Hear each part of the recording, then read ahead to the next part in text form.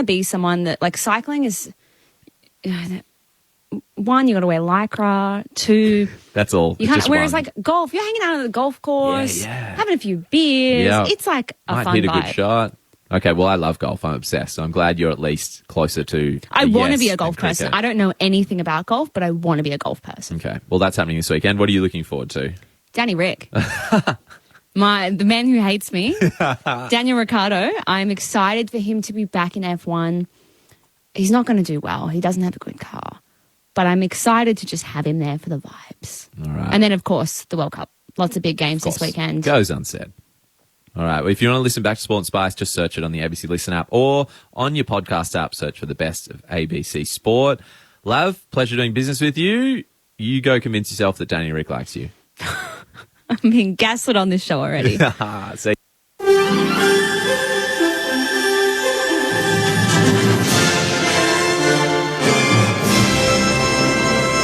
ABC News. Good evening. I'm Melissa Polomini. A senior defence officer says the Australian military has been tracking a Chinese spy ship monitoring defence exercises in Australia. Here's Foreign Affairs reporter Stephen Jedgetts. Defence sources have told the ABC they're expecting 2 Chinese intelligence vessels to be deployed as the biennial Talisman Sabre war games get underway. One off the coast of the Northern Territory and another off the Queensland coast. The Chief of Joint Operations, Lieutenant General Greg Bilton, says the military has already been monitoring the ship off the east coast and made contact with it. He says the vessel gave a courteous response. Courteous and in accordance with normal norms at sea. Since 2017, China's Navy's deployed at least 1 spy vessel to monitor the drills, which involve the US, Australia and several other nations. Police have arrested a man and a woman after the body of a man was found in Melbourne's southeast. Police say earlier this week a man aged in his 40s was fatally assaulted at a Chadstone house which was then set on fire. His body was found at Railway Parade in Chadstone this afternoon after a significant search. A 36-year-old man and 35-year-old woman are being interviewed by police. The fire is now being treated as suspicious and police believe the 3 people knew each other. Police say they're concerned by a rise in youth offending after a spate of burglaries in Melbourne. 2 teenagers aged 14 and 15 have been arrested after 7 burglaries targeting shops in the eastern and southeastern suburbs yesterday afternoon.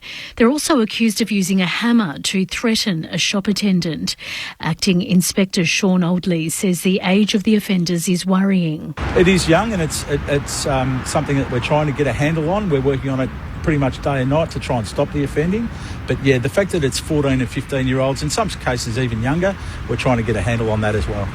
The Victorian opposition will move to establish a parliamentary inquiry into the Andrews government's handling of the now cancelled Commonwealth Games. The state government pulled out of hosting the Games this week, arguing the event would cost more than double what was originally budgeted. Today, the Premier admitted the government was aware of the cost blowouts weeks before backing out of the 2026 Games. Opposition leader John Pesutto says Labor has serious questions to answer. How was it that such a significant financial and statewide commitment to a global event could have been secured without all of the proper checks and balances and the normal processes that would go with a commitment of this magnitude? Overseas, mixed by-election results in the UK have left the governing Conservative Party in a difficult spot. The Maya Nevada reports. The Conservative Party has suffered 2 major defeats in 3 by-elections, losing 5-figure majorities to opposition parties. However, the Conservatives have narrowly retained a seat in West London, vacated by former Prime Minister Boris Johnson. Analysts say if the results are replicated at a likely general election next year, the Labor Party will emerge as the biggest single party with a sizable majority. Labor leader Keir Starmer called the results historic. There's now speculation that Prime Minister Rishi Sunak could look to shake up his government with a cabinet reshuffle soon. Canada and Nigeria have staged a hard-fought goalless draw in their Women's World Cup match in Melbourne. Canada started strongly, but the Super Falcons rallied to take it up to the Olympic champions. Nigeria next takes on Australia, while Canada takes on Ireland. Netball Australia has announced a new team owned by Melbourne media identity Craig Hutchison will join the Super Netball League next year. The side will be based in Melbourne's southeast, but the club's exact location and name haven't been confirmed. A spot in the league opened up with the collapse of the Collingwood Magpies. Hutchison says it's a fresh start for a second team in the city. It's very rare that you get to build a sporting team from ground up, and with a fresh set of eyes and with a fresh perspective and with the ability to be unencumbered by history, that's a great opportunity. To the weather now. For the state tomorrow, patchy morning fog and frost in the north and east, cloudy increasing with isolated showers north of the Divide and in the southwest. Scattered showers in the west later, showers falling as snow above 1,300 metres. For Melbourne, becoming cloudy tomorrow, a top of 15.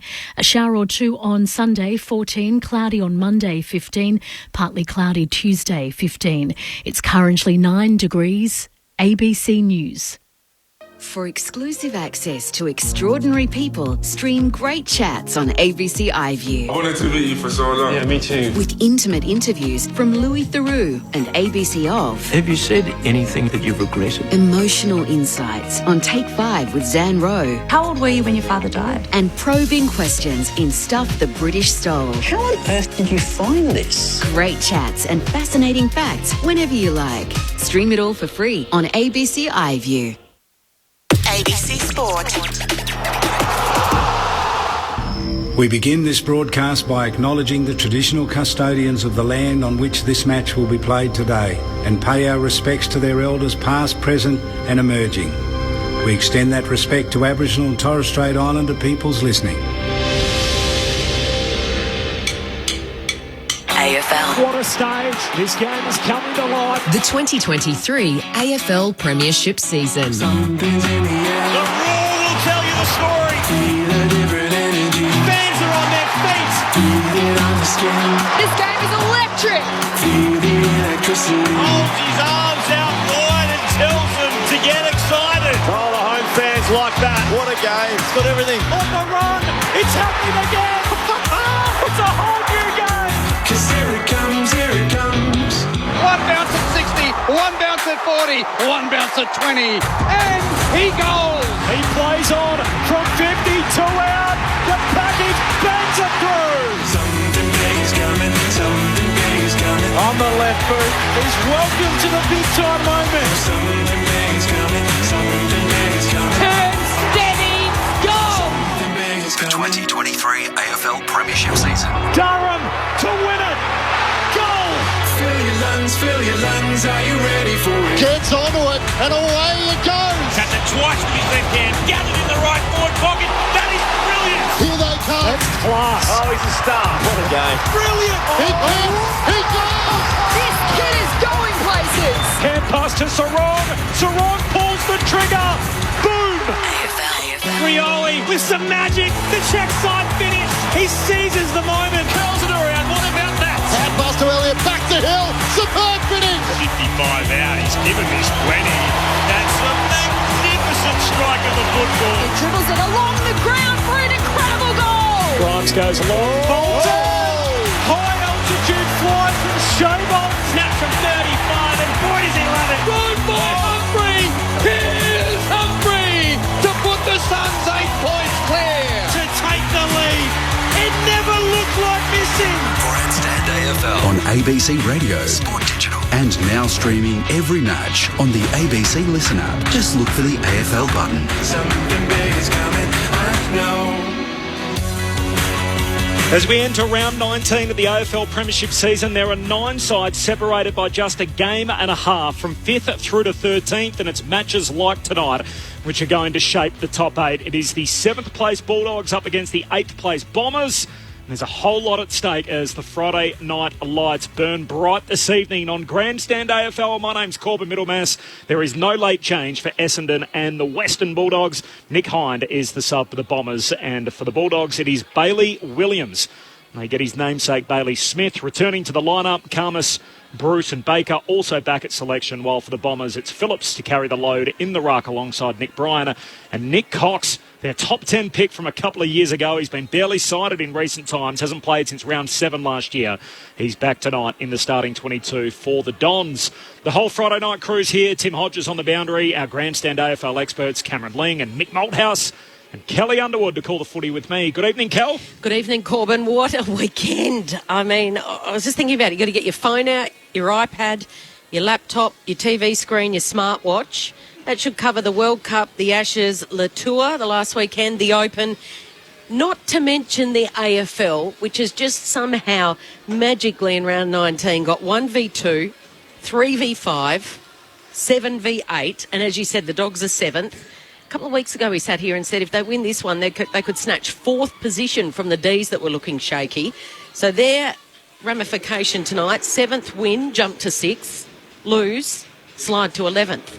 Essendon currently 8th, win, jump to 6th, lose, slide to 11th. So in 3 hours, one team's going to be 6th, one team's going to be 11th. Ramifications, word of the night, a complex or unwelcome consequence of an action. Well, the action is if you lose.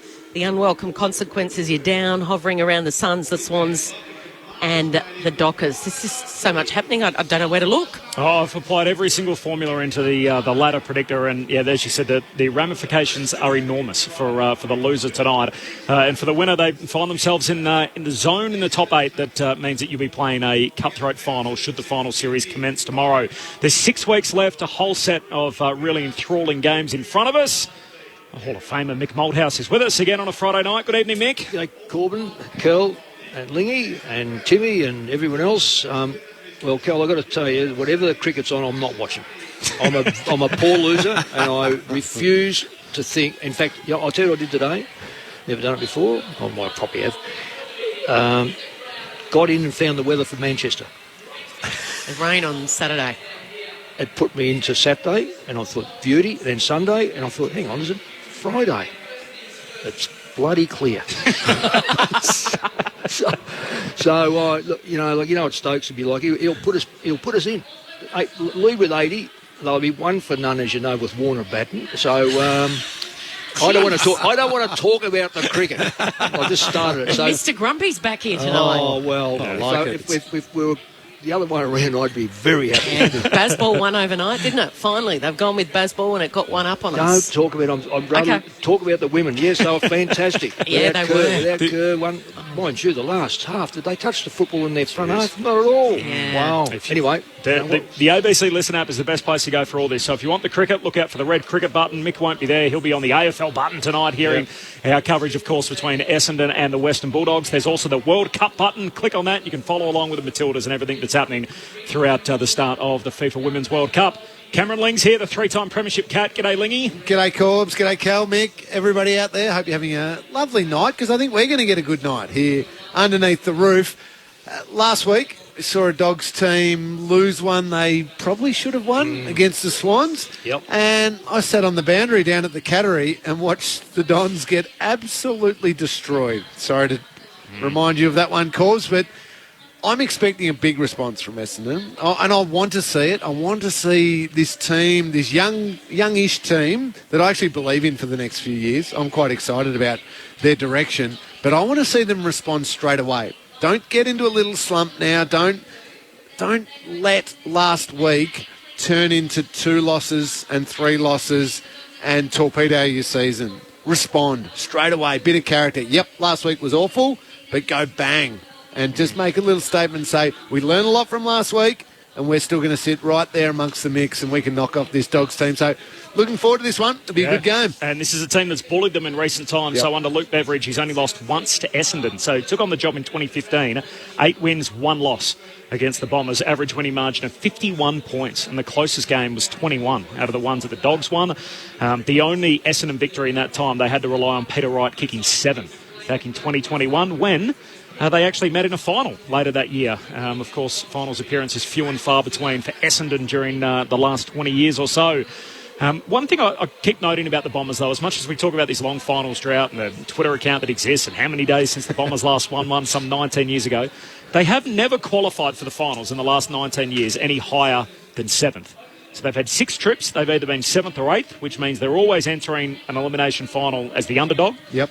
Often interstate. I think they played West Coast and Adelaide during that period away from home. So if you want to give yourself the best chance, the top 6 is the way to go about it. And as Cal mentioned off the top, the winner at the end of the weekend could be as high as 5th and the loser as low as 12th. So high stakes for the winner. Yeah, you're right. And with the Bombers, if they want to make sure they're in not 7th or 8th position, they somehow hit it in 5th or 6th.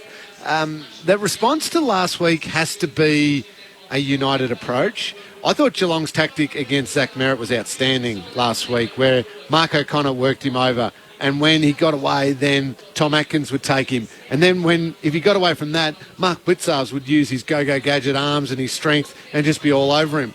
As I said, I sat there on the boundary for the TV broadcast, and I did not see one Essendon player really go out of his way. The odd block at a stoppage, which is obvious, everyone can do that, but really go out of his way to help Zach Merritt through the night. Your captain, 200 games, and your star player, and there was no genuine help and care to look after your teammate.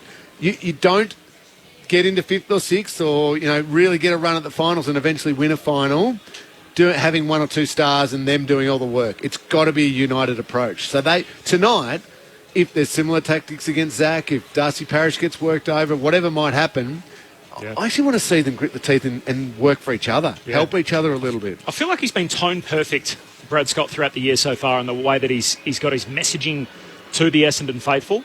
And I was interested in his approach post-game last week, where he decided to go glass half full, went very positive, thought rather than sort of wallow in all the things that went wrong, and there were lots of them down in Geelong, he basically said, look, our defence has been really good all year. One team's kicked 100 points against us, and it was Geelong twice. Yep. So essentially onwards and upwards, but I'm fascinated to see what kind of response we get from the Dons here tonight.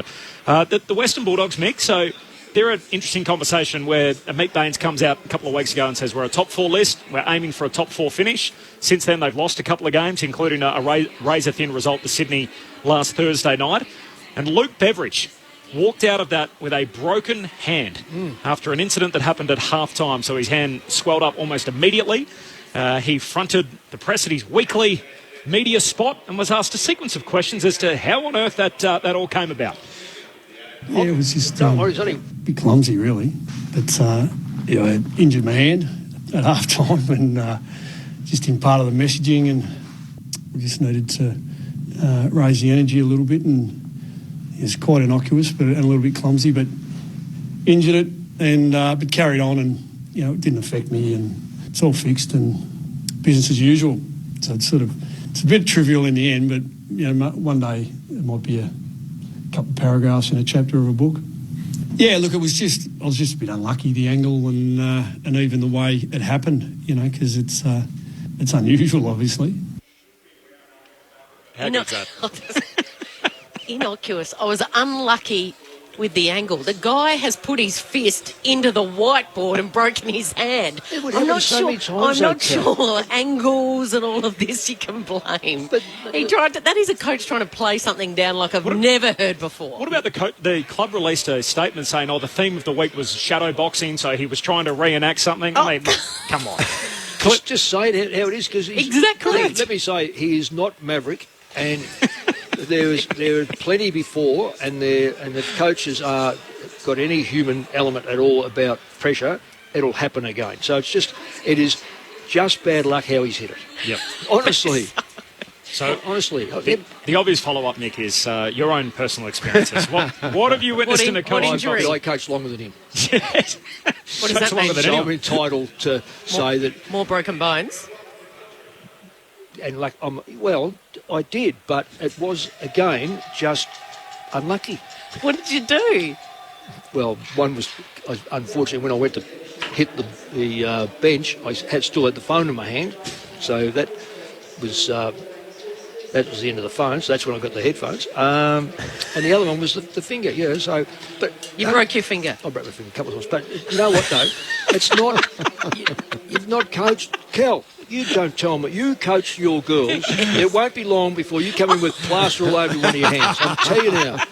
It'll get the better of you. I reckon, this is the second year? I reckon third and fourth year. Don't forget this is Bevo's, 10th year or thereabouts, or 8th year. You'll be next. Have we lost the plot a little bit with the club sort of releasing a statement trying to explain how it Shouldn't happened? have done it. Should have just said, look, you know what? And then the subsequent analysis about, has the coach lost his temper? I mean, come on. I can only hope that whoever wrote, has the coach lost his temper, that has another look at that and goes, you're going to lose your temper. I've got to say this, I'm amazed at the coaches these days, how calm they are, but there's still a lot to put their hand in front of their mouth because they want to protect their mothers from the lip reading. The lip reading. There is others that probably wait until they get down to the roost, but there's a lot more scrutiny on coaches in the coaches box. But don't ever think for one moment that most coaches haven't hit the board or hit the wall or slammed a door. And so you got headphones after you broke the phone. The phone was useless to me. I might as well have them. But that Lingy, you would have seen a few. Bomber Thompson have a few episodes. I was never in a coach's box with Bomber for good reason, because I didn't want to see, or I didn't want to hear what was said about me and my teammates while we were up there. No, the only one I can remember was a pre-season game in. Now I'm pretty sure it was Darwin. So obviously summer, hot, hot, very slippery. Now I think David Johnson. If you remember, Dave Johnson played about 80-odd games with the Cats. Great guy, one of the all-time brilliant club people. Number 28. 28, very good. Mark Johnson's brother for the Bombers. He was obviously wearing moulded-soled boots, and at half-time he'd slipped over a number of times. Bomber came in and said, give me your boots that he was wearing. So he slipped one off, and Bomber's gone to make a point, walked around with Dave Johnson's boot, sort of pointing it at different people, saying, put your long stops on, can't be slipping over, can't fall. So he got further and further away from Dave. But then to finally make the point, he then threw that would have Major League Baseball style pitch at Dave Johnson's head. And hit the wall behind him. And if you remember the rooms in Darwin, they're just concrete and really echo. Hit flush, stops against the wall, and made the most beautiful, just bang sound. He couldn't have done it any better. Didn't hurt anyone. Everyone was fine. And we all sat there as young blokes thinking, okay, let's put our screw-ins on and let's get back out there. Right. Well, he only had one shoe to take off after that, David Johnson, so he was ahead of the game. One of the things, my players always remind me about certain things you say, and you forget you say them until you run into them now. I remember one of you saying, was, boys, please, go to your locker, unzip your head and put your brain in, and then come back to the meeting. And I get reminded about that from different clubs. So I must have said it at each club.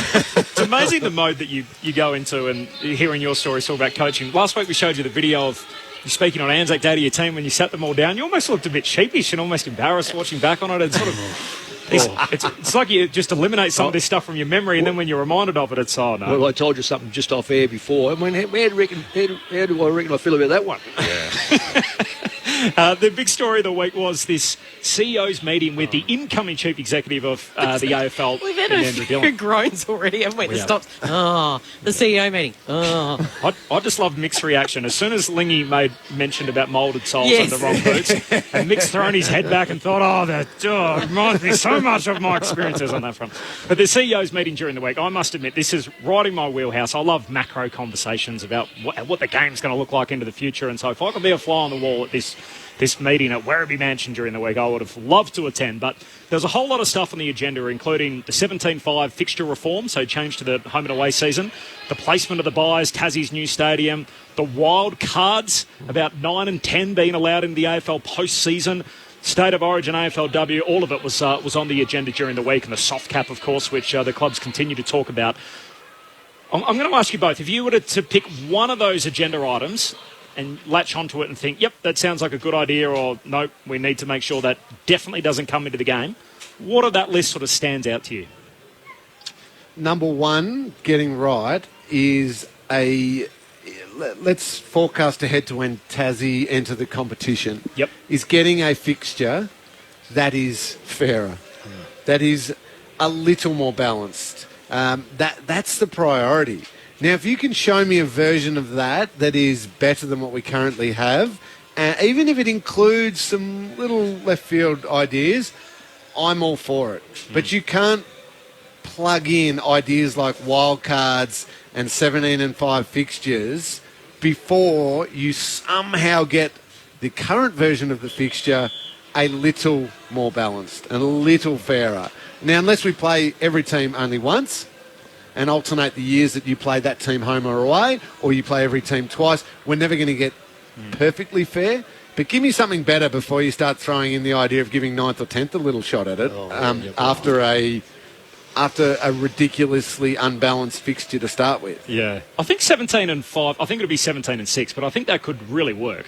So imagine, so you play every team once, and then you're going to need an extra, like a rivalry round or something like that, where you get the derby twice, you get the showdown twice. Well, that's compromise already. Straight away. So straight away, I don't know why you should say that. Honestly, so straight away... More just to make the maths work. No, but otherwise we've got to give it... Why can't... Because some teams will have more home games than others. But why can't Collingwood play every Melbourne-based side twice then? Yes. So you're saying, why should Fremantle play West Coast twice? Yep. I'm saying, why? So financially is the big answer. But we've got to get rid of that. We've got to get rid of that bottom line, and we've got to make as much money as we can. Let's look at the game itself. Yeah. One, it's suffering badly at grassroots. That's one. Let's put that aside. Two, we want the best for the fans. Yep. They want to see. There's 2 games this weekend that are just.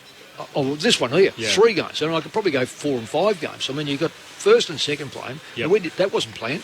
I don't think too many people had Port in the 8. Yeah. But that could come about by, if you only got 18 sides, you could probably play that game. That could be the second game of that particular grouping. So the only reason I guess I raise that is more if you want to make sure every team gets an even number of home and away, plus gather round as part of your 17 round. It's mainly just to make the maths work. But let's say we don't do that. Let's say we go 17 and 5. One year you play 9 home games, the next year you play 8 or whatever it may be. And so it's different on that sense. But what you would basically do is after round 17, you would have a break and you would split into ladder positions of groups of 6. Top 6 will play for positioning. Middle 6 teams will play for top 8 or top 10 or top 9 or whatever it turns out to be. And then the bottom 6 is interesting in itself where who knows what they play for. There's talk of ping pong balls and everything else. But surely, if nothing else, don't the West Coast Eagles or North Melbourne, wouldn't they benefit more from playing against teams around their station at this stage of the year rather than playing the top teams? Yeah, so for competitiveness, you're talking so about. It's actually an advantage for them. The last 6 weeks of their season or 5 weeks, they play against teams around where they're headed, and it holds them in good stead going into the next year rather than having these complete mismatches late in the year. See, right now, the bottom 6, so you've got top 6 that finishes at St Kilda at the moment. Yep. Then you've got another 6, 1, 2, 3, 4, 5, 6 to 12. And then you've got the Suns. So the bottom 6, you're talking about the Suns, the Swans, the Dockers. Just go one at a time, Kel. Suns, yes, who are equal with with side 12. Yes. So are you giving them a real advantage by playing one of the bottom sides, and then Adelaide just happen to be in the same category as a red hot Footscray? But this is kind of the point because it's distorted. We don't actually know how close they are because at the moment not every team's played each other once. I know. It's all over the place. So it's just ridiculous. So that's the first thing. So teams that have played North and West Coast twice might have inflated records. They might be in the wrong spot.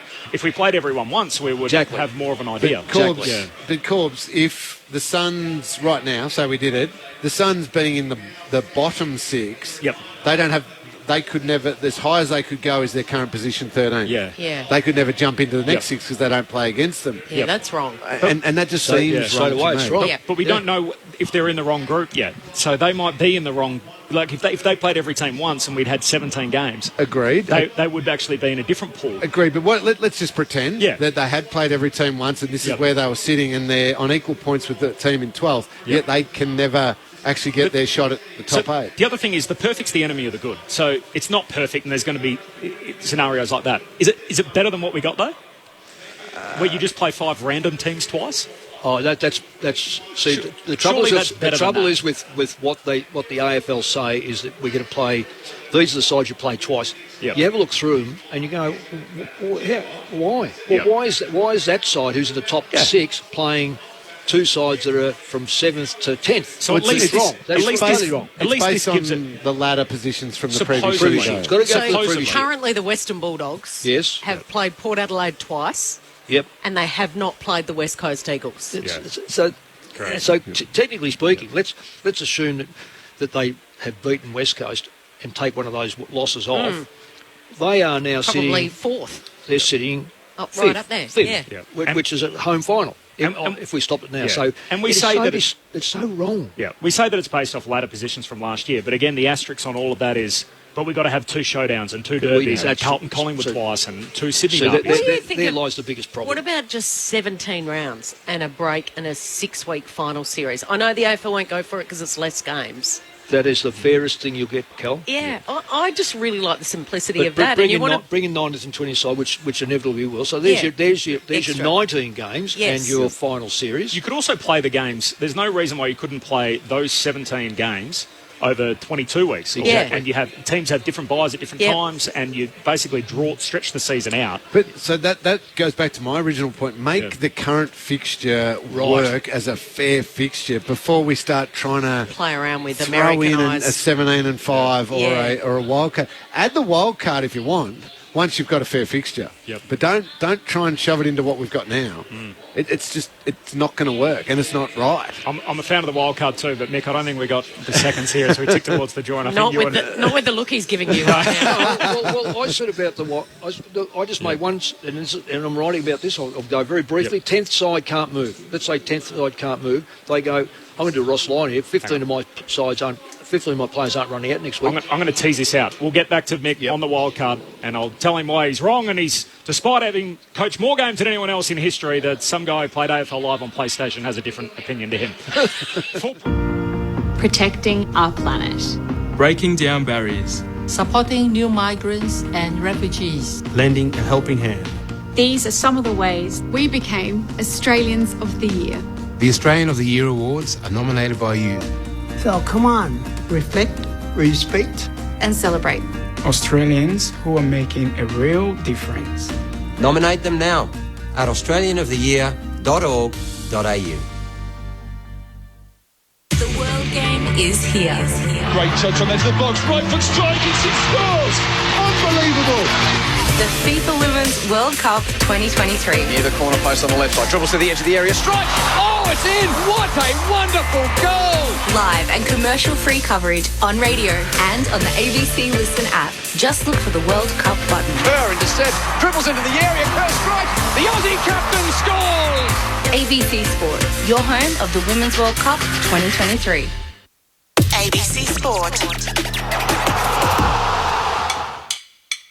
This is ABC Sports coverage of the 2023 AFL Premiership season. Footy's biggest weekly stage, Friday night footy. He launches an absolute rocket under the bright lights of Friday night footy. Here it comes, here it comes. AFL. On ABC Radio, ABC Sport Digital, and now streaming on the ABC Listen app. Look for the AFL button. Something big is coming, I know. It's a promoter's dream, really, as we head into round 19 with 9 sides separated by just a game and a half from 5th through to 13th on the premiership table. There's a sequence of season shapers on the back end of the year, starting with Friday night footy, round 19 at Docklands. The 7th placed Bulldogs up against the 8th placed Bombers. Both teams on a little bit of a skid. The Dogs have lost 5 of their last 7, Essendon 3 of their last 4. And the Dogs have lauded it over the Bombers in recent times. They have won 8 of their last 9 meetings since Luke Beveridge took over in 2015. Friday night footy on Grandstand AFL. Corbin Middlemass and Kelly Underwood to call the footy. Tim Hodges on the boundary, and our Grandstand AFL experts Mick Moldhouse and Cameron Ling. There is no late change for the Dons or the Bulldogs. Nick Hind is the sub for the Bombers. And it is Bailey Williams, who somewhat surprisingly dropped from the 22, is going to start as the tactical sub for the Dogs. High stakes tonight. Winner could be as high as 5th by the end of the weekend. The loser could be as low as 12th. That would need a few upsets to take place with obviously Adelaide against Melbourne later in the weekend and so on and so forth. But as high as 5 for the winner, as low as 12th for the loser. Just before the join, for those of you that have just come along for the first time this evening, we were talking about the CEO's meeting during the week, which basically is every single club's chief executive and the incoming CEO of the AFL, Andrew Dillon, spitballing about some ideas that we could possibly bring into the game in the future. And really the hot button issue, Mick, is the wild card weekend, the prospect of basically introducing 2 more elimination finals in what is currently the pre-finals bye. So instead of having a whole week off, 7th and 8th would actually have to play to qualify against 9th and 10th in so-called play-in games, which would mean essentially you can call it a wild card, call it whatever you want. The finals is now 10 teams instead of 8 teams. If you're still playing footy while a bunch of teams have had their season ended, you've made the finals. You've made the post-season of footy, and now that's going to be, or one of the models that's been put forward is for that to extend out to 10 rather than 8 teams. Well, what do we think? I'll let you go, Mick. I know you're dying to... I think anything that can be compromised has got to be eliminated straight away. Yep. And I'm all for excellence, and excellence to me is trying to make the current 8 out of 8, which is quite, when you look at the statistics or the percentage, it's quite high. Eighth side getting in there is quite high, but when you got 10th, let's say, for instance, the last round, you are 10th, you got a draw, so people behind you, they're 6 points behind you, in front of you, they're 6 points in front of you, so you can't go. Yep. Let's do a roster line, let rest 11, and in this case, you'd rest almost your whole side. The 7th is going, you know what, I reckon if we can win today against the top side, 6th is playing the second top side, we might be able to pinch that spot and get a home or whatever.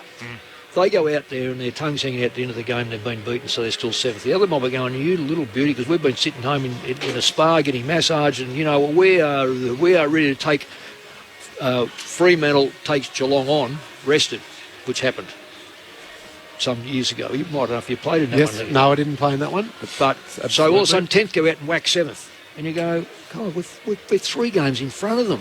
We've worked our butt off, and we've been compromised because they had a week up their sleeve to have the rest. Straight away, you're compromised. So I just don't think you should reward mediocrity at all, under any circumstances. What do you think, Lingy? I am 100% in agreement with Mick at the moment. I think at times throughout our competition we have too much mediocrity, and I worry, and I've voiced this before, with a 19th team coming in and maybe a 20th team come in, the quality of players are spread over 20 or 19 teams instead of 18, so you get players running around who aren't that good to start with. So there is some mediocrity there. I don't want to reward it. I want it to be the top 8. Earned. But earned. If you forecast ahead, though, Corbs, yep. I'll accept this argument, and we end up with a 20-team competition, and they do bring it back to everybody plays 19 games, and the fixture is fair, and you alternate the years that you play a team home or away, and then you want to go to effectively 10 teams in the final, and you've got a 20-team competition. I will absolutely hear that argument. Yeah, I love that argument. But not in the current landscape. Not in the current landscape, no. Yeah, I guess that the other side of the coin, and I've been pro the wildcard concept and the idea of 9th and 10th making it, it does give a little bit more life in the back end of the regular season for some of those teams that have lost touch with the finals. So this year's a different case because we've got 9 teams still in the mix with 6 to go. Yep. But if you look at even Fremantle and Sydney on Saturday night, that game all of a sudden, either of those teams, if they win, they're in spitting distance of 10th spot on the table, whereas the chances of them making the 8 are less. So it means you have more at stake for late season, regular season meetings, plus it gives you 2 more elimination finals than what we have currently, so more high-stakes footy at the business end of the season. I get that. Yep. I hear that argument absolutely, and yep, sure, you make some really valid points. But let's say, just for instance, this season, do we really want the Gold Coast Suns sneaking into 10th spot with a percentage of 94.6? Do we really want a team involved in the postseason with a percentage that far below 100? Are we not just saying, yeah, you've just got in there, good on you, pat on the back? And that I don't mean to... Yeah, I guess it's so against Gold Coast. You're right. I guess it's so rare that you win it anyway from those spots. So you think, if those teams are going to get eliminated anyway in the lower portion of the 8, why not give us additional cutthroat finals? And as Mick pointed out, you come full circle as to, well, it'll fill the pre-finals bye. Well, the pre-finals bye, yes, exists for a reason. So, which, as you sort of outlined, as to teams obviously being rested from leading into the final series. So that problem then comes back, which is one that the AFL have previously eradicated. So, if we're really feeding him about this and saying it's a game of attrition, it's a marathon as opposed to a sprint, you do not have a bye then. but you have your two major teams who play off in the prelim final and win those. They have the bye. Then you have your Brownlow, you have all those awards, and you make it a 2-week program. And don't for one moment think this is Americanising, because I know that's what happens there. Yep. But I just think that is a far better idea to run right into the final series. And the game of attrition is what AFL is all about. It's standing up, and as Lingy just said, numbers are crucial to have the best numbers you can get, because there's a lot of players running around there that should never be played league football. And that's a harsh comment, but I can tell you it's categoric that when you analyse some of these players that do get a game because of injuries. So let's get the best two sides playing at the fittest with a week's break. And you almost eliminate the concussion rule, because not everyone's going to get fixed in 1 week, but by and large they do. And then you've got two hot shot, and you've got a great 2 weeks leading into that grand final. Which is what we saw, I think, back in 2021, wasn't it, due to the pandemic? And I think the Dogs had to try and clear quarantine in Western Australia at that stage. But a whole lot of big picture conversations are on the agenda this week at the CEO's meeting. Mick Malthouse and Cameron Ling, our grandstand AFL experts, Tim Hodges on the boundary, Kelly Underwood and Corbin Middlemas to call the footy for you. There is no late change. We're 10 minutes away from the bounce. Nick Hind and Bailey Williams are the two subs. The Bombers were the first team out on the ground. You'll notice tonight, if you are watching along as well, there is a yellow accent to the Bombers jumper. They've got the yellow trim on one of the sleeves. They've also got the yellow smiley face on the bottom of the jumper. That is all in support of the Challenge Foundation, which is the club's charity partner, has been for over 20 years, going back to cancer survivor and, of course, premiership player Adam Ramanauskas, part of our team. There were 25 Challenge kids who visited the hangar for yesterday's captain's run. Now, they also had a special Inner Sanctum experience, and there's been a number of young kids that have accompanied the Bombers out onto the ground tonight, coming through the banner. So some young kids with some horrible luck early in life, and nice to see the Bombers doing their bit tonight and putting a lot of smiles on a lot of faces, not just for the kids themselves, but their families as well, who are here tonight. It was a beautiful moment to see them lead them through the banner. It was, they all paused and stopped to make sure they were safe and had someone to come out and collect them. But I have been keeping a close eye on the inspirational captain from the Western Bulldogs, Marcus Bontempelli, who after the first half of the season was arguably the best player in the game, currently sitting 5th in the coaches' votes at the moment. He was out there warming up. He's just run through is the wrong word. He's just jogged through the banner, and he's got his right calf strapped from his ankle all the way up to his knee. He did not break into a jog in his practice at all, just kicking with the left, obviously, but might be just something to keep an eye on. He looks sore in this warm-up, Marcus Bontempelli, the captain of the Bulldogs, with a heavily strapped right calf. Oh, that's a big watch, absolutely, tonight. The Bulldogs out there, the second team on the ground, conducting their preliminary warm-up at the Lockett end. The full preview from Mick Malthouse and Cameron Ling on Friday Night Footy. Just repeating, no late change. Hind and Bailey Williams, the two subs.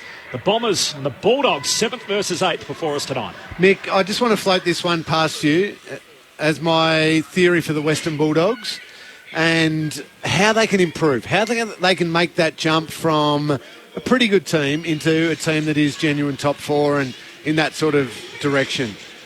I want the Western Bulldogs to get 50 to 60 less possessions every single game.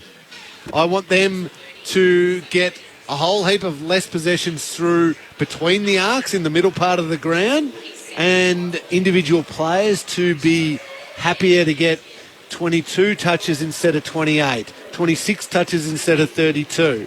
And it seems strange to say, don't go and get the ball, but I want them to use less of the ball and take it forward more. Yep. How do you feel about that for the Bulldogs as a way of taking a jump? Well, Lingy, you know what I always... Like, stats are stats, and some are very important, and we record them here on our sheets, and we look at the board here. The worst thing a player can do is to look at statistics to judge his own game. It's all about one team. Is it better to have an assist and a shepherd than kick the goal? Well, depends who you are, and depends where you are on the ground. But in fact, I reckon the trend over the last 6 or 7 years has gone against the stats. It used to be, if you've had more stats and I'm talking about possessions, you generally win the game. That is not the case these days. It's more about what you do with them, how you restrict the opposition, how many you have in your front half as opposed to back half, how many times you mark the ball in the forward line, you're giving the forwards a good shot on the goal, how many times you actually get in the top 30 as opposed to the top, or in the front 30 as opposed to the front 50. I know you're saying the trend's gone that way. I agree with you. It feels like the Bulldogs trend hasn't gone that way. No, I think good sides. Yeah, I think the sides that are really play off as a great example. Exactly. When they play off, you just see these amazingly efficient numbers. I'm not going to say low numbers, efficient numbers. Richmond's premiership years. Every one of them. Yep. Every one. And I can go back to, look, I know it's a long time, and these stats are on a sheet that I've got, I don't know if it's somewhere at home, but it was 270 possessions to win a premiership by a record amount in 1994. Now, things changed so let's go 10 years. That's 2004. Who won in 2004 was Port Adelaide. Yep. And I think they monstered the ball. I think they really did monster. But as you kept on going, I think you found there was less and less stats for the top side, but far more efficiency. And that's exactly where we're coming from here. Don't judge how many balls you're going to get. Just judge what your teammate... It was like, every time they run in the race, my last message was, make your teammate better. And then sometimes that's a shepherd, or it's a little block, or it's a tap out on the ground, or it's closing in on an opponent, just marginally taking him away from the contest so you can take an easier mark. All those bits and pieces that are stressed by coaches, but sometimes players, first thing they do is go to the bloody stat sheet. With the purpose, each of those things that you're talking about, and it can be a clean handball or a clean kick, a disposal we're talking about, with the intent of going forward to score. Yeah. To give your forwards a chance to kick a goal. Yeah, and I see this would go to the nth degree here. I would take away every stat from a fullback kicking off. Oh, 100%. You've got my support there, man. Because it is rubbish. They put one step over and kick it, or they run 20 metres. The only place on the ground where you can't get penalised for running 15 metres. I just sometimes look at those stats and think, my God, he's had a big day. Then you go back and you think, the opposition kicked 17 points. He's had 18 kicks. He's got one in general play. I would love the stats to see if anyone still kicks from the goal square. Because every player knows deep down inside, another stat. Just take one step out, there's a kick for me. Yeah. It used to annoy me. Now I'm going back here and having a little whine about my own career here. But when I would play on a player and tag someone and I was going all right, they weren't getting it, they'd run down and I'd stand on the mark, I'd man the mark, and in my head I'm going, they're going to kick it to themselves. They're going to kick it to themselves. Because you only got a stat back then when you did the little kick to yourself, and obviously it's play on, and then you get it. Was our man Brett Delidio guilty of that? 100%. 100%. They all were, Corbs. They would all go down there, they'd kick it to themselves, they'd kick it, and I'd just shake my head at them, and they'd laugh at me.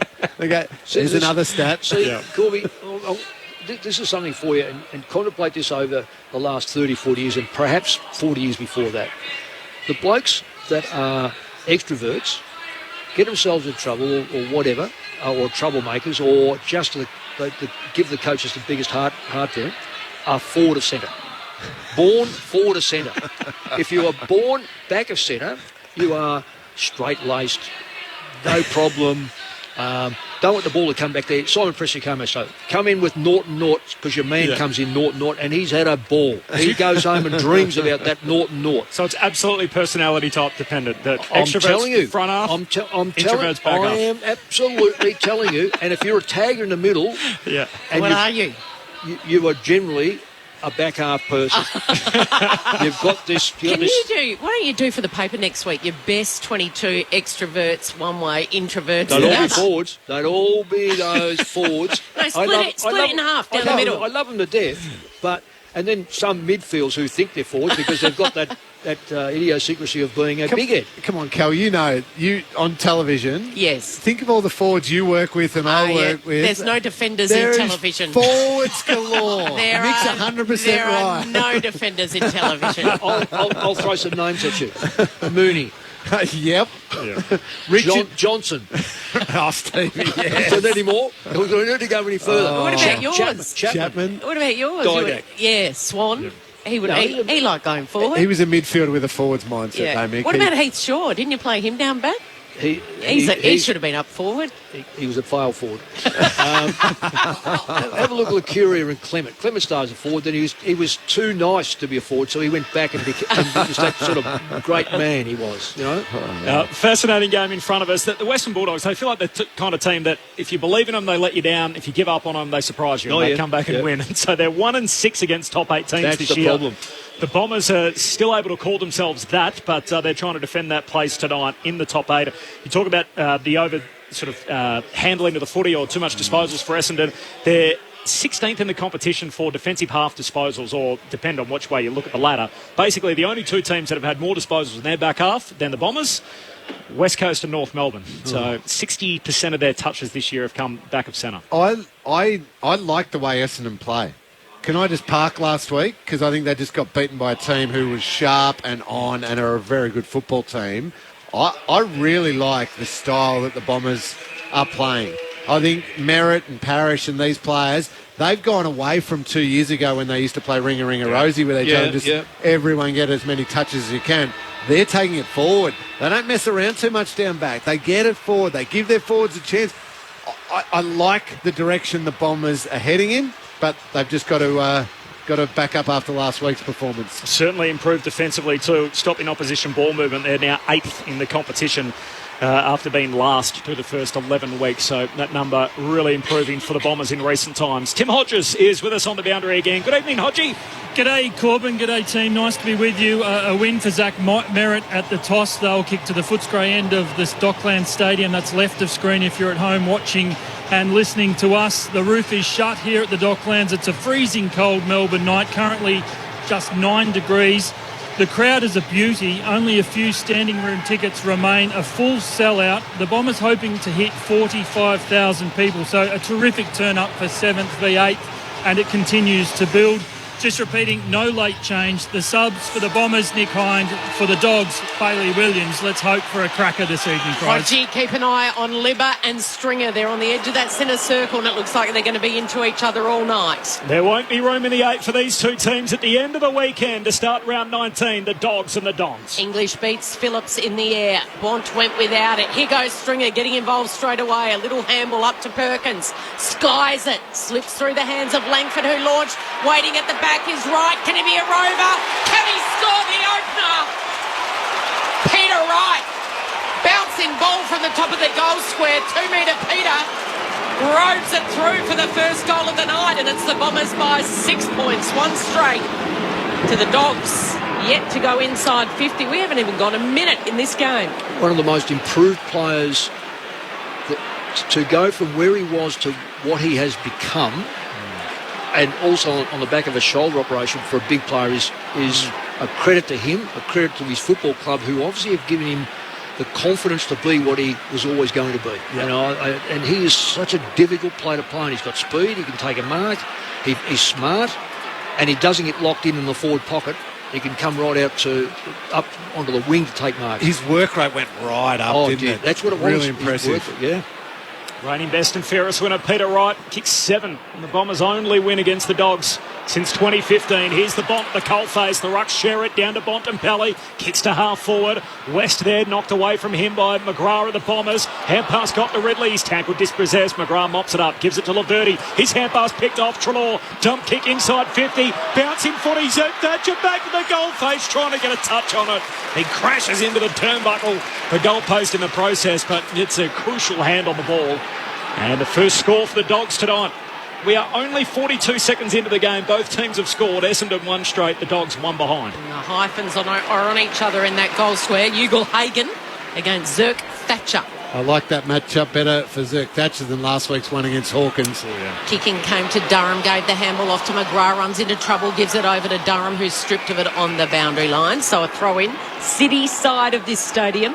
Zirk Thatcher, a very good athlete, a really good build. He hasn't quite got that strength to match a Hawkins, but on a Ugal Hagen, it'll be terrific to see those two young, supreme athletes going at it tonight. Twirling ball back in play. English reaches up over the top. Poulter to Daniel. Good hands, good vision. Gave it off to Dale. Liberatore stripped of it by Stringer. And now they're into each other afterwards. I'm going to keep watching the footy. I want to watch the fight. Daniel picked it up and he spears the pass. Taking the mark is Bontempelli. On his left, he pokes it into the pocket. Norton's on a long lead. Reaching up over the top was Ridley. Waitman keeps it in play. And then out of bounds on the full was Norton, who picked it up and just threw it on the boot. Remarkably, Norton's goal kicking is at 61%, which is quite extraordinary given that Curno's is 58%. Bombers switch it at the dockside. Nick Martin at halfback. Short kick to Stringer. Premiership Bulldog, of course, back in 2016 against his old team. Kicks it down the wing, dockside, Langford in the air. Bruce tries to spoil, Langford keeps it alive. Tumbles a kick down to the 50. Guelphy, clean pick up, hand pass back inboard. Cox lays a tackle on Bruce, he never had it. Free kick for the Bulldogs, advantage applied. As Keith gives it to Daniel, hand pass away to Richards. The switch across the back edge of the square and finds Norton out on that city wing for the Bulldogs. Essendon by 5, 3 minutes in. Only 2 Bulldogs inside 50. It was Waitman and Newgall-Hagan, and the kick is a turnover. It's gone straight to Stringer. So Stringer marks it on the back of that centre circle, goes short to Laverty and then back to Redmond. Gee, Laverty's a quick healer. I thought he'd broken his leg last week. It was so sore, subbed off and looks fine. Switch is on. They bring it out to McGrath. Dock side. Nick Cox launches. Welcome back to the AFL. He's too far out to score. So impressive in his first handful of games, and then he got a nasty injury, and that is a precise pinpoint pass to find their leading goal kicker, Langford, who's marked on a 45-degree angle only 30-odd metres out. They are so excited about Nick Cox. Obviously a high draft pick, showed some glimpses early on in his first season, and then had a bit of a horror run with injuries. They think he could be anything. Talking to one of their coaches, thinks he could even play as an inside midfielder when he eventually gets the body in at 200 centimetres. That would be unbelievable. To the northern end of the stadium, Langford for 2 and a couple of minutes to start this game. That had promised the moment it struck the boot. The Bombers are dialed in. 2 straight 12. The Bulldogs just 1 behind. Not even 5 minutes under the closed roof. And Kelly's going at 71%. I thought I'd just throw those in because we've been pretty critical of forwards not making the most of it. In fact, Norton surprised me with those figures, but Langford is such a dead-eye dick. I mean, he just really, when he's got an opportunity like that, rarely misses. Quite often spends a bit of time in the back line. So 34 goals, 13. Yeah. He's really improved with Brad Scott as the coach, hasn't he? Just sort of fixed him there. He's a hard matchup. Josh Bruce was on him in the lead up to this, but I think he'll be too mobile for Bruce. Yeah, so do I. Yeah, he's played wing, he's played down back, he's played everywhere. Cole Langford in his career so far. He's 192, so surprisingly tall for the positions he can play. Dons with the first 2. They led it by 11. Phillips in the middle, grabs the footy, tumbles a kick forward. Here's Hobbs, who started on the bench. Got a hand pass out, but straight to Libba. Dogs back with it. Poulter, hand pass away to McRae, kicks wide, and Bontempelli marks on that city wing. Lays off a hand pass to the run of Richards in his 100th game. Kicks down to half forward. In from the side, Ridley takes the intercept mark. Cody Waitman hit the deck in front. Umpire not buying what he was selling. Of course, that memorable final back in 2021, the elimination final. I think he kicked 4, and a lot of them from free kicks in that first half. Essendon fans took that one well. Oh, yeah. Short to Redmond, short to Kelly, and Kelly long down the line. It's intercepted. English cuts it off for the Bulldogs. Short kick to Daniel, half forward. Goals have dried up for him the last 3 weeks, Caleb Daniel. He just lays it up here to the top of the goal square. Zerk Thatcher puts his fist through it. Loose footy. Bailey Smith back. Tackled by his opposite number, Caldwell, and held up. And the ump says, I'll have it. A ball up. 25 out from the Bulldogs' goal. Caleb Daniel just took a little bit long with that then. Karmas gave a great lead, had a break, and just didn't want to go there. Phillips, the only leaper in that ruck contest, and couldn't quite take advantage of it. Bailey Smith pounced on it in the end. He had to tackle Nick Martin. Toss back up. English this time gets a kick away to land at the top of the goal square. Karmas is there in a one-on-one contest. He's got it with Ridley. Now some help comes in. Zerk Thatcher jumps on the ball. Norton jumps on him. Bulldogs players are asking the question. The umpire says no. So ball up top of the goal square here. Bulldogs still looking for their first major after 7 minutes of play. Bombers have got 2 on the board. English down to Durham. Great tackle by Waitman affects the kick. And it rolls over the boundary line. So A throw in on the City side. It'll be deep in the attacking 50 here for the Bulldogs. And common sense, ball in and not deliberate, just tossed off the ball. No late change for either side. Hind and Bailey Williams, the two subs. And the boundary throw-in. Phillips wins the hit out. Down to McRae for the Bulldogs. Hand pass ends up with Kelly on his knees. Got it out. Waitman had it, lost it. Caldwell, hand pass to Redmond. Gives it to Snelling. He's crunched. Lost the footy. Liberatore for the Dogs. Hand pass away to Daniel.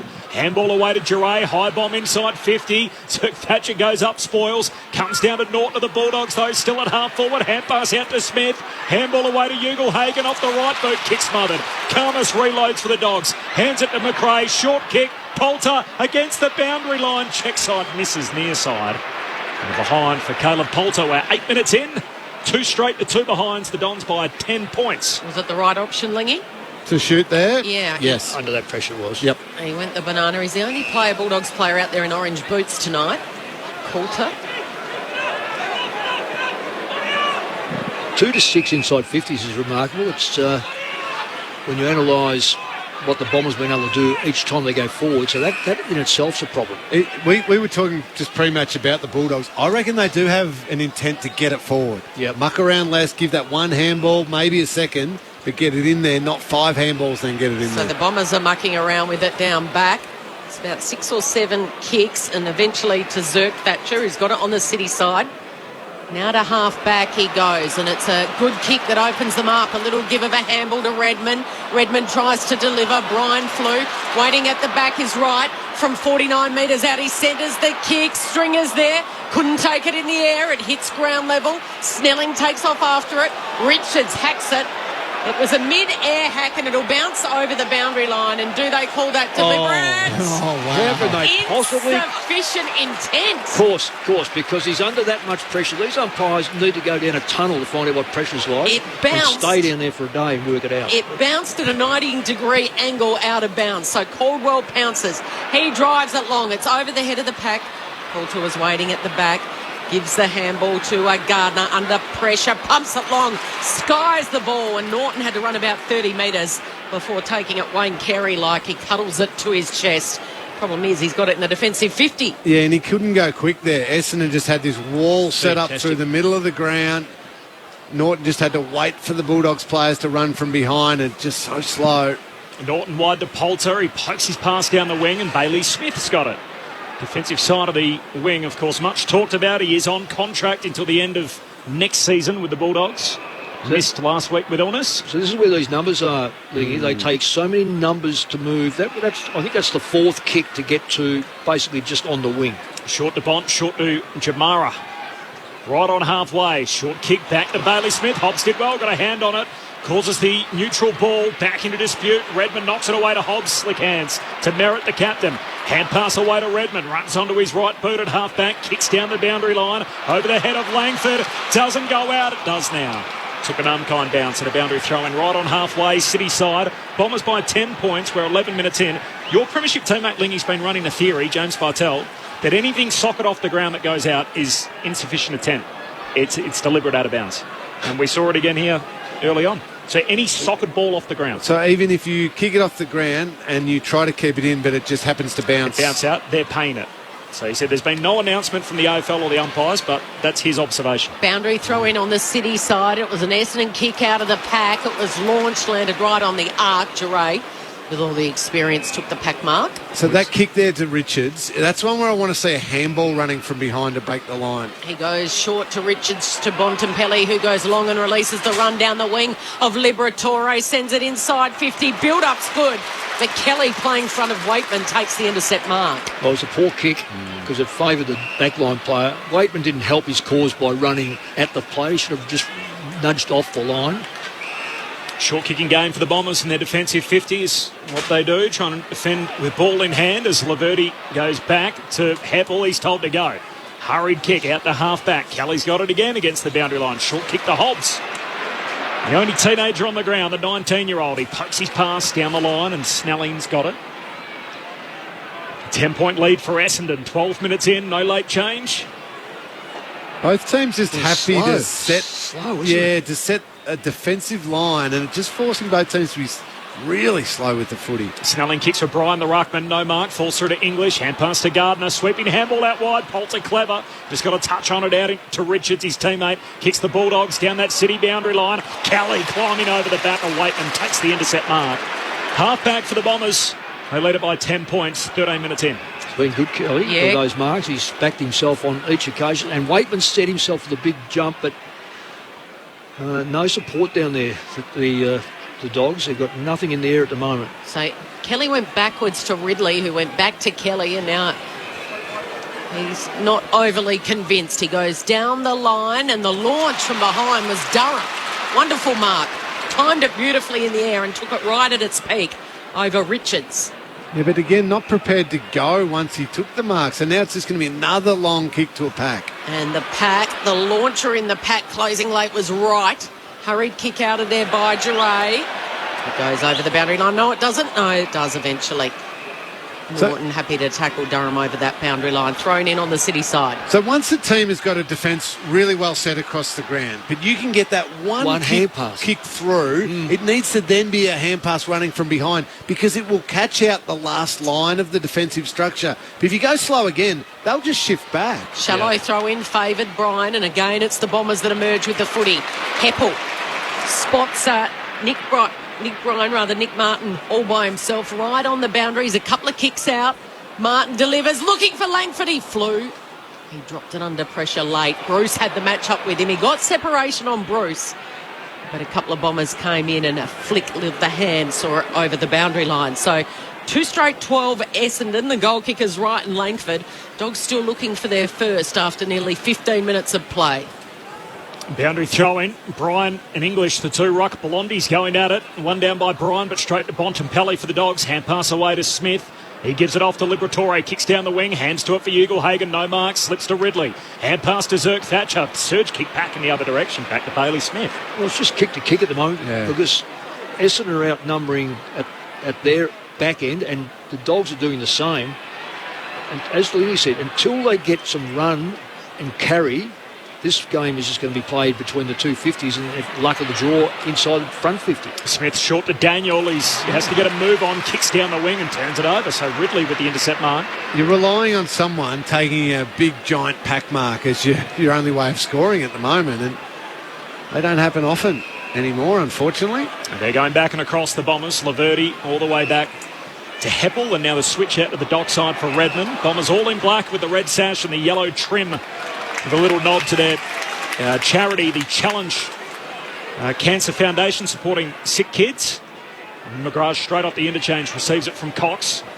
Hand pass back to McGrath. His kicking ball dangerous, knocked away to Heppel, and Heppel goes back to Zerk Thatcher and retreats again to Laverty. The Bulldogs all in the royal blue with the red and white hoop and the white shorts, and the kick from Laverty out to Ridley. He marks at halfback, moves it down the wing, and now Kelly has the footy again, defensive side of the wing for the Dons. So they've gone from the bench side of the stadium under the closed roof, big crowd in for this tonight, to the City wing. Kelly goes to the pack. The flyer was Bryan, couldn't take it again in the air, and a tangle of arms and legs at ground level. We're just slow and steady and kick to a pack. It's called jump on each other. Deja vu at the moment. Bombers by 10 points. Hurried kick out of there. It's a high ball. Wright's got a couple to beat.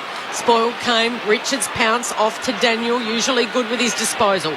Retreats all the way back to the last line of defence where Gardner's got the kick, and that needed to be precise. And it was. It was juggled by Anthony Scott at half back. Now that needs a runner from behind. Daniel does it but goes boundary side, which locks you into that part of the ground. I watched the Essendon team last week get cut to ribbons by a Geelong team that was prepared to give that forwardish handball through the corridor and slice through them. The Dogs are making it easy for the Bombers, but the Bombers are making it easy for the Dogs. So another turnover. It was Cox that took it, and he just bombs it to centre half forward. Who's there at the back? Keith gets a hand on it. Durham does well. Breaks one tackle, breaks two, throws it on his left. It's offline. He blazes away. He misses everything. Just a rush of blood from Durham. And it's Essendon. Still 2 straight 12. The Dogs still 2 behinds. 17 minutes ticked over in this first. 78 possessions to 59. Essendon's favour, but so many double-ups and a lot of wasted football. by both sides. Bombers by 10. Keith marks the short kick from Gardner, gives it back to him. His kick out to half-back's a turnover. Heppel, a former captain, floats through, takes the intercept mark, pumps the Dons back inside 50. Peter Wright leaps up, no mark. Falls to Richards, tackled, dispossessed. Bontempelli hands it to Keith. Surge kick out of defence.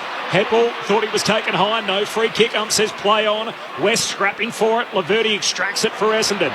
To Heppel, hand pass to Merritt, goes inside 50 again. Double fister from Richards. Sits up for Hobbs. Centre half forward for the Bombers. He's tackled, he holds the footy in. Says holding the ball. Oh, that is hot. That is hot. Did he actually have the ball, did he? Free kick. kick. Had the ball in the air, then he got to the ground? Or? Free kick for Keith, centre half back for the Dogs. To Treloar, by foot, who goes wider still to a one-on-one. It was Baker, and he does well. Beats his opponent, handballs into space. Hugo Hagen mops it up, gives the handball to the running Baker, flying pass, and then Karmas on the end of a long lead. Buku takes a mark. He'll need to kick it from right on 50. He doesn't trust himself. He goes short, and that was smart. And taking the mark for the Bulldogs is Anthony Scott, a little closer to goal. He'll need to kick it from 35, 40 metres out on a 45-degree angle. We've gone 18 minutes, and they're looking for their first major, the Bulldogs. It's funny, Mick, how finally the Bulldogs got through because they were forced to give a forward handball to Jamari Ugle-Hagan and then a bit of run from behind. It forced the pace of the game. Scott, 10-4 from his 17 games this season. Accuracy, tick. Goal, tick. They've got their first at the 19-minute mark of this opening term. And it's the Bombers by 4 points. 2 straight 12. The Doggies 1-2-8. It's going to be hard work and almost require a little bit of luck if the Dogs keep wanting to play that same kick, mark style, lots of possessions in the middle of the ground and hope to get one through or hope to get a massive mark from a Norton or a Ugle-Hagan. Yeah. But on that occasion, through necessity, because it hit the ground and they had a runner, they gave a forward handball and then all of a sudden there was speed on the game. And from that, the Essendon defenders got completely caught out, and it's dangerous and it's great play. So somehow they've got to force that style of play into this game to trouble the Bombers. Yeah, especially when you look at that forward line doing the marking. Karmas pitch hitting in the ruck, won the hit out back in the middle, but he's opposing ruckman Phillips' first possession. Hand pass out to Merritt for the Bombers. Squeeze the kick out, kicks it over Parrish's head, and Richards takes the intercept mark. Bulldogs back with it. Defensive side of the City wing. Short kick to McRae. Told to go, not 15. Hot hand pass to Baker. Handball out wide to Richards along the boundary line. Hands it into Heppel, and he just knocks it out of play. So a throw in just forward of the wing for the Bulldogs. But that was intercepted, but the play on was necessary because I just think that Essendon's marking players in the back half are as good as any of the forwards that the Dogs have got. So therefore, let's say it's neutralised there. It's got to be a one-on-one. The only way to do that is to get the ball in there quickly. Phillips, great service down to Parrish. Bombers away from the stoppage. Hands it to Merritt. Kicks it over Wright's head and it trickles out of bounds. 60 out from the Essendon goal. Bombers 2 straight. Bulldogs 1-2. 4-point lead for Essendon 20 minutes in. Corbin, Middlemass, Kelly, Underwood, Tim Hodges on the boundary, and our grandstand AFL experts Cameron Ling and Mick Moldhouse. Well, it's an even game. I mean, 1-2 to 2 goals. It's an even game, but the ball's going to be what we've seen so far, the 50-50. They're going to wear the grass out between centre-half forward and centre-half back. Ryan straight down to Parrish, kicks to a pack, waiting at the back. Here's a chance for the Bombers. Was it Guelphy with the grubber kick? But it's offline. It rolled and it dribbled and it went through. Ryan Gardner, Great brilliant tackle. there. Great Just saved tackle. a certain goal. Absolutely.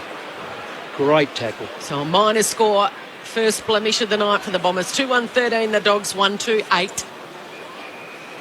As Richards brings it in to McRae, Mark's back pocket.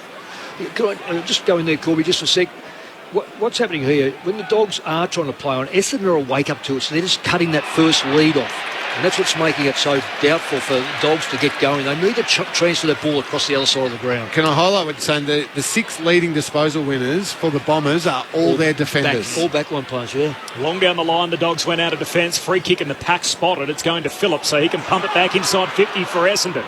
Wright crashes the pack. Spills down to Hobbs, tackled, dispossessed, lost it. Treloar to Smith, hand pass to Bontempelli, kicks up the centre half forward. Scott in a tangle, one-on-one with Heppel. Ball comes out the back door, West attacks it, wins it. Hand pass away to Scott. Here come the runners. Back to Bontempelli, unguarded, goal square. Bontempelli needs the bounce, doesn't get it. Behind, 2-1 to 1-3. The Bombers lead it by 4 points, time on opening quarter. Oh, that's their best passage of play, Mick. It started from half back and they saw a chance to go straight through it. Wasn't perfect, didn't end up in a goal, but that's the type of speed you've got to put on the game. Redmond on the kick-in duties, gives it to McGrath, who's given it straight back to the Bulldogs. And it's Scott that goes it. And he goes long, looking for Norton, had to be 3. Here comes Jamara, barging through. He goes to ground, he can't keep his feet. He puts a tackle on Martin. It'll be touched and go over the boundary line. It'll be a boundary throw-in. 10 metres around from the Doggies' goal. I'm going to ask you, Lingy, about Caleb Daniels. Are they getting enough value as a mid, or should he go to the back half, honestly? That's a good question. So Phillips and Norton in the ruck. It spins back in. Phillips in front position down to Parrish. Treloar stole it from him and then Parrish tackles Treloar to the turf. I think he's one who, over the last couple of weeks, is guilty of getting a heap of possessions in the midfield. And nothing's coming from them. No, but when he's at his best using the ball, he's one who can go forward with it with his great vision and great skill. Yeah. Phillips down to Hobbs. They've got it on the last line of defence. Handball to Kelly. Handball back. Gives it to Heppel. And then the high ball charging out was Stringer, who had to spoil it in a one-on-one with his former teammate, Ed Richards. So I'd be telling Caleb Daniel is, if you are getting the ball in the midfield, it's got to be going forward. You have to be taking the ball forward and using it with creativity in the forward line. If not, you're going back to half-back. Yeah, and don't start to get around the back and get these cheap ones. Thomas with the leap in the ruck. In the end, it comes back and bobbles around, comes back to Phillips, who kicks to the wing. This is the dockside wing in a tangle with Stringer. Quick hands in there, Vandermeer. Straight through the legs of Bruce, socked by Perkins. It's a bouncing ball at centre half forward. Langford gets there first. He zigs one way, he zags the other onto his left. Oh, precision. Perfect by Kyle Langford, because he hits up right, the running right, who was heading, charging towards goal. And he's taken a mark on a 45-degree angle, 25 metres out. Two things in that. Superb kick and vision by Langford. Big tick to him. But Peter Wright... Workload. That work rate that we spoke about 5 minutes ago. He was on the wing right down in front of us. As soon as that ball left the area, he was gone, provided that option. Great effort. To the northern end, Peter Wright. He kicked the opener tonight. This for his second in 25 minutes, and he's got it. He celebrates with a clenched fist. Bombers on top early. 3-1-19. The Doggies 1-3-9. It's Essendon by 10 points with 2 minutes before quarter time. And I reckon I said to you, Kel, a few minutes ago, and it didn't seem that long ago, it was 2-6 inside the 50s or 2-5. It's now 15-10. Essendon's favour. Now, I'm not 100% sure of those. Maybe those stats got blurred there somewhere, but it just shows the dominance of Essendon getting the ball in. But again, it's a lot of... That's only 3, it's 4 scoring shots, so they're going at just over 25% of scores inside for their... Right, but if you look at the other side, the Dogs have gone in, 10 times. They've gone in 40%. But just don't seem to have the same methodology or a player that can find that space. Phillips again at the centre bounce, wins the hit out. Parrish got a touch on it, deflects to Merritt, hands it back to Parrish. Kicks out to half forward. Guelphy the target, leaps up, no mark. Follows up ground level, hand pass to Caldwell. Loops a hand pass back into the path of Guelphy. Martin steals it, still with Essendon. Floats a kick into the pocket, and Langford takes a ball which floated towards him at all angles, right on the behind line. And he can try and snap Essendon's 4th. Gee, Nick Martin just continues to amaze. How good a footballer he is and his journey to making it to the AFL. And he just is so important on that wing, that run. Everything he provides for the Bombers, brilliant. The Bombers making a first quarter impact here as he hooks this kick too far across the goal face and behind. For Langford, 3-2 to 1-3, 27 minutes into the opening term. The Bombers by 11. Uncontested marks, Essendon 42, the Bulldogs 22. Here's another one for the Doggies as Dale hits up Bailey Smith on the kick-in, marks uncontested. And then his short boot finds the shortest player out there in Caleb Daniel across half-back. Daniel goes long by foot. Norton was the target in the pack. He was surrounded by red and black players. Umpire blows his whistle, says it's a free. Holding in that marking contest against Ridley, it'll go to Norton. Yeah, it's a long way. I know Ford's come up the ground. They've got to come up the ground to get into the game. But who does he kick this football to? Because he's not reliable really on a short pass. So they're going to bang it in the air. Essendon have got numbers, big marking numbers behind the ball. English, the resting ruckman, is down in the goal square. He hasn't got the to get it that far. He kicks it to half forward. Ugle-Hagan the target. Waitman's got it. Handballed straight to the opposition. Here's a chance. Ridley is involved. Handballs over to Laverty, and then the switch kick follows Langford. He's covered just about every blade of grass in this opening turn. He's kicked one, should have kicked two, and here he is across half back. They share it around by hand. Heppel, and then short. Martin. Nick Martin wheels around. Can he hit up a target inside 50? There's Essendon players everywhere. Here's Merritt off to Stringer.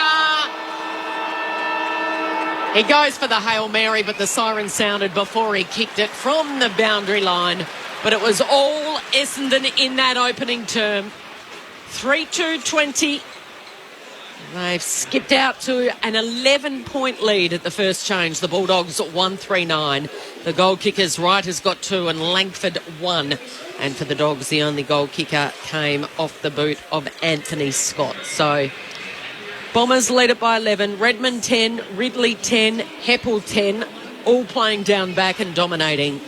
And the Bont, he has 9 possessions, got his right lower leg heavily strapped. Daniel with 9, and Richards, playing game number 100, has had 8 disposals. So the Bombers by 11 points. It is an equal game high at the moment, 3-1 at quarter time.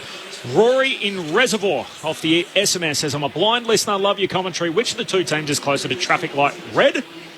Are we going with Essendon, Sash? Yeah, Essendon. A little more than the red on the Dogs' hoop. And an unnamed texter, how can Bontempelli have so much space? Doesn't Scott rate him? If it wasn't for the Bont, the Bombers would be 5 goals up. He's had 9 disposals, 2 clearances, couple of tackles, 3 inside 50s, and 1 score so far, which was behind. Earlier we spoke about some big picture conversations in the AFL. Of course, after that meeting during the week, there's a whole lot of reaction to that. 0437 774 774. I'll bring you some of those throughout the night. Just a quick taste of them. Dean, the AFL might as well make a playoff for 3rd and 4th as well. Have 5 and 6 play, 3 and 4 play to play off for the top 4. Joe says, I agree with the opinions given here. Carlton should play Collingwood, Essendon and Richmond twice in one season, or make it one game versus opposition teams during the home and away year. I'm not sure if you mean shouldn't, from Joe. Says go the Blues. And from Marcus in South Melbourne, how do you convince the fans that wildcards are not just a money grab by the AFL?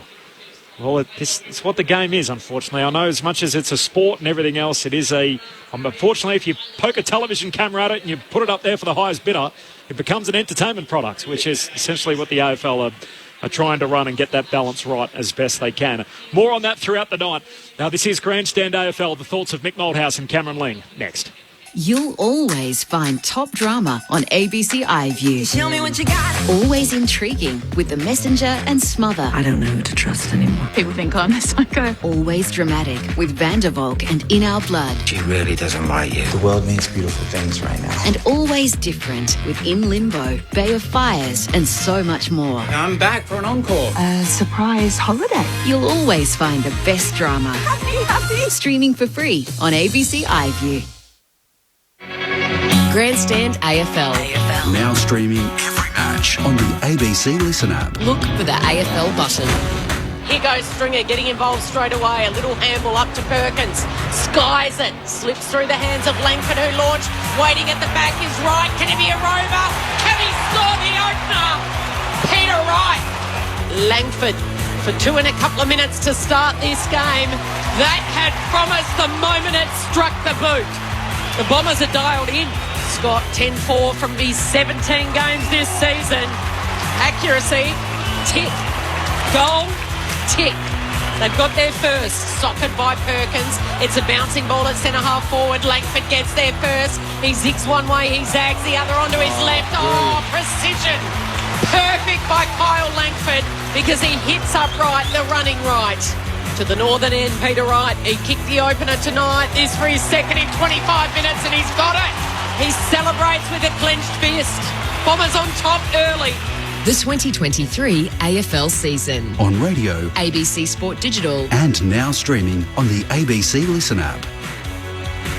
The ABC Listen app, it is the place to be. You can catch coverage of day 3 of the 4th test from Old Trafford there. Just look out for the red cricket ball. England lead by 93. We are 22 minutes into the day on day 3, so still 4 down with Brook and Stokes at the crease. And in the Women's World Cup, which you can also find through the ABC Listen app, look out for the World Cup button, the green and gold one. The Matildas sit on top of after Canada and Nigeria played out a goalless draw earlier today at Melbourne's Rectangular Stadium. So it means that the Matildas are the only team to secure maximum points in their first Group B outing, with a 1-0 win, of course, over Ireland. The thoughts on the game here at quarter time. Essendon by 11 points over the Bulldogs. Cameron Ling, Mick Malthouse. Mick, I've got to say, not the quarter footy that I expected. No. The Bombers had the ball living most of the time in their forward half. I think it was 17 inside 50s to 10, Essendon's way. But it was the fact that the Essendon players who were able to get the possessions were just all their defenders. So they'd squeezed up, had the ball kicked to them, they cut it off. Redmond, Heppel, Ridley, Kelly, Laverty, and Andy McGrath, the leading disposal winners for the Bombers. Yeah, 6 out of 7. Yeah. Well, that's the whole back line. Their whole back line, exactly right. So the Dogs just continuing to play with that, try and play high possession between the arcs, and not being willing to take it forward with some pace. The odd time they did get forward, only 10 inside 50s, they looked semi-dangerous when it finally got deep. They only scored the 1 goal, but they had a couple of other little chances. They did. I'm going to go back to what you said earlier about possession rate. On this now, 4 by 114, Essendon have over 400 possessions. They've kicked 3 goals. Yep. So, again, that's not a great outcome. 114 possessions to the Dogs, 91. Dog supporters don't think 91 is irrelevant compared to 114. Yes, okay, it trails by 20-odd, but the simple fact is it's that Essendon, yes, they got the ball in there a lot more times later in that quarter, only scored 1 goal from it. It's the worry to me for the Dogs is their forward line structure is just not capable of kicking goals the way it's been brought in, too slow and in the air. Yep. Nick Bryan and Tim English to contest the first centre bounce of the second term. Essendon by 11 points on Grandstand AFL as Bryan wins the hit out. Hobbs taps it away, but Liberatore attacks it, wins the footy, gets the centre break, kicks to centre half forward. Karmas hits up, takes it. Great tackle, a goal saver. In the end from Ridley. Ball comes out Essendon's way. Laverty for the Bombers. Hand pass to Kelly. Gives it back to McGrath. Kicks out of the defensive arc. Durham has a hand on it. Still there on the wing to be won. Liberatore's hand pass ends up with Hobbs. Good tackle from holding Smith. the ball. Yep, that's fair. He dragged it in when he was on his knees. That's what cost him then. And it was held to him. And once you've lost your footing and you drag it in, it's your responsibility. Started in the front 6 at the centre bounce. Smith, he spears his kick out to Liberatore, kicks to the top of the goal square. Norton down there. Jamara crashes the pack. Jamara's claiming the mark. The ump says it's paid. And Ugle-Hagan, who took out a bunch of bodies as he came darting across the front of the pack. In the end, the ball lands in his lap. 15 out, top of the goal square. Gee, it's a good mark. Well, if you attack the ball like that, and he did attack the ball hard, and on Radford Smith's tackle too, it was fantastic. It seemed to get a fair bit of Cox's arm, though. Jamara cashes in. He pops it through. And it's a 1-score game again. Ugle-Hagan with his first of the night. Essendon's lead cut to 5. 80 seconds into the second term. The Bombers 3-2-20. The Western Bulldogs 2-3-15. Cameron Ling, Mick Malthouse, Grandstand AFL. Good reward for a good tackle for a start off. Yep. And Ugle-Hagan, yes, the attack on the ball may have come off hands. We've seen that before. And I'm not for one moment think it's right that it should be awarded if that's the case.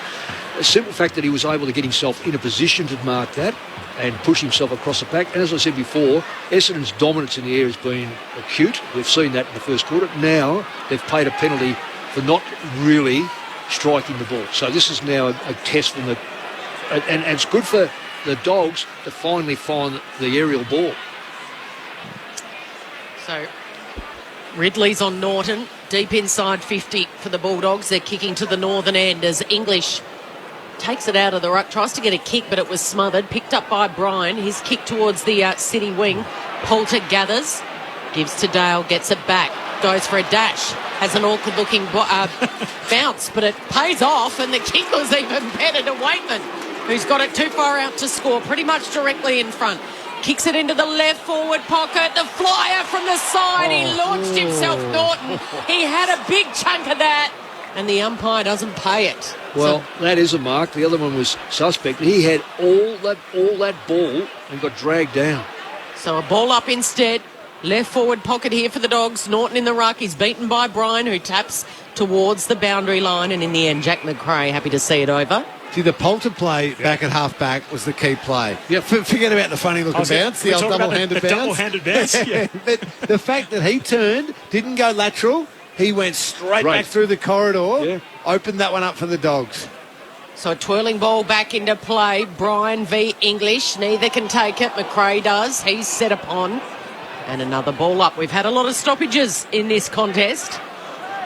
He's not as effective this year, McRae. I just don't see him as effective as Here last he year. is, getting a possession. He heard Jameek. He gives the little give off the handball to Treloar, who goes long to the edge of the square. Bouncing ball. Bontempelli, an on-cone bounce. Oh, Perkins has gone without it. It's picked up by Bont on his left. Snaps the goal. Top of the goal square. Back-to-back goals for the Bulldogs. And they hit the front for the very first time in this contest. 3-3-21 Essendon, 3-2-20 after 4 minutes in the second term. Unfortunately for Archie Perkins, it was just one of those moments. He was going to take the handball, he's going to look upfield, but we've all done it before, haven't we, Mick, where you just look up the field to see who you're going to kick the ball to a fraction of a second early, and you don't cleanly take it in your hands. He spilt it, and the great Marcus Bontempelli took the chance. He was never going to miss once that one spilt to him. At this level, fumble, it's gone. Gone. Yep, it's gone. It's magic. Gone. Have another look for it. So it's interesting though, isn't it? Twice in, 2 goals. 2 goals in 4 minutes to start the second term for the Bulldogs. English wins it down to Bontempelli. He's wrapped up. Heavy tackle from Parrish. Do it all again inside the middle of Docklands. Friday night footy, round 19 on Grandstand AFL as Bryan wins the hit out down to Treloar. Just got boot to ball as he trickles a kick to centre half forward. Smith went to ground. Merritt wins it. Sweeping hand pass hit Hobbs. Bombers back onto it. Short kick to Martin. And Nick Martin takes it. Logo broadcast wing. 1 point lead for the Bulldogs. Hand pass away to Redmond, who came tearing round the back. Miss kicks it. High floated a half forward. In the end, it's killed out of bounds. Keith knocks it out of play. And a boundary throw in right on the 50 for the Bombers. Half forward. Redmond ran past. Obviously going to receive it.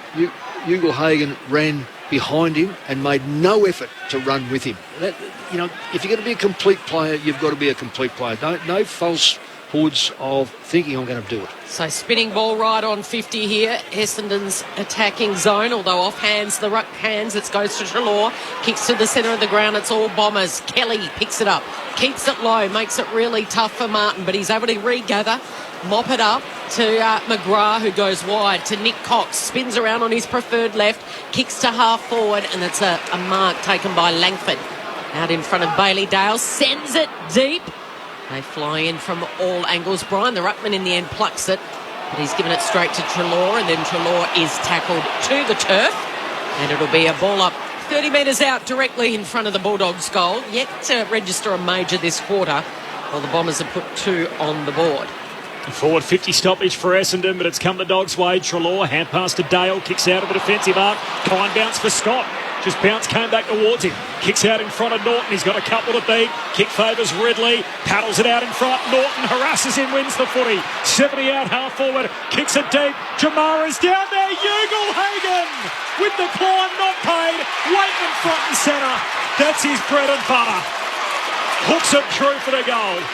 And the Bulldogs' lead grows to 7 points. Ugle-Hagan with the big fly in the one-on-one situation, and Waitman right where he should be to clean it up. 7 minutes into the second term, 4-3 to 3-2. Bulldogs by 7. It doesn't matter now because it was brewing and crumbing by Waitman, and he kicked a lovely goal, but that was a mark, wasn't it, Mick? Absolutely a mark. I'm just watching the replay. I see that again on the big screen. Norton got it in there. How good was Norton? Oh, that's a mark. Nice crumb by Waitman, though, and finished it beautifully. Yeah, but if he had done that, we say to ourselves, what do you have to do to complete a mark? He's got the ball and... It's the closest thing he's taken to a mark this quarter. Yes. He's actually had mine paid. Which he goal from. Yeah. So the last 3 goals to the Western Bulldogs, and they lead it by 7 points.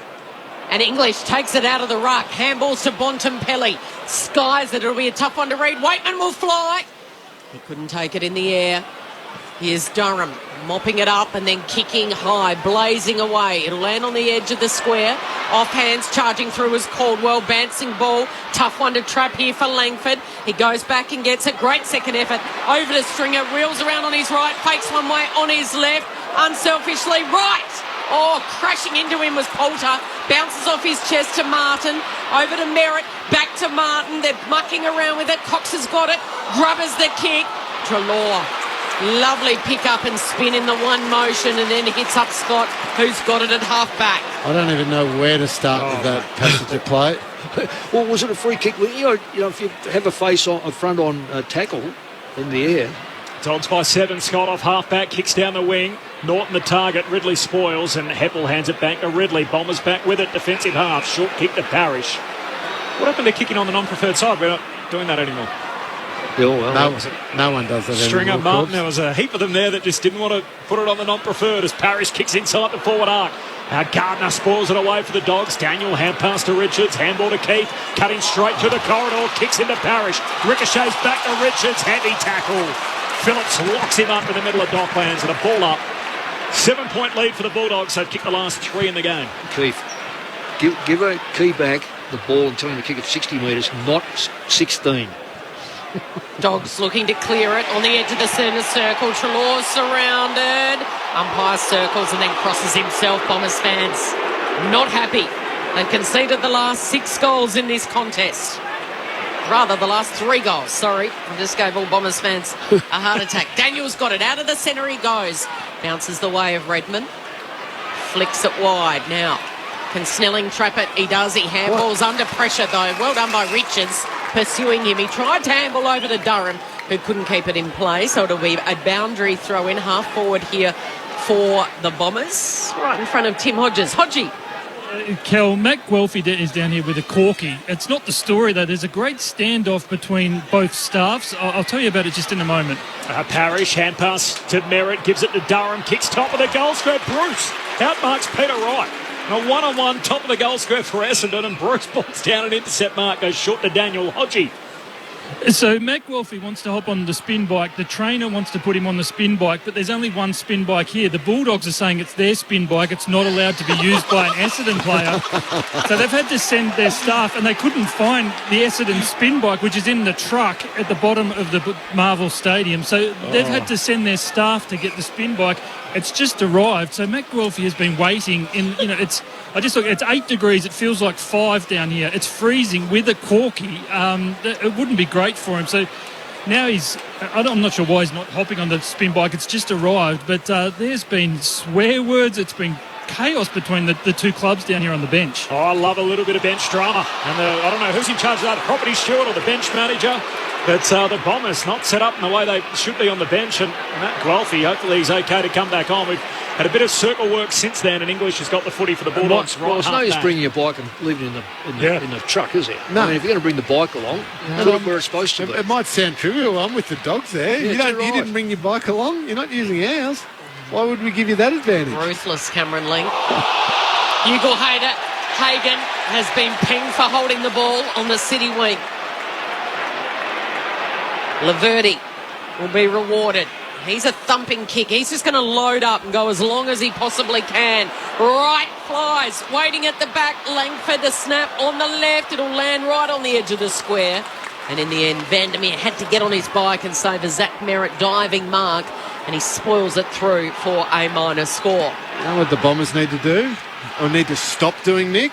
Stop cooking their teammates so badly. They are ignoring all the first options. Dogs by 6 points. Richards to Keith at centre half back, hands it to Vandermeer, kicks wide, Waitman goes up, Ridley in the other direction, knocks it away for the Bombers.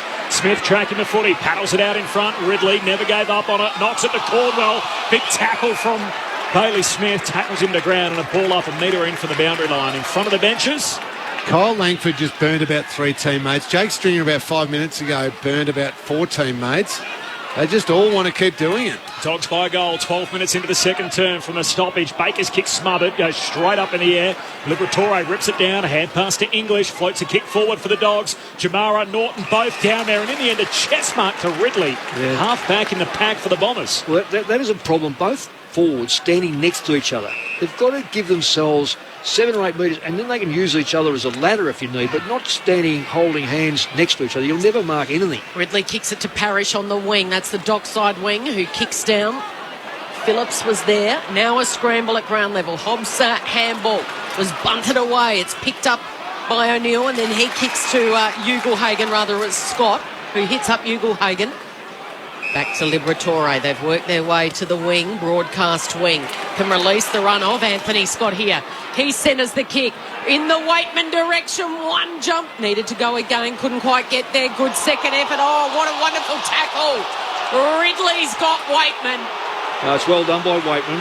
Well done by Waitman. Good tackle, but he knew he was gone. He had to get his boot to it, and he did get his boot to it. So ball up inside the Dogs forward 50. Phillips wins the hit out for Essendon, but straight to McRae. Hand pass away to Scott. Kick smothered. Hobbs with the 1%. Ball ricochets close to the boundary line. McGrath collects and steps out. So a throw in forward pocket for the Bulldogs. Dogs by 6. 13 and a half gone second term. The lead in the cricket for England is 112. 4 wickets down. Coverage through the ABC Listen app. Look out for the red cricket ball. We're 40 minutes into play on day 3 from Old Trafford. Boundary throwing forward for the Dogs.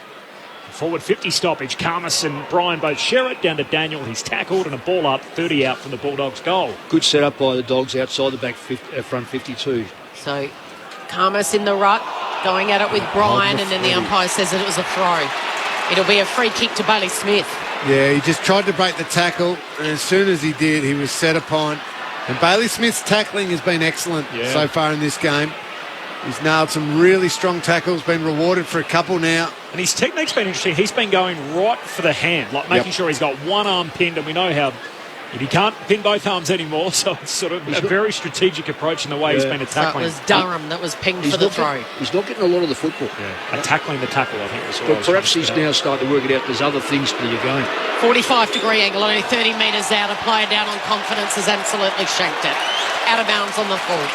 Good call, Kel. He is a player that's right down there. It's hard to watch, isn't it, Mick? Well, he just stabbed at that for start off. It's just hard to watch him trying to climb out of his form slump. He's got to keep believing, though, that tackling and hard work that he's doing will get him back to form. That's the one. It's not an immediate thing for him. You've got to build it. Hand pass away to Ridley. He kicks down the wing. Duray stands in front of Phillips. No mark. Ball hits the deck. Liberatore tackled. He's trying to hand the ball off to the Essendon player in Hobbs, who's right there with him in the tackle, and the ump says, I'll have it. And Scott involved for the Bulldogs.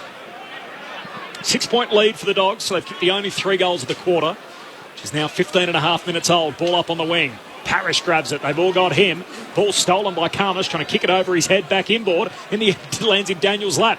Hurried kick forward, touched on the way through. Smith rides a big bump from Durham. Ball spits out. Ump says play on. Bott had it, lost it. Bryan extracts it for Essendon, gives it to Caldwell.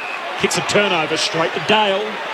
He marks on the logo, broadcast wing, Dogs by a goal. Usually good by foot. He tries to pinpoint Bontempelli, who standing start rises high with his left mitt, gets it the second time and then spins and delivers silver service right on the chest of Norton. Can you believe the differences in the first and second quarter, Lingy? It's just like it's been totally flipped over. Dogs are prepared to move the ball quickly. Still not perfect, but quick. But it's amazing. They'd move it like that. All those Essendon players who were getting all those intercept marks and lots of possessions, they're getting caught out now. Yeah. It's the way we've been crying out for them to move the footy. Just move it. That's it. Norton lining up for his first on the left. It's a significant surge from the Bulldogs. All the big names have come out to play in this second term, 4 in a row. Ugelhagen, Bontempelli, Waitman and now Norton. And that lead is 12 points, 5-3-33. Essendon, 3-3-21. And you say it like that, Kel, it's 12 points, and you've just said they've kicked the last 4 goals. It's quite amazing, the dominance, and yet the scoreline, because of Essendon's I want to say over-dominance in the first quarter, but that first quarter has kept them in the game in the second quarter. Again, it's still a slog to kick your goals. We've got 8 minutes to go of general time, 4 goals. So it's a pretty good outcome. 7 to 6 inside 50s, and they kick 4 goals. That's a brilliant outcome by the Dogs, that is. Only 4 goals of the quarter for the Western Bulldogs as Brian wins the hit out down to Treloar. Hand pass away to the Bont. Another centre clearance coming up. Kicks out to half forward. Daniel collects in the headgear. Hand pass back to Treloar. Arches the back. Got a hand pass away. Tough one for Libba to control around his bootlaces. Gets a kick along the half forward line, but the Dons with the numbers. Redman collects. Shakes the tackle from West. Runs back onto his right peg and kicks the ball down the wing for the Dons. Guelphy goes up, knocks it forward, right clever, paddles it to Snelling, bursts away, kicks into an open forward 50, not a great kick for Phillips. And running onto it in the back pocket, Gardner takes the intercept mark. The Bulldogs by 2 goals, 18 minutes gone second term, Dogs with it on the last line. They're coming right up the Dogs, that ball's in the back pocket, and yet Norton is now on the wing, so they're not leaving a great deal behind, in front of them rather. Bontempelli, a low kick exiting the defensive 50. It spills away of McRae to Liberatore. They've got runners here. The handball was for Treloar, but Liberatore couldn't quite hit it up. And now attack turns into defence for the Bulldogs. Bryan with the hurried kick. It was a wobbler, a tough one for Bontempelli to control. Here's the chance. Hobbs gives it off to Martin, who just wedges the kick over the top, and Langford all by himself. 25 metres out on a 45-degree angle. The quick turnover meant that they had loose players deep inside 50, and Langford's going to line up for his second of the night. And you know why? Sorry. It's a rarity to see Marcus Bontempelli fumble the footy. Well, not only that, though, they had no one forward. Yeah. And that's what I'm saying about... I don't reckon their forward-line structure. It's just collapsing always back instead of being spread, the Dogs. A couple of set shots tonight. He's had 1 goal, 1 miss... And this one just squeezes home. Right in front of the black and red army. The cheer squad goes up. The pom-poms are flying. And they're back within 6 points. So it's their first goal, Essendon, since the 24-minute mark of the opening term. And we're currently in the 20th minute mark of the second term. So almost a quarter without a major. It's the Dogs by 6 points. 4-3-27 Essendon. The Western Bulldogs 5-3-33. And the big one I'll say, Mick, too, really quickly is Nick Martin finally took the unselfish option of just passing it off to Langford. Critical a moment ago of 2 or 3 times the Bombers have thought, I want to be the one who kicks the goal and have a shot, and have burnt some of their teammates. Martin composed himself, hits the nice kick to Langford, set shot at goal. Yeah. And it was. And a lot of the Dogs players were then starting to go past and they couldn't get back, so... It just shows that you make a bad mistake, you're going to pay it heavily for it. Bulldogs by 6. Libba first disposal. Hand pass to Treloar. Got a kick away to Daniel. Paddles it in front of Dale. He kicks wide. Baker marks holding his width out there on the city wing. Can put the Bulldogs inside the forward 50. Pack forms. Karmas a big shove. Gave away the free. Kicked the goal, but it won't count. Buku Karmas just a huge shove into the back of Laverty. He celebrated too. He didn't hear the whistle.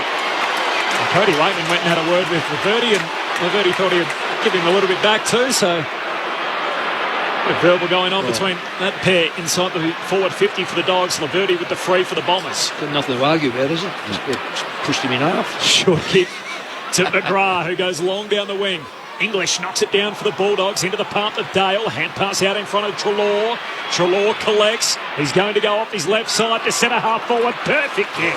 Liberatore marks centre half forward. Great vision of his non-preferred and then absolutely laced out Liberatore. I just gave Nick Martin a pump up before with his ball use. He will not want to see his effort to tackle there. I had Treloar pinned up against the boundary line and completely missed him, let him cut back inside. Superb skill from Treloar to find Lib up, but you've got to be better than that with the tackle. 7 goals, 8 for the season. Liberatore to kick it all at 50. He's got the trick, but he's offline. Behind. Bulldogs by 7. 22 gone second term. 5-4 to 4-3. They lead the Bombers, having kicked 4 goals to 1 in this second period. A giving goal on the kick in. So Heppel with the first kick, then he gets the second away. Almost a mark taken by Guelphy on the wing. Still the Bombers go. Durham puts his body on the line. Charging in hard was Bruce. Bruce with the steal gets the handball out to Bailey Dale, and then his kick to Scott is perfection. And he marks right in front of the Essendon bench. Yeah, that was another great kick. Really pinpoint because he had to go across the top of a taller Essendon opponent. So Anthony Scott on the dock side looks for Karmas, who's the leaper in the pack.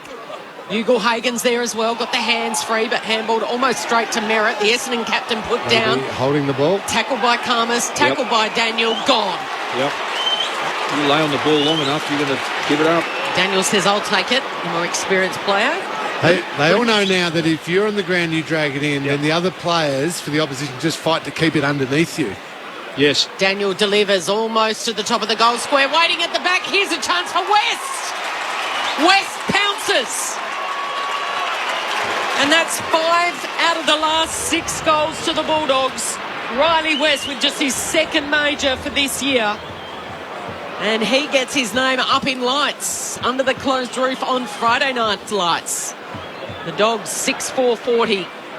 Essendon 4-3-27. The margin is 13. Look, I'll give you one tip. The backline or the defensive or backline coach, he'll go nuts on that because everyone was up. There was little coverage. When the ball's in the air like that, you've still got to have your players that are prepared to strike the ball or mark the ball, but you've still got to have players either in front or behind to cover, one the punch back and two the falling ball. We talk about rule of the week tonight. It's clearly, if you're on the ground and you grab the footy, you're in strife. You're gone. I've seen that Absolutely gone. So that's the rule of the week, you reckon, Corby? I think so. I think we'll discuss it, Werribee. I think it's the hot one so far that we've seen tonight. English grabs it out of the middle, hands it away to McRae. Long kick forward. Redmond back, takes the intercept mark and the defensive arc. Bulldogs by game high 13. Tim Hodges on the boundary. Corbin, just watching Marcus Bontempelli. Kelly's noticed this at the very start of the game when the Dogs ran on the ground. He's got that calf heavily strapped. He went onto the ground just off the bench before and went to the forward line and told Adam Treloar to go into the middle. He wants to be in the forward, not in the midfield. Redmond's clearing kicks coming back. West drives it inside 50. Smith off the pack, hands it to Norton. He snaps goalward, misses near side. Another behind, so 14 points the Bulldogs lead. As wide as it's been, 25 goal on second turn, 6-5 to 4-3. It's amazing, two teams who are just a little bit out of form maybe from last week, a little bit worried about their performance. How much they don't just give that first option, selfless give to their teammates. Who's the one? It's using your head. It hit Phillips right on the head because the exiting kick out of the defensive 50 went to the pack. And now they jump on top of it. A free kick comes from towards Martin, it is, for the Bombers. Bit of byplay behind play. Involves Vandermeer and Hobbs. But Essendon's got possession. And they're using McGrath. And then over to Merritt. All by foot, linking up. An awkward half volley for Wright. He can't get down to his shoelaces. When you're that tall, it's difficult. Handballs back to Heppel. Now to Merritt, who's given it straight. There's a steal on here, and Bailey Dale's off. He's zigzagging down the city wing, and then delivering out in front of the eyes of Jamara Ugle-Hagan. Too far out to score. He puts it on that deadly left as Ugle-Hagan. He's looking for Norton. He's surrounded by three. He's given away a free. It'll be an Essendon ball. Ridley crosses through the defensive goal square. Up to Martin. Short he goes. Parrish is involved. Now Laverty by hands. Out to Hobbs. And works it right in front of the Bulldogs bench where Guelphy takes an uncontested mark. I reckon he's got a case for Norton to think about getting a free kick there. I don't know about it, whether it was 3v1. Guelphy goes back to Ridley, and Ridley the switch on to Redmond out to the opposite back flank from McGrath. Guelphy slid in some of the paint that's marked the sort of sponsors logos on the 50, so he looks like an avatar. He's all blue from the paint and the logos of the 50. Short kick finds Zirk Thatcher against the boundary line city side. 14-point lead for the Bulldogs, which is a game high. 26.5 gone second term. We tick towards half-time. Kick down the wing, carries the pack. English for the Dogs. Hand pass to Bontempelli, hands it away to Keefe. Back flank, hand pass to Richards, and he kicks it out wide to Caleb Poulter. Got a bit of room. Runs onto the footy, closed down by Guelphy. Heads inside the forward arc. Hand on it from Liberatore, no mark. Follows up, crunched by Zirk Thatcher. Jamara picks it up. Hand pass to half forward to West. Shotting kick. Slides off the boot. McRae cleans it up. Hands it back to Jamara. Second goes a good one. Kicks it truly and it bounces through for his second. Ugle-Hagan with a couple of touches in the chain and the Dogs are out. A 20-point advantage on the stroke of half-time. 7-5-47, Essendon 4-3-27. It's been all the Dogs in this second term. They've kicked 6 goals to 1. Corby, 6 goals. Is that... I know I'm testing you because you're a stat man. Yep. That'd be very close to their highest quarter goal scoring, I reckon. They had a 6-goal opening term against Richmond way back in round 4. Round 4. So I don't think it's a while ago. And it hasn't been a big rush. This has been... Right, we spoke about the goals that was kicked, I think, with 8 minutes to go, they had 4. So it's another 4 or 5 minutes before they kick those 2. So it's been systematic the way they've done it, on the back of some good play, but also a couple of mistakes by Essendon. 6 of the last 7 going the way of the Dogs since quarter time. It's Phillips that wins it in the air. The umpire's seen something. Yeah, Darcy Parish had his jumper held before the ball got to him. So Parish runs around the centre circle, delivers inside 50. They need a mark. Oh, Richards flew up the back of Phillips, and now he's in an old-fashioned jump ball with Kyle Langford. And the umpire blows his whistle, so... The only other one in that time, Nick, 7-goal final quarter against Freo a couple of weeks ago. Okay. Directly in front of Essendon's goal. Waitman at ground level, scrambling and gets a hurried kick around the corner. Langford's the interceptor, off to Laverty. Delivers inside 50, and the captain's taken a mark in front of English. Merritt's got the mark, and Merritt's going back for a big kick in the shadows of half-time. In fact, with the seconds are ticking down here, 25 seconds. So in the context of this contest, down by 20, Zach Merritt could make it a 14-point ball game at half-time. 10 seconds before the siren sounds. Distance shouldn't be a problem. Accuracy's not. He celebrates it before it crosses the goal line. A much-needed goal for Essendon after they conceded 6 goals in that second term. It's a blow to the Bulldogs right on the stroke of half-time because they completely dominated that term, and it means the margin at half-time is 14 points. The Western Bulldogs 7-5-47, Essendon 5-3-33. So the goal kickers, 2 for Ugle-Hagan, singles to West, Norton, Waitman, Bontempelli and Scott. And for the Bombers, of course, Merritt with the last one, and then 2 each for Wright and Langford. Margin is 14 after Essendon led by 11 at quarter time. The Dogs this year 7 wins and 2 losses when leading at half-time. They protect a 14-point break. Just on Zach Merritt, by the way, Lingy, we might have to send you down to the rooms to present a grandstand AFL jumper to Zach Merritt, because he's actually joining our commentary team tomorrow. So, fantastic. The captain of Essendon will be part of our call team for the Carlton West Coast game here at Dockland. So he'll be back here tomorrow. So you'll be able to hear some insights from one of the great current day players, the captain of the Bombers, on Grandstand AFL tomorrow afternoon. We've got a wicket in the cricket. Cummins has dismissed Stokes, the opposition captain, dragged it back on, so little inside edge onto his stumps. The lead is 120. England are 5 down. So what's the weather like, Corby? Please. Tell me it's going to rain. All I know is they're still out there for now. So lead 121 now. Still 5 down. I can see shadows on the ground, so it doesn't mean too many. Doesn't mean an overcast day, does it? an hour into play on day 3, 20 day 3 of the 4th test in Manchester. Half-time here at Docklands. It is the Bulldogs who led it by 14 points on the back of a 6-2 second term. The thoughts of Cameron Ling and Mick Moldhouse on Grandstand AFL. Well, I'll say now, there's things we spoke about, I'm not saying we were ever noticed for the Footscray side, or the Bulldog side, but they did flip that over the things that we were talking about. They had to move the ball quicker, because Essendon's backline was just dominant. Dominant in the air, dominant on the ground, had numbers back there, too slow. By moving the ball quickly, I don't care who you are watching. It could be Collingwood, who are on top of the moment. It could be Geelong, who won the last year's premiership. If you move the ball quickly, you're going to force the backline then to have to second-guess things. Is it going to be high? Is it going to be low? Is he going to lead? Whatever. Don't spread out. Learn from the better side. Spread out. And only a couple of times did we see the two talls together. The rest of the time they were either up or back or across from one another, and the ground players looked more dangerous. They definitely did, Nick. I agree. And to try and explain that, and I hope I paint a decent picture with this, but teams set up their defensive structure. The last line of a defensive structure, if the opposition's got the ball in their back 50, even if it's about half back, the last line is about a kick and a half, around about 70 metres. 70, 75 metres from where the player is with the ball.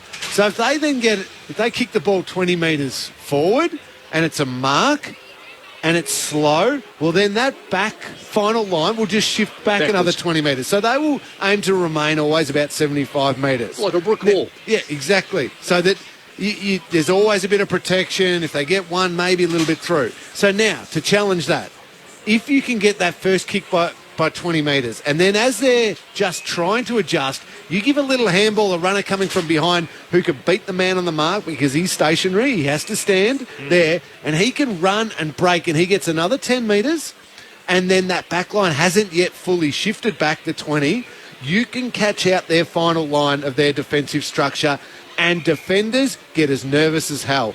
They're not. You know what they'll do in that situation? They will become a magnet to their opponent. They will just go straight to their opponent, the bloke they're worried about most, the bloke they're going to be judged against by the coach and by all of us. So that gives and it gives you holes galore. So it gives you all these options. You can either short pass, hit up someone short. You can run and carry. You can go long out the back. Yeah, because the backline player, you've got to give the back. You've always got to give your opponent a thought process of at least two things to do. If you only give him one thing to do, he'll take the best option all the time. Oh, what I'll do, I'm just a standing centre, keep kicking it to me. Oh, hang on, he might lead up or he might go back. I've got two things to think about. And now, if someone else comes in and cuts my line, I've got three things to think about. I've got to worry. Give them as much. And you know what they train, Nick, all the time? They train a formation. They train, okay, you're in that position, you're going to protect that space. Yeah. That's a dangerous leading lane, you're going to protect. So it's formation, shifting formation, shifting formation. The moment there's the panic because the final line of that defensive structure is going to be challenged and they then just become a magnet to their opponent, they're out of formation. And there are holes galore then. As Mick's saying, you now give the other defenders or mids who are scrambling to get back, do I go to that short one? Do I just go long and try and protect back? But that'll create more holes. And you're all over the shop. So that's what the Bulldogs were able to do in that quarter. They got that first kick 20 metres, which is what they were doing in the first quarter as well. But then they went slow in the first quarter, whereas that quarter, they gave the extra handball and they sliced through. And Essendon defenders who were good in the first term, taking intercept marks, looked completely at sea in that second term. The other thing you said too, Lingy, which we've got to not forget, there was a little bit of selfishness in the Essendon camp. 100%. And that anything forward to centre meant that they were second guessing because whether in the first quarter they knew they could lead, they were going to get it or whatever. Now they could lead or they could cut away. They didn't know they were going to get it. So Essendon fell for the old one, a little bit cosy. Oh, it'll be me who'll kick the goal to the point where, and then the Dogs went the other way. But we know, watching the Dogs here on Friday nights, that they'll have a bad quarter. Now, has their bad quarter been the first quarter? First quarter, yeah, perhaps. Now, I hope for them it is, but Essendon will be going, it's going to be this quarter coming in the third, or it's going to be the last one. One of them. So you've got to force a bad quarter. Yeah. And the only way teams don't roll over. You've got to force a bad quarter by taking initiatives off them or doing the running yourself and make them have to chase you, because he knows a few non-chasers at the Dogs. 14 points, the Bulldogs lead at half-time. The analysis from Cameron Ling and Mick Malthouse. The Bulldogs 7-5-47, Essendon 5-3-33. The SMS number 0437 774 774 if you'd like to get in touch with us. England still 5 down, an hour into play on day 3 of the 4th test. Harry Brook and Johnny Bairstow at the crease, so the lead is 128 for England. Good result for the Matildas earlier today. I'll tell you what that all means, obviously having had a 1-0 victory last night and a couple of the other teams in their group playing today. But in the meantime, let's get the latest from the ABC Newsroom.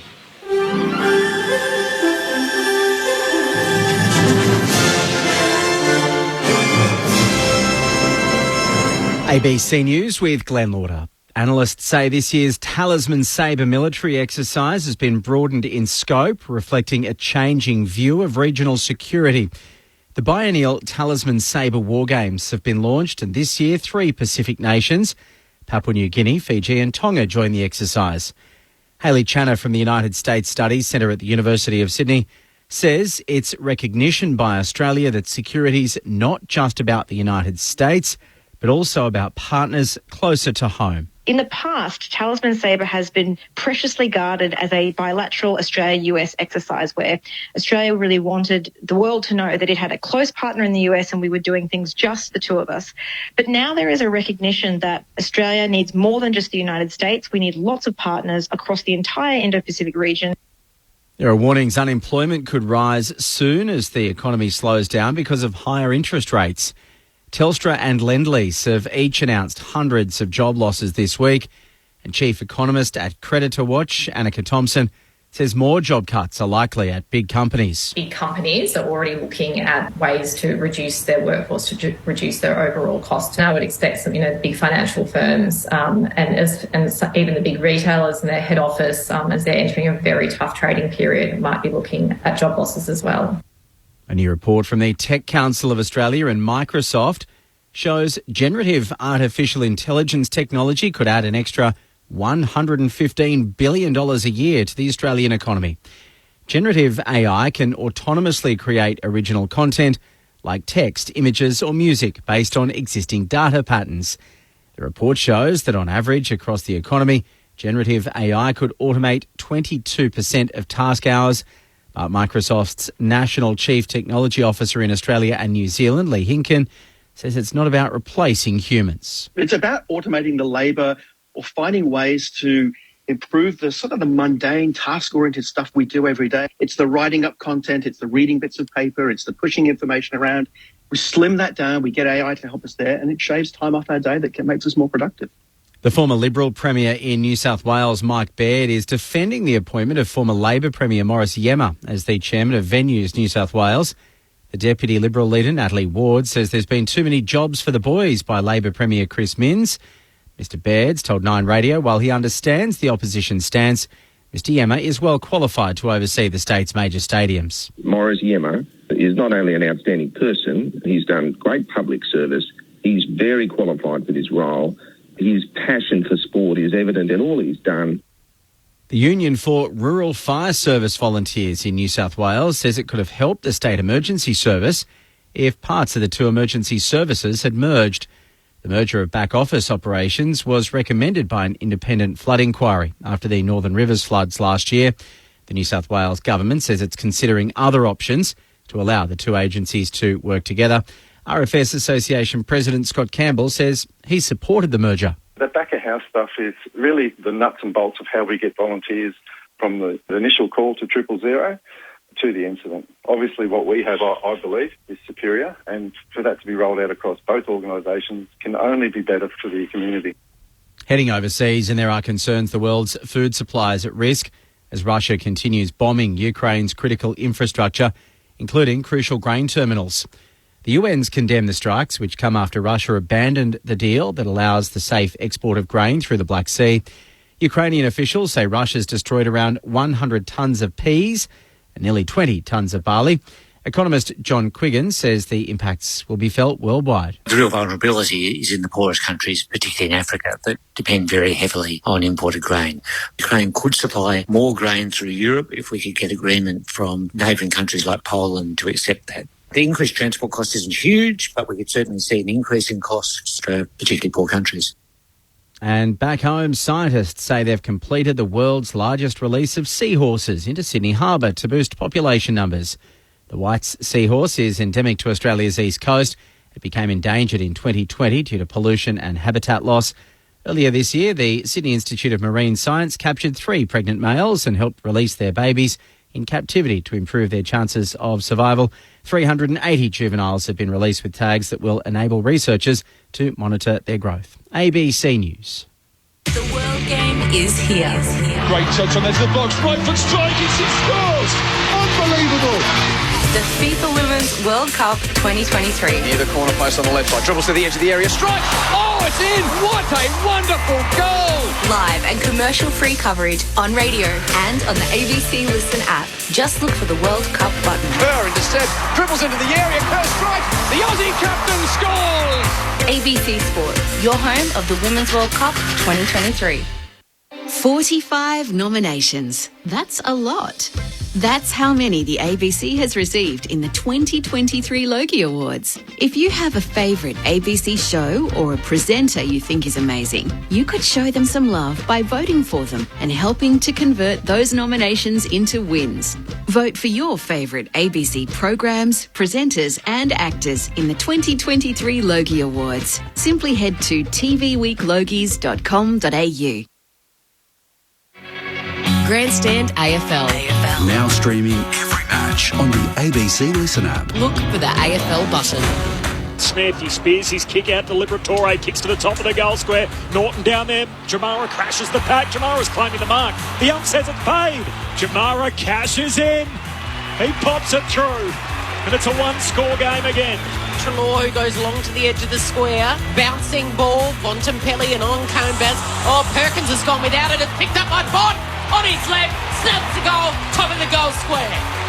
And they hit the front for the very first time in this contest. Norton harasses him, wins the footy. 70 out, half forward. Kicks it deep. Jamara's down there. Ugelhagen. Not paid. Waitman front and centre. That's his bread and butter. Hooks it through for the goal. Daniel delivers almost to the top of the goal square. Waiting at the back. Here's a chance for West. West pounces. And that's 5 out of the last 6 goals to the Bulldogs. Hand pass to half forward to West. Oh, shocking kick. Slides off the boot. McRae cleans it up. Hands it back to Jamara. Second goes a good one. Kicks it truly and it bounces through for his second. That Merritt could make it a 14-point ball game at half time. 10 seconds before the siren sounds. Distance shouldn't be a problem. Accuracy's not. He celebrates it before it crosses the goal line. A much-needed goal for Essendon. The 2023 AFL season. On radio, ABC Sport Digital. and now streaming on the ABC Listen app. Sounds there from the second term. The Western Bulldogs by 14 points. They kicked 6 goals to 2 in that second quarter. After trailing by 11 points at quarter time, they now lead it by 14 at the half. Corbin Middlemass, Kelly Underwood calling the footy, Tim Hodges on the boundary, our grandstand AFL experts Cameron Ling and Mick Moldhouse. Off the SMS, 0437 774 774. Stringer should be playing VFL. That's what the Dons get for not turning up last week. Now they think they can flip the switch. I don't think so. I'm off to watch the cricket. The Dogs by 10 goals. So that's an unnamed texter from Jazz in Kingston. Friday night footy always rocks with the A-team's mellifluous call. Also musing we should be grateful that unlike marvellous Marvel Stadium, good old Trafford hasn't got a roof. And from Bill, don't man up, just guard space. And then when your man takes a mark, then you go and stand the mark. It's modern footy. Is the SMS that's rolling in on 0437 774 774. Now the Matildas sit on top of Group B at the World Cup after Canada and Nigeria played out a goalless draw at Melbourne's Rectangular Stadium today. The result means that the Matildas are the only team to secure maximum points in their first Group B outing after a 1-0 win over Ireland last night. Now in the other games, Switzerland opened their World Cup campaign with a 2-0 win over the Philippines. The result puts them level on points with co-host New Zealand at the top of Group A. And in Wellington, Spain has beaten Costa Rica 3-0 to kickstart their campaign. And the cold figure Adam Jones tells me that Spain is his title pick to take out the whole thing. At the Women's World Cup, the Team USA, who of course the two-time defending champions, they are in action tomorrow morning across the ditch over in New Zealand. If you want to follow along, there's a game a day through the ABC Listen app. Look out for the green and gold World Cup button. It's the Bulldogs by 14 points here at halftime. Tim Hodges is on the boundary. Hodgie, the real drama in that quarter, though, happened on the bench with the missing exercise bike that the Bombers hadn't rolled out. Can you update us on what the latest is with the Bombers bench? Hi, Corbin. So it was Matt Guelphy who came off with a corky. It was up really high near the buttock, so he was struggling. He had it strapped, and then they were just going to put him on the spin bike just to keep it moving, keep it warm. They just saw the spin bike that was sitting right beside me, actually, where I'm down here on the bench, and he was about to hop on it until the Bulldogs realised, and they said, no, you're not allowed to go anywhere near it, get your own. So that's when the Bombers staff realised that theirs wasn't there, and they were trying to work out where it was. So about 5 minutes it took them to get the spin bike, and by then Matt Guelphy was back on the ground in some degree of pain, mind you. So for a period, there were the two bikes sitting by the bench. One of those bikes the Essendon bike went down to the room, so I expect Matt Guelphy would have spent much of the half-time break on the spin bike, just keeping that corky nice and warm. But the bitchiness was staggering, and like I said, there was swear words. They were yelling at each other and barking and sort of rolling their eyes, thinking, "You're not letting us on this spin bike, are you?" So, Jimmy, yes, Mick. Would you lend your pen to an opposition paper? I probably would. But you're needing it though. Let's say there's an article you have to write. No, maybe I wouldn't. You're right. If there's an article right now, there's a game on, and you need your pen or you need your bike, you're going to just say, "No, look, I'll tell you what, we'll take our player off as well." Did someone go sit on the exercise bike, or it just remained vacant? No, the Bombers actually grabbed it and started to move it over to their side, and that's when the Bulldogs interchange steward just grabbed it back, and it was on. And I thought that it was going to get physical there for a while. So, look, it was a great sideshow to watch, and there wasn't much action, to be perfectly honest, down here on the bench. So it was clearly the high point of the first half down here for a boundary rider. So they're obviously not venue provided. They are club-issued bikes. And someone's obviously been following along with the tour. It's in the back of their car. They're just having a virtual cycle along while they're watching the tour late at night, and they didn't realise they hadn't got it out and put it on the bench. But good to see the Bombers have their exercise bike up and running. Their team was a little slow themselves in that second term. The Bombers outscored 6-2. The cricket, of course, if you want to follow along, you can do so through the ABC Listen app. So just look out for the red cricket ball. Mick's given up on the cricket. Day 3, 4th test in Manchester. We'll check the weather again. But it is still happening, I can assure you. So you can follow along with England well ahead in the game. England currently 5 down with a lead of 140. So Brooke and Bairstow at the crease. Cummins has the only wicket of the morning, removing Stokes chopped on. What do we got on the forecast, Mick? So it's in Manchester. There is a high percentage chance of rain as the day progresses. No rain here, Corbin. We're under the closed roof. The flashing lights are up. So Saturday, all rain. Isn't it? Look, that's my prayers answer. Just got to get through to Saturday into day 4. Final second half of Potters. Kelly Underwood on Grandstand AFL. The Bulldogs by 14. And it's Phillips and English to renew their tussle. Perfect bounce. English rises high, gets it down to Liberatore, hands to Bontempelli.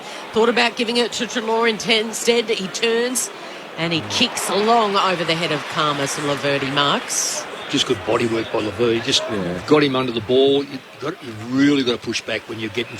When a player's caught behind you, just put your leg back and just work him backwards. Offloads the handball to Jordan Ridley, who gave it to Durham, and now they've worked it to the City wing. Underground handball was good by Guelphy. Perkins involved. Handball's back to Guelphy, gets around Treloar and then delivers right on the arc. And taking the mark is Caldwell. Plays on, goes around the man on the mark. To right, got a hand of it, top of the goal square. Nick Cox is there in hot pursuit. Baker's got his head over the footy. Hurried kick out of there, and it lands in the lap of Bailey Smith. He was in the right place at the right time. He kept running, kicks to the wing, right in front of the interchange gates. Waitman goes to ground. Couldn't keep his balance, and he's got Kelly for company, and it's trickles over right in front of Snelling, where he's getting some work done on the bench. Can I go all the way back to the centre bounce, Mick? Marcus Bontempelli could have given an extra handball to Treloar. Yeah, he should have. I think it was good. Chose against it and actually went back straight and kicked it into his forward line. No, it didn't work out. Treloar would have gone backwards. I like the no overuse. Boundary throw in. Phillips wins the hit out. Treloar hand pass to Baker's knocked out of play. So a throw in a little forward to a little closer to the Essendon goals. I'm all for one handball, get someone out. Maybe two handballs out. Sorry, Treloar to me was probably in a position where he could have kicked it, but blood rule. Tim Hodges on the boundary. Yeah, the Adam Treloar, he's copped a nick right above the left ear. It's a nasty one. It's actually on the top of the ear, so that's bleeding really badly. That might need a couple of stitches. And just watching, there's a lot of dew has rolled in at half-time, so it will be slippery out there in this second half. Thanks, Hodgie. Phillips from the boundary throw-in wins the hit out in front of Parrish, trying to trap it. Clever paddles it to Caldwell. He's hit front on by Latham Vanderbeer. Ump says play on. Got to pay that. Ball comes out the Dogs' way. Here's Bontempelli. Got it from McRae. Kicks in the middle of the ground. Hand on it from Smith. No mark. McGrath for the Bombers. Hand pass to Redmond. Left it behind. Smith's onto it. Unguarded goal square. Kicks across the half-forward line. Ugle-Hagan collects. Tackled. Zerk Thatcher's got him holding the ball. Trying to get back onto his preferred side. 14-point lead for the Bulldogs. 2.5 gone, third term. Well, there's a couple of things he can't do. One is chase, and two is when someone grabs him, he cannot, at this stage, with his body strength, get out of a tackle, because he's been, week in, week out, I see this happen to him. So they retreat, and then they go the switch. Caldwell now up against Liberatore, right in front of the benches. Liber with a tackle. Umpire says it'll be a ball up right in front of Hodgie. Kel, just an update on Adam Treloar. It's almost sliced the top of his ear. That's going to be a really difficult one to stop bleeding. They've taken him down to the rooms with the doctor. It's got a bit of chopper read about it. I was just thinking that. Straight out of the movie. I hope there wasn't any teeth involved in this one. Is there any reason why we have the blood rule anymore? Or why are we the last organisation to bring players off as a blood rule? I think if you were at the CEO's meeting, you would have had this one on the agenda. I'd have 100 on them. Yeah. That's the trouble. I'll tell you what I'd have on the agenda. There's shallow boundary throw-ins here at Marvel over the last few weeks, at Docklands rather. I don't know if the ruckmen are just misreading it, but we've seen it so often. They start, Kel. They start. They almost start on the 50-metre line in the centre. Okay, now we got a ball up on the edge of the centre square, and McRae's involved. Had it, lost it. Now Daniel tackled by McGrath. Yeah, I'm going to jump on the umpire's side of that one, Kel. I reckon it's the ruckman. Is it? They are starting way too far back. Absolutely. And why wait for Lingy? Both ruckmen miss it as a boundary throw up on the edge of the centre square. It's a free kick to English in the ruck. So he's got it. He flares the kick wide to Baker, who's got a paddock right in front of those interchange gates, looking for Karmas, but floating across in front, taking the relieving defensive mark is Zerk Thatcher. So they do that well, listen. They do. He continues to get better with each season. Hails from Murray Bridge, about an hour's drive from Adelaide. Shaky start to his career, but he's really improved. It's Chad Wingard country as well, isn't it? Two-time All-Australian. Murray Bridge. As Redmond gives it to McGrath, goes back to Redmond, half-back for the Bombers, so now they're in a fast play. Sweeping hand pass all the way back to Zerk Thatcher. He goes short, finds Ridley, top of the defensive goal square. Waitman slips over, and so they're out down the city side. Kelly takes the mark, plays on, short kick, hits up Sammy Durham. Defensive side of the wing. Rolls and goes straight away. Has a bounce immediately for some reason. Hand pass away to Kelly. Tackled by Liberatore. Ball held in. Ump says I'll have it. Well read by Tom Liberatore. Oh, beautifully. Stayed with the receiver rather than getting sucked to the ball carrier and just cut that one off nicely. Another tactical sub made. Hind for the Bombers. Bailey Williams for the Dogs. Ball up on the wing. Phillips. Great ruck craft. Straight down to Parrish. Hand pass to Martin. Kicks into the pocket. Stringers out the back. The ball beats him over the boundary line. And a throw in next to the behind post. Deep forward for Essendon. 5 minutes into the third. Bulldogs by 14. No score in this third quarter as yet, which is 5.5 minutes old. So look at the ruck here. They're miles off it. Eventually they run in. Phillips gets his hand to it. Fighting hard is Parrish. They're worried about getting caught underneath under the ball. And having the other person come from behind and just get them under the ball. So they both start a mile back. Now a ball up. Phillips just thumps it to the top of the goal square under the pump here. The Bulldogs defence. Gardner runs onto it. Off to Daniel by hand, who then kicks into space. Oh, two Bombers, friendly fire. And the Bombers player's gone down. I think it's Nick Cox behind play. Meanwhile, Bailey Smith has got it. Dashing across the wing on the dock side. He's had 3 bounces. He closes to 60 out. Oh, he's kicked straight to the opposition. Karmas was on the lead. That's where he was trying to go. But Zerk Thatcher easily chops that off. And another intercept mark for the Bombers defenders. Well, he had a chance for another 10. When you bounce the football, you should never give the ball up. Well, that's my theory on bouncing it. You just do not give the football away, and he probably kicked the ball before he had another bounce in him. Nick Cox up behind play, which is good news after a bit of a friendly fire collision, although he's going to stay on here. Bombers in possession in their defensive 50. Zerk Thatcher short to Heppel. First game since May last year for Nick Cox at AFL level, round 7 against the Bulldogs. By the way, the last time these two teams met, returns tonight against the same opponent. Short to Snelling, short to Parrish. It's gone slow. Yeah, not a lot happening for the Bombers at the moment. Parrish goes along with a contest, kick to centre half forward. They're all in the pack. Bruce spoils. Straight down to Hobbs. They took too long. Liberatore got him, holding the ball. And wins it for the Bulldogs at centre half back. And the powerhouse Ben Hobbs, hasn't been his night tonight. He's had a tremendous couple of months. As Liberatore gets it off to the Bont through the middle of the ground, kicks to centre half forward off his non-preferred, and Ridley takes the intercept mark. Oh, hang on. It come off his hand. That said come off Norton's? Yeah, Norton's hand for certain. Touched on the way through, and so Ridley trying to claim the mark, and the ump says, I'll have it. And the ball up centre half forward for the Dogs. Essendon fans aren't happy. Free kick now to the Bulldogs for a ruck infringement. And English was taken high in all of that, and so the Essendon fans will hate this. It's a Bombers home game. Back-to-back breaks for the Bulldogs. English into the pocket. Ugle-Hagan runs into Laverty. And there's the Bronx cheer. A free kick for the Bombers in the back pocket. Laverty to take it. 14-point lead for the Dogs. 8 gone. Third term. Tim Hodges on the boundary. Adam Treloar back from the rooms, guys, with that ear injury. It's been repaired. He's back on the ground. Well, you don't run on your ear, Timmy, so he'll be right. So thank you, Mick. Oh, don't you give me the giggles. It's the Dogs by 14 points. Essendon in possession. Gee, they've been slow with it. Aren't At they least slow Darcy and Parish steady? wants to go quick now. That's the move. And he They're going does. to go fast from here. Switches it straight across the ground to Laverty. Redmond kept running. He wedges the kick. Plenty of air in it. Over the top. Draws the defender back to Laverty. Oh, it's high risk. Cox has got it now, and he's caught by Treloar. Brings him down. Treloar's happy to let him know about it. It'll come back a free kick to Adam Treloar. Well, I'm pointing to Lingy, to Ugle-Hagan. He is as lazy as sin, honestly. Tell us what you really think, Mick. No, that'll stop. Oh, just joking. Okay. We get it. Richards looking for English. Dirk Thatcher again. Spoils it down. Merritt's there. Handballs to McGrath. Now to centre half forward. Here's a little bit of movement. Stringer caught at the back. Hasn't been sighted tonight. Bruce flies through. Picking it up is Richards. Gives it back to Keith. And now Bruce from a standing start delivers out to Dale. Great kick. Well-weighted mark. In front of Cox, he marks. So Bailey Dale, again, these defensive intercepts from the Bombers. He was trying to find Waitman at half forward.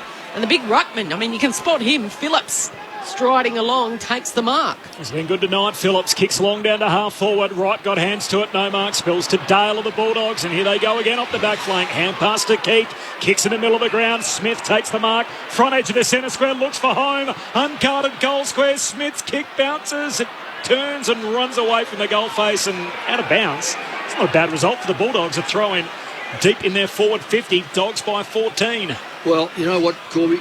That's a good call because every time they've kicked it in there so far, Essendon have intercepted. So nothing there. Now they can have a boundary throw and see if they can manufacture something from a ground or a non-kicked inside there. 10.5 minutes, haven't had a single score in the quarter so far. Phillips palms it down again, straight to Durham. Kicks out of a defensive 50. Keith trying to chop it off on the wing. Can't complete the mark for the Bulldogs. Hand pass to Richards, but in reverse. Goes back forward again as he pokes his pass beautifully through to Duray. Between wing and half forward. Long kick inside 50. Need a pack mark. Norton out the back, hangs onto it. Jamara climbed the ladder, but standing at the back of about 5 or 6 was Norton. And with Velcro for hands, he hangs onto it. They just got a good run on it, Norton. Ridley tried to do the right thing to keep him out, but he got past him. Might have come through a couple of little hands there on the way through, but they're always paid, those ones. Norton to finish off his work. Misses. Gee, it's the only knock on his game. He's finishing in front. He slides that kick out to the right and behind. Bulldogs by 15 points, 11.5 minutes into the third term. That is our first score in the quarter. High stakes as well tonight, Cal, of course. The winner could be as high as 5th at the end of the weekend. The loser as low as 12th. Well, we came here thinking speedy and exciting and lots of goals. We've seen the complete opposite. How many disposals has Essendon had this quarter? They have had 54 Yeah, to they 35. are just kick mark, slow, lots and lots of touches. 3 inside 50s for 54 disposals. Doing nothing with it. Ball's worked its way up to the broadcast wing. Carmus's kick was smothered by Martin, then a hurried kick by Snelling. Little shove in the back there, wasn't seen by Stringer. Play on, Stringer tries to get a handball away, but it's all Bulldogs in the defensive 50. Oh, Richards, he's gone. He tried to step around one and then another, and as he let go of the ball, his foot did not make any connection, and he's been pinged for holding, and Wright will take the free kick directly in front within range. Yeah, he knew as soon as he didn't connect that he was gone. You know, it's one of those kicks that you just have to get as much distance as you can, and that's why I've said about Port Adelaide, their back six can go 55 metres nearly every kick, and that's what's helped them this year. So the best and fairest, he kicked the first one, the opener here tonight at this end, and he's got the opener in the third term. Wright has 3, and they close to within 9. 6-3-39. Luke Beveridge's men 7-6-48 after nearly halfway through this third term. It's been remarkable, isn't it? Not one goal, one. So we've got them both from Essendon. I don't think the Dogs have scored a point, sorry. But it's quite remarkable, really. Well, Essendon have got back to intercept marking the ball. Their defenders like the first quarter, but different to the first quarter. They've then just gone sideways, lateral, backwards, slow. That was the one time where they actually gave a little bit of a mongrel kick quick inside their forward 50 and put the Dogs defenders under a little bit of pressure. All of a sudden, just 9 points in it as Bryant, favoured by the bounce, wins the hit out down to Caldwell. Great tackle. Bailey Smith hung on to Caldwell, never let him go. Couldn't get a kick away, and Smith again rewarded. Ferocious tackling tonight, and again wins possession back for the Bulldogs. Bailey Smith, he's running by here looking for a hand pass as he chips it short to Treloar. Treloar goes long himself, hands on it from Scott, no mark, slips through to McGrath, hot hand pass to Ridley, Bombers in the back pocket. Handball away to Durham, works it up to half back to Martin, along the boundary line, it kicks out in front of Perkins, leaping up Smith, front on contact, free kick Essendon. And the home crowd feel like they haven't had too many of those tonight. It's funny, isn't it? The dissent rule's just gone out the window. I mean, Bailey Smith didn't swear at the umpire then, but he was quite demonstrative in the way he was arguing it. That's fine. That rule's been forgotten about. Perkins long down the wing, no mark for Richards, spills to Perkins, hand pass away towards Hobbs, to Caldwell, hand pass reaches Stringer, centering kick back inboard, West got a hand on it, runs straight into Kelly, does well to bounce off the would-be tackler, feeds it back to Gardner, tumbles a kick out of the defensive 50 for the Dogs. Here's a chance though for Merritt, handballs back to Heppel, so the captain combines with the former captain, and then he looks further down the field, and that's where Martin marks too far out to score. He's looking for Wright, who's threatening. He launches, he jumps, he can't quite hold on to it. Under the pump, Liberatore sprays it, but it might just land in. Kelly flew, spoil was from Bailey Dale, and a boundary throw in right on 50. Essendon pressing and pressing. I'm amazed at how many times there's so many pushes in the back of those little packs just to keep the player from doing anything. It's quite amazing that the umpires are allowing it. Because given we've got 4 umpires, they get supposed to see everything. So Norton comes off, English comes on, and Carmus is in the ruck here with Bryan. Bryan got both hands to it, to Cox, but his handball stolen by the Bulldogs. Here's Poulter under the pump, across half back. Oh, that was quick hands by McRae. Back to Poulter. He goes a high ball. English is there, couldn't quite get there in time. Reaches up, can't control it. Poulter set upon. Couple of Bombers wrap him up. Nick Cox is one of them. It'll be a ball up right in front of the Bulldogs bench, where Bontempelli's looking to get back out there. Bulldogs by 9 points. Nick Bryan in front, palms it down, pack forms at his feet. Liberatore locked up by Ben Hobbs. Bailey Smith with the 6 tackles tonight. So he said the form's not quite there. He's had more tackles than any other Bulldog. He's done the grunt work tonight as English palms it down. Parrish got a hand pass away as he's been tackled, but a turnover. McRae gives it to Dale. Long kick down the dockside wing. Carmus in the pack, forced to spoil. Here's Smith at the drop. Hooks a kick down to half forward for the Dogs. Straight to Redmond. Intercept mark for the Bombers at half-back. 9 points. A lead for the Bulldogs. They led by as many as 20 deep into time on in the second term.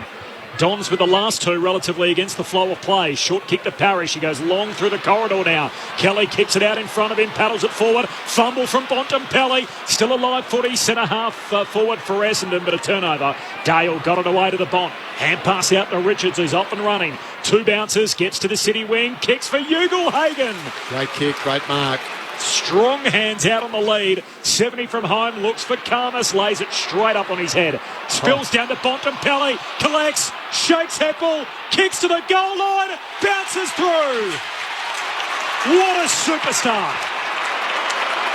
Marcus Bontempelli hit it at speed, hooked it goalward, and Bailey Smith running into the unguarded goal square just threw his hands out to admire it.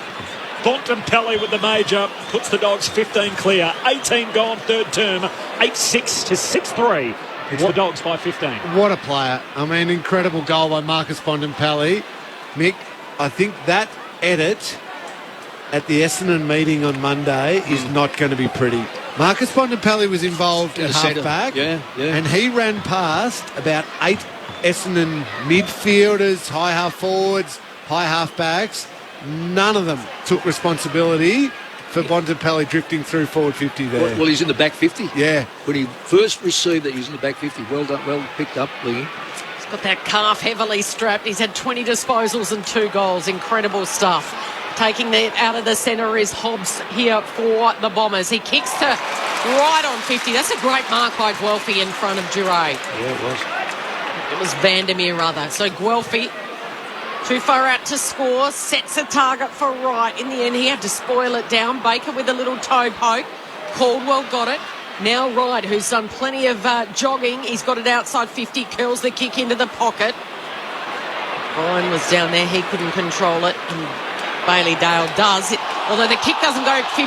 Keith's in a pickle. Baker comes in and helps him out.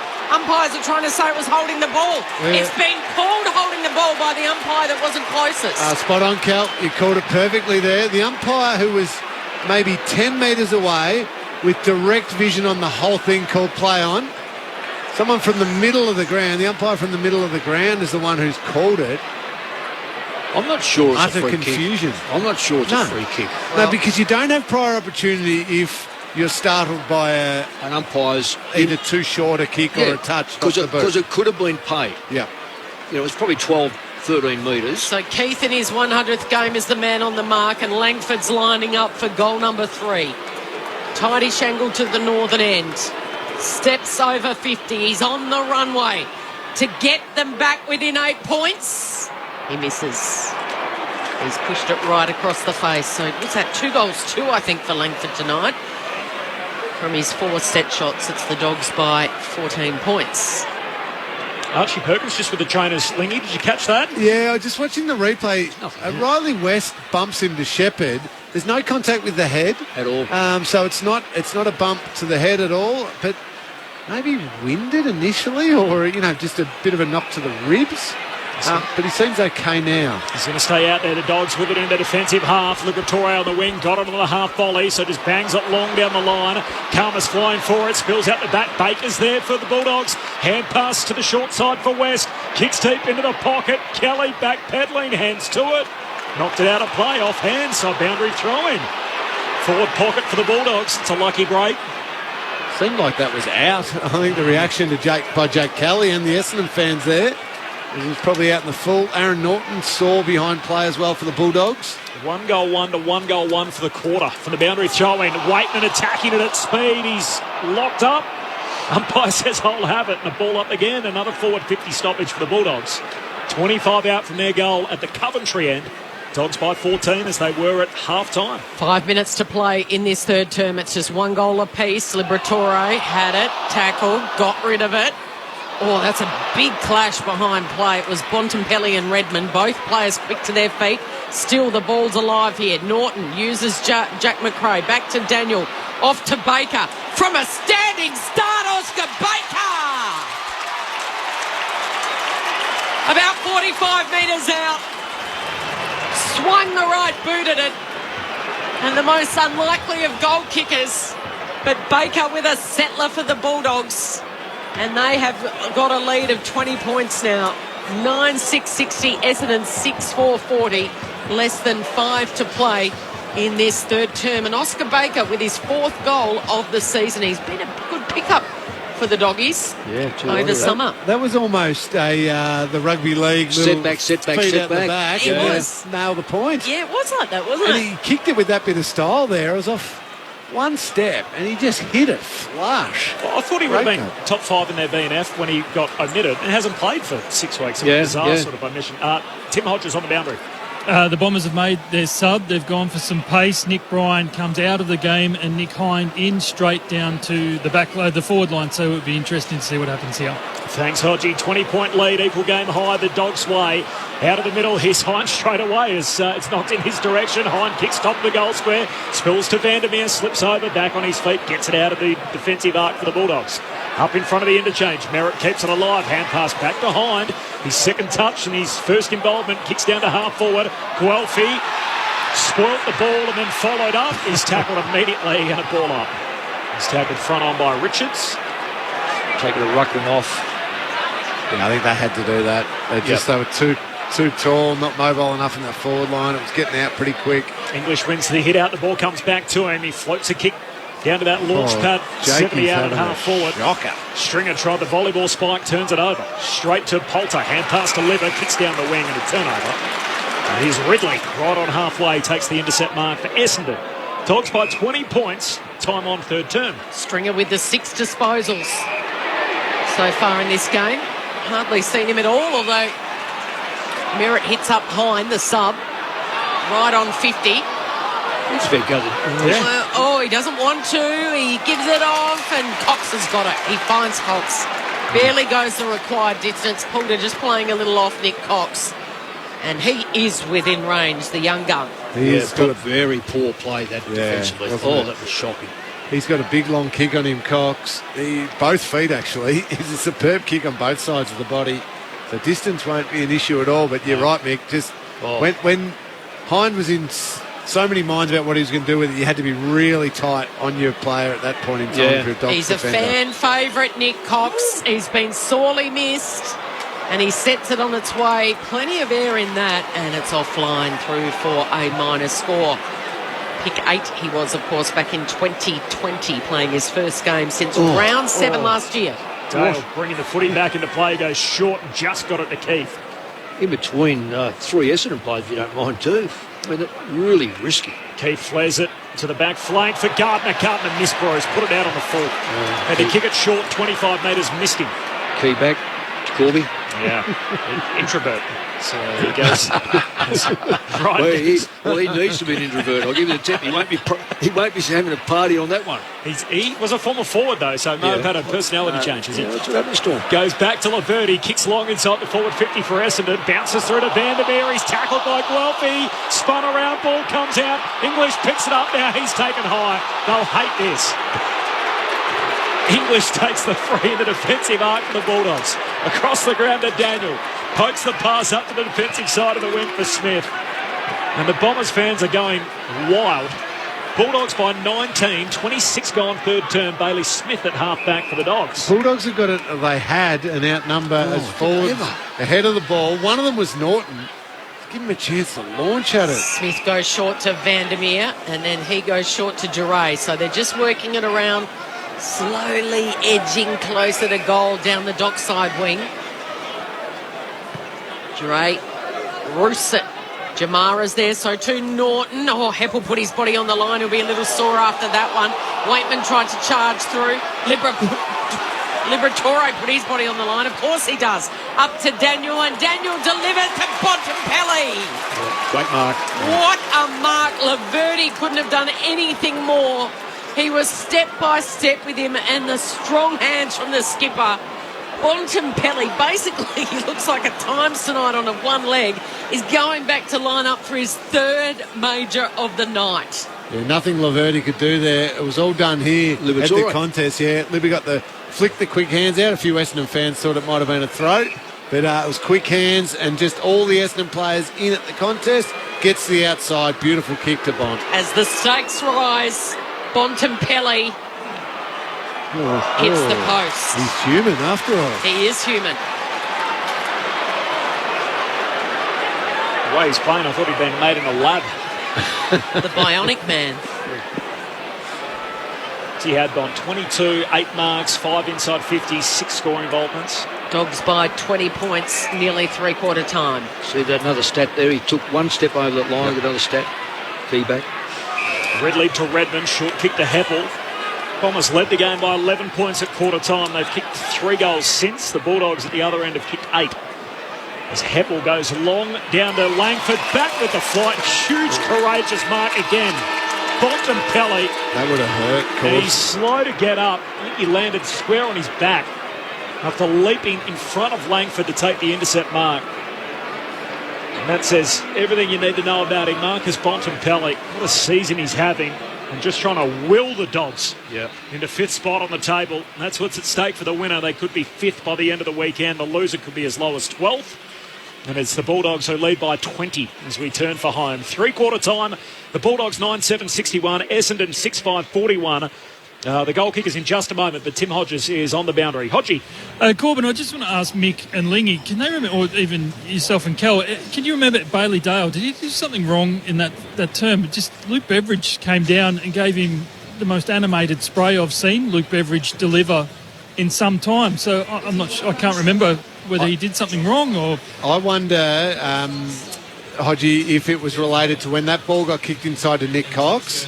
It was Poulter who stood the mark, but I reckon he was Dale's responsibility. Certainly. On the screen in our box up here, Luke Beveridge went nuts in the box when Nick Cox took that mark. So I reckon it's related to that. Well, Bailey Dale copped the full fury of Luke Beveridge, whether it was minutes later, but he was still angry enough. And Dale just sort of wandered out to the three-quarter time huddle. You could see he was almost sheepish that just the spray he copped from the coach. So, yeah. So Timmy, it may not be the spray he copped. It may be the fact that he knows that the way he played that role of just letting someone else do the work for him. And unfortunately with the Dogs, there's 2 or 3 that allow other players to have to do the hard work. He is definitely one this year. Last year he was okay. This year he has taken a lot of liberties. Did he make the All-Australian squad? He may have made the squad. I don't know if he made the side. I think he made the side 2 years ago, Bailey. Right. And he has gone right off the boil there because he's forgotten the fundamentals of backline play. You must beat your man, and I reckon Beveridge has got him on that. Yeah, he was All-Australian back in 2021. So last week it was the whiteboard. This week it's Bailey Dale. Luke Beveridge, he's on the ballpark. Yeah, well, he's waxing his stomach very soft, so at the moment that won't hurt his hand. Might be fighting with one hand tied behind his back with a broken hand. He'll have to go alone with... what hand did he break in the hand? Was it left hand or right hand? It was his right hand. You normally... Yeah, that's his power punch, isn't it? He wasn't jumping. You normally. Bulldogs by 20 points, three-quarter time. The goal kickers, 2 for Ugelhagen, 2 for Bontempelli, and 1 each Waitman, Baker, West, Scott and Norton. While for the Bombers, Wright's got 3, 2 for Langford, 1 for Merritt. I count only 3 goal kickers for the Bombers. The thoughts of Cameron Lang and Mick Oldhouse in just a moment on ABC Radio, Sport Digital and through the Listen app. This is Grandstand, AFL. A young woman stands in a recording booth speaking into a microphone. She's an audio describer. And she's here to tell you that audio description is now available on hundreds of shows on ABC iView, which is great news for more than 500,000 Australians who are blind or have low vision, or anyone who has trouble following the plot. The audio describer is pointing to herself. Audio description on ABC iView. Sounds like ABC. Grandstand AFL. Now streaming every match on the ABC Listen app. Look for the AFL button. 10.5 minutes, haven't had a single score in the quarter so far. Wright will take the free kick directly in front within range. So the best and fairest, he kicked the first one, the opener here tonight at this end, and he's got the opener in the third term. Wright has 3 and they close to within 9. 2 bounces, gets to the city wing, kicks for Ugelhagen. 70 from home, looks for Karmas, lays it straight up on his head. Spills down to Bontempelli, collects, shakes Heppel, kicks to the goal line, bounces through. What a superstar. Still the ball's alive here. Norton uses Jack McRae, back to Daniel, off to Baker. From a standing start, Oscar Baker! About 45 metres out, Swung the right boot at it. And Baker with a settler for the Bulldogs. The 2023 AFL season. On radio ABC Sport Digital. and now streaming on the ABC Listen app. Sounds there from the third quarter. Bulldogs by 20 points, 9-7 over Essendon, 6-5. More wickets in the cricket, so 7 down now. England, I don't know if that's good news or bad news for Australia, with the forecast okay for today and bad for the weekend. England 7 down, a lead of 169 as it sits at the moment. So just approaching lunch on the third day of the fourth test. You can listen through the ABC Listen app. Look out for the red cricket ball. Josh Hazlewood was just on a hat-trick. Nearly got it. Just beat the outside edge. And went through to Alex Carey, but no hat-trick for Josh. Your thoughts, Lingy, on what's happening here through three quarters? Dogs by 20. I mean, I was pretty critical throughout that quarter, so it was very clear what I thought about the way Essendon were playing, the style that they were playing with. Lots of intercept marks, and their defence is doing a reasonable job. Ridley and I think Zerk Thatcher's playing really well. Laverty's trying his hardest down there, so I commend them on their ability to intercept the ball, Mick.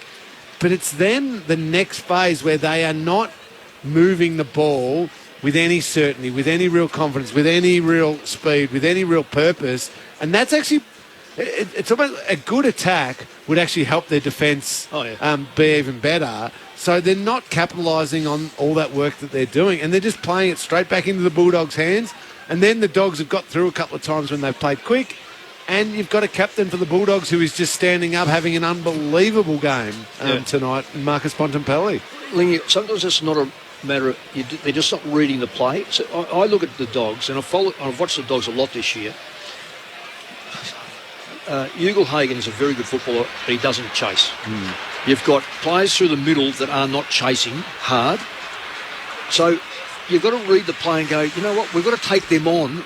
Smith has had a lot of football, but he's a tackling machine, as is Liberatore. Daniels will try to get to you.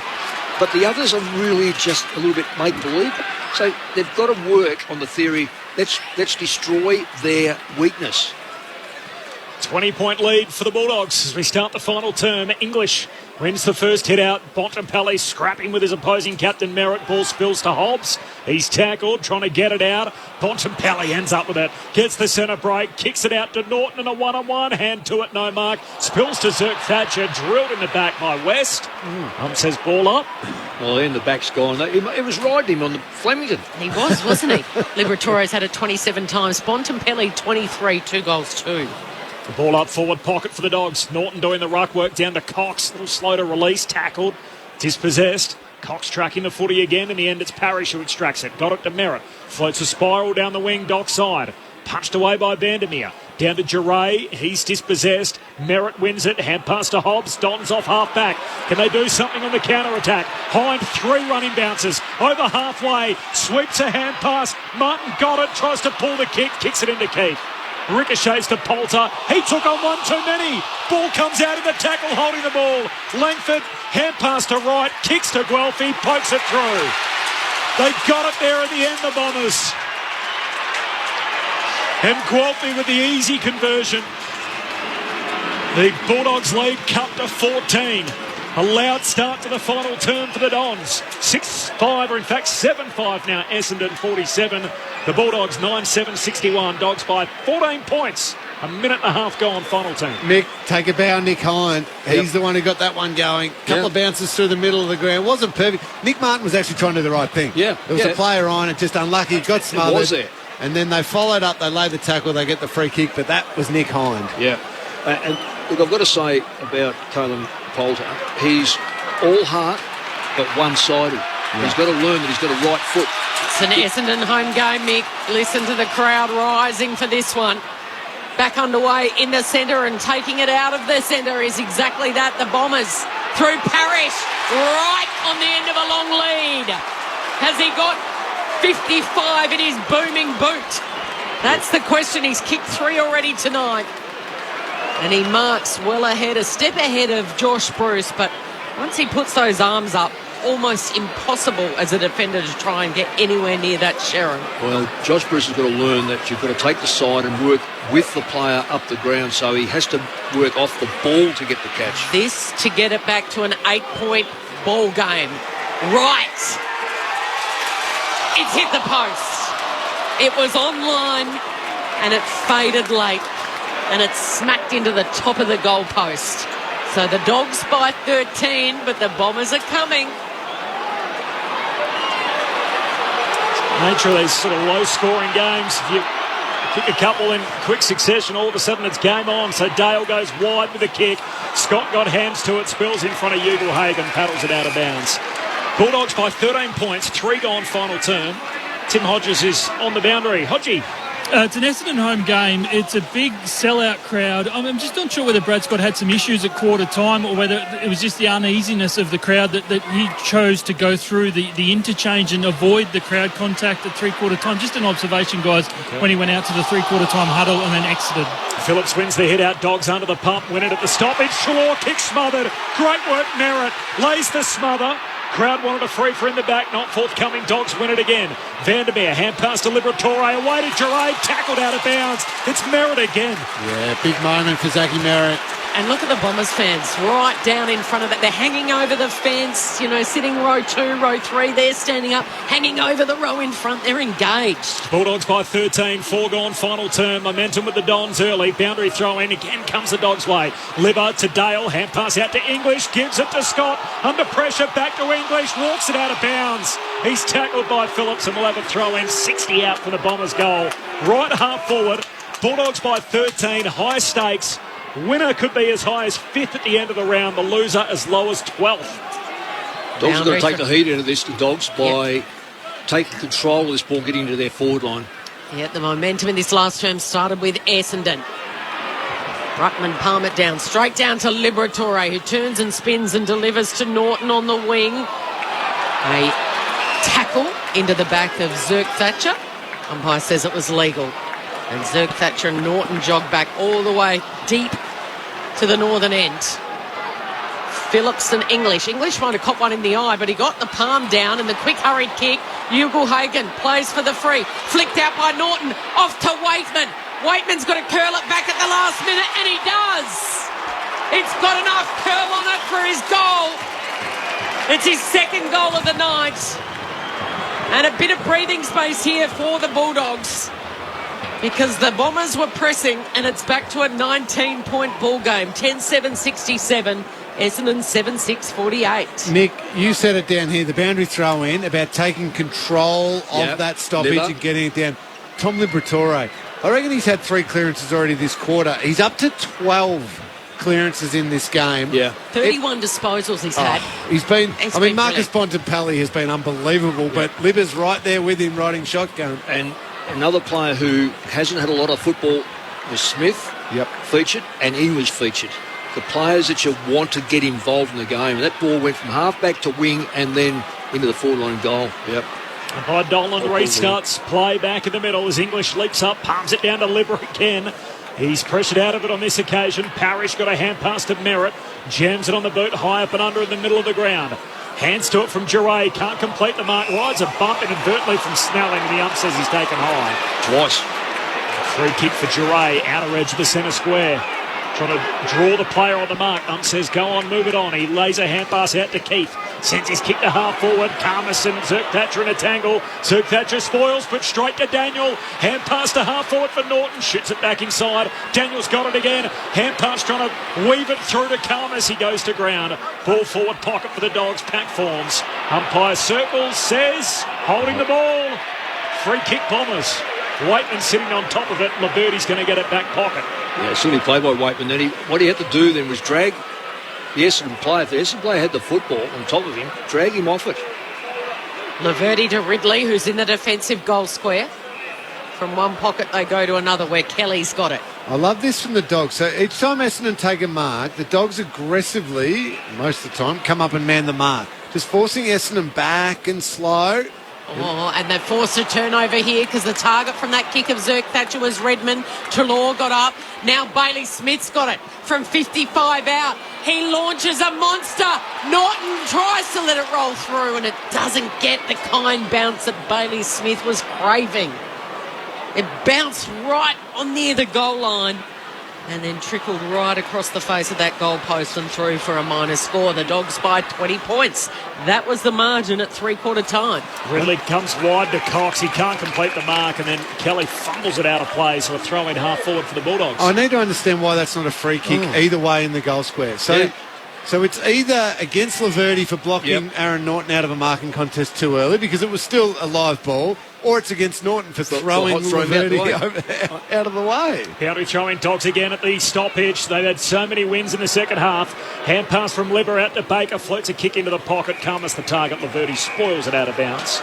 They've taken the crowd completely out of this. It's one of these Dockland sellouts where there's gaps in the crowd and can't get in the car park, but it's not really a sold-out crowd. Dogs by 20, 8 gone, final turn. Young Baker's done a really good job on the one-on-ones too. English with a leap. Brings it to ground, and that's a free against Bontempelli. Cool. Go to Merritt. The two captains going toe-to-toe. You know, it's only the Matildas who get the full sell out here. Yeah, that's right. A true proper 50,000. Merritt went to the former skipper in Heppel. And he's got the switch going. Needed to be precise. Put Zerk-Thatcher under the pump. Great second effort. The little give to Ridley. Ridley's hurt himself on that kick. I reckon he's injured his quad. That might be a quad strain for Jordan Ridley. Yeah, we'll get Tim Hodges to keep an eye on it, but Kelly's got the ball. Essendon still in possession. That's huge for the Bombers. Good call, Kelly. I think he's got it. It is, isn't it? Flicks it wide to Durham, and then Durham penetrating kick. English is there to dab it down. Only as far as Perkins. Perkins to Parrish under the pump. Gardner drops the slips catch at the top of the goal square. Lurking at the back was his direct opponent, Langford. Did Gardner drag it back in? No. He didn't. So a ball up top of the goal square. Bombers pressing. Well, he did, Kel. Yeah. Okay, correct. They've played that all night. From the restart, Phillips wins the tap down to Gardner. He's crunched in the tackle. Ends up into the behind post. Umpire says, I'll have it. Watching the replay of Jordan Ridley was as soon as he kicked it, grabbed at that quad. Yeah. Up it goes. Right on the behind line. Phillips wins it down. Parrish tackled. Ball up again. Tim Hodges on the boundary. Oh, you take your cues on players. When Ridley was coming off, he tried to get into a jog and he just roared. Like, it was just painful. So, you know, that's a bad one. So he's gone straight to the rooms. Bontempelli, first touch at the stoppage, hands it away to Duray, kicks the centre-half back. Langford's got it, spun around him to tackle. Pack forms around him and the ump says, I'll have it. So more ball-ups, more stoppages, centre-half forward for the Bombers. Bulldogs by 20, 10 minutes into the final term. It's a game high. Gee, if that's a long-term one, and Sam Draper's still pretty bad, that is massive. Bad blow for the Bombers. Vandermeer with the kick away out wide. Ugle-Hagen tackling. Sorry, Corbs. Keppel on the ground. Cheer you up. That's Ugle-Hagen. That's a good tackle. That's the one they need him to do. 2-on-1, he had to bring that ball and stop that ball from moving. Phillips has put it straight down the throat of Treloar, who had a runner in Baker out wide. Baker goes down to half forward. Oh, Kelly should have just snackled that mark, but instead bobbled around and then went over the boundary line. So it'll be a boundary throw in half forward here for the Bulldogs. Lots of changes down there, Hodgie. Who's coming off, I wonder? Wow, he's been pretty effective. Yes, a bit of a surprise with that one. So boundary throw in, Bailey Smith takes it at, wheels around on the dockside wing. Kicks it long, looking for Hagen. The spoil was a good one from Zerk-Thatcher. Can they keep it in play, West? No, he can't. Back to Hodgie. Confirmation, Oscar Baker has been subbed out. Bailey Williams comes into the game. And Jordan Ridley has just got back from the rooms. He's not getting back on the ground. That looks like a really nasty right quad. They put a line through the Bombers. A boundary throw in. Phillips. Sorry again, Coach. Yeah. Phillips wins it down to Waitman. He's tackled and the ball up half forward for the Dogs. He had that knee injury against Adelaide a few weeks ago where he hyperextended his knee and then somehow got through that, played last week, and unfortunately he's in the wars a bit. He's done his quad. And What they missed the most is definitely the ruckman. I mean, he's dynamite. Draper out again tonight as the Bombers from the stoppage. A rare win, but the opposing number, Liberatore on Heppel, forces the turnover. Kick comes inside 50 and Ugle-Hagen marks centre-half forward, 40 out. What a night Liberatore's had. Oh, brilliant. I mean, it's just tough. This tackle, just magnificent smother. Just a hand in there, yeah. You don't get a touch for that. No, there'll be nothing. There won't even be a tackle on that, probably. Superb play. He needs to kick this. Jamari Ugle-Hagan from right in front. The left footer. Ugle-Hagan's kick is pure. New game high. Dogs lead swells to 26. 13 gone, final term. Ugle-Hagan kicks his third. He's up to 26 for the season. And the early momentum the Bombers had in this final term is well and truly gone. New game high, 26 at Dogs Way. Tim Hodges on the boundary. That's a full bag of ice that's going on Jordan Ridley's quad, and it's hard to look at the kid. He's just, he is heartbroken. He's been through a bit, hasn't he? But, I think he knows that that's quite a serious strain he's made to his quad, so the bag of ice is on it, and it's being strapped as we speak. He's had a great year. He's played all but one game so far this year. Best and fairest winner back in 2020, Jordan Ridley for the Bombers. Oscar Baker subbed out, 12 disposals and a goal. Yeah, he played pretty well. Yeah. Played pretty well. Maybe it's just like I don't know. Sometimes these blokes are a bit sorer than what you think. And Dogs are edging clear. Game high 26-point lead. 12 minutes in this contest, and the official crowd attendance 43,634. They're still hanging around. Most of them are Bombers fans. That's going to be holding the ball. It is. It'll be a Bulldogs free kick. Red hot on that. The moment you are at all off your feet and you bring the ball in, it's against you. Pinged. McRae rewarded. Hands it off to Richard in his 100th. Goes along looking for Norton. Bontempelli was there. Tried to tap it to his own advantage. Merritt took it. Good kick. It was a hurried kick and finds Martin, who swings it out wide. That's perfection. Wealthy marks at half-back on the Dock side. Sorry, Cal. Had a runner through the corridor to give a handball to. Instead, you're forced to just play in half a ground now. Yep. Kick to a one-on-one contest. It was Langford and Keith. Keith comes in with a little bit of help from Duray, who steps over the boundary line, though. And Essendon trying to close a gap that's probably a bit too far given the time remaining. You've got to go straight up the corridor with a bit of run from behind, handball received. You can't just go wide and safe. Karmas launches only as far as Cox. High ball, deep. The jump was from Stringer, and that sums up his night. He should have gobbled it up at the top of the goal square. Instead, it slid off the side of his hand. He's had 7 disposals, Jake Stringer, and no impact on this contest at all. In the blink of an eye, the Dogs have worked around the City side. Williams, long kick to Daniel, takes the mark, looks for Bontempelli, back into traffic again. Unbelievable. Turns and kicks his neat left footer to Ugle-Hagan, who marks 2 steps inside the 50. Wow, he has just burnt Riley West there. Jamari Ugle-Hagan, he must kick this goal.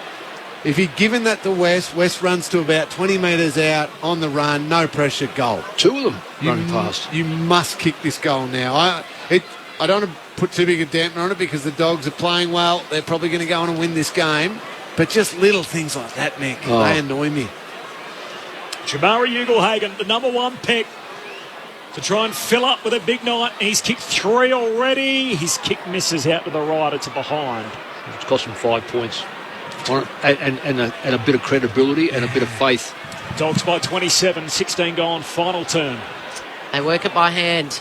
As quick as a flash, eventually to Heppel, who's forced to kick long down the line. Strong mark in front by Durham, beating Ugle-Hagan. A little bit of uncertainty creeping into the Bombers game. Durham goes long down the line. The leaper was Martin. He couldn't control it at the back. McRae to Bailey Dale, who's tackled by Martin. Gets a kick away, just a little dribbler, but it was enough to avoid being pinged for holding the ball. And eventually it's like a pack, a rugby-style pack that falls over the boundary line. The safety is the boundary, isn't it? The new safety within 5 metres is if you get caught, run to the fence, and you never get caught holding the ball, which is, I think that's a wrong decision. So the try line, just a rolling ball, just get it out of play. And yeah, it is. Neutral ball situation, spin it back in, as the ump does here. Durham runs straight through 2 Bulldogs, and they hold him up. English and McRae with the ball up here between wing and half forward for the Bombers. Just a couple of stats on why Essendon are currently only on 48 points. Jake Kelly, 16 marks. Jordan Ridley, 14 marks. Jaden Laverty, 14 marks. Just such slow ball use, whereas the Dogs, been prepared to take it forward. Another final quarter stoppage win for the Bulldogs as they make 50 metres, and we'll do it all again with the ball up on the wing. Yeah, intercept or kick into one another, Lingy, that's right. Yeah, I mean, so a few of those are good intercept marks, so I don't want to take those ones away, but you don't need them having 16 marks and 14 marks when they're just back and forth type marks. Peter Wright wins it down to Caldwell. His kick smothered by Treloar. Pokes his pass down to half forward for the Bulldogs. Kelly repels. Back down the wing. Smith, clever, flies in the air. Tries to tap it back to English. English is tackled, taken to ground. Big tackle from Hind, outsized, and a ball up just inside the boundary line. City side. Bulldogs by a game high 27 points. They've kicked the last couple of goals after the Bombers drew within 14 earlier in the quarter. 18 gone in the last. Smith's been better this quarter. In fact, I think he's worked himself into the game because of his hard work, Smith. Williams tries to claim the mark on the other side. Back to Bailey Smith with another disposal. Goes the long kick. Ugle-Hagan wanted the free, and he's got it. There's a late call against Laverty, and he's got it from a very similar situation where he missed a few moments ago. So a little closer to centre, but he'll need to boot it from outside 50. And to back up your point, Nick, 21 touches now for Bailey Smith. It's amazing what happens when you do the hard things. Do the hard things. You're in the game. Yeah, the ball will come to you eventually. So Ugle-Hagan's kicked 3 goals, 1. He lets rip from right on 50. It's touched on the line. He doesn't seem to get his body into the kick. He kicks it with his leg. Now, this seems strange, I'm going to say. There's a thing about kicking with your leg or kicking with your body and leg and get that momentum through, like say, a Hawkins or a Cameron, these sort of players. Redman out of the defensive arc, kicks it straight to Darlow, takes the intercept mark on the wing, short pass to Bontempelli, looks inside 50, Ugle-Hagan. Perfect placement, not paid. Spills out to West, goes back by hand to Karmas. Handball away to Ugle-Hagan, tries on the right side, he's pushed off it. And Parrish picks up the loose footy for Essendon. Hand pass to half back for Cox. Threads the needle through to Martin. Hand pass back to Cox. Handball to Parrish. Against the boundary line. Kicks a high bomb, floating close to the line, out on the full. Yeah, nothing's going really right for Essendon at the moment. There's no clear run. There's the target's Wright's in the ruck. So if he's in, well, they've changed that now. But when Wright's in the ruck, they've got nothing forward to mark. Langford's gone out of the game. Alex Keith to take it for the Dogs. Heads back down to half forward. Phillips flew early. Spills through to Redmond. Hand pass to Wright. Handball to Parrish. Just floats a kick down the wing. Guelphy outnumbered. Forced to spoil. Could turn out okay. Langford runs onto it. High half forward. Looks back to the corridor. Bouncing footy. Hind collects an awkward half volley. Rolls onto his left side. Heads inside the forward arc. Hitting up to meet it. Stringer. Stringer collects. Turns. Shoots goalward. Hits the post. Second poster of this final term as we tick into time on. Quarter number 4, the Bulldogs way out in front. They lead by 27. 11-10 to 7-7. Stringer's had a stinker.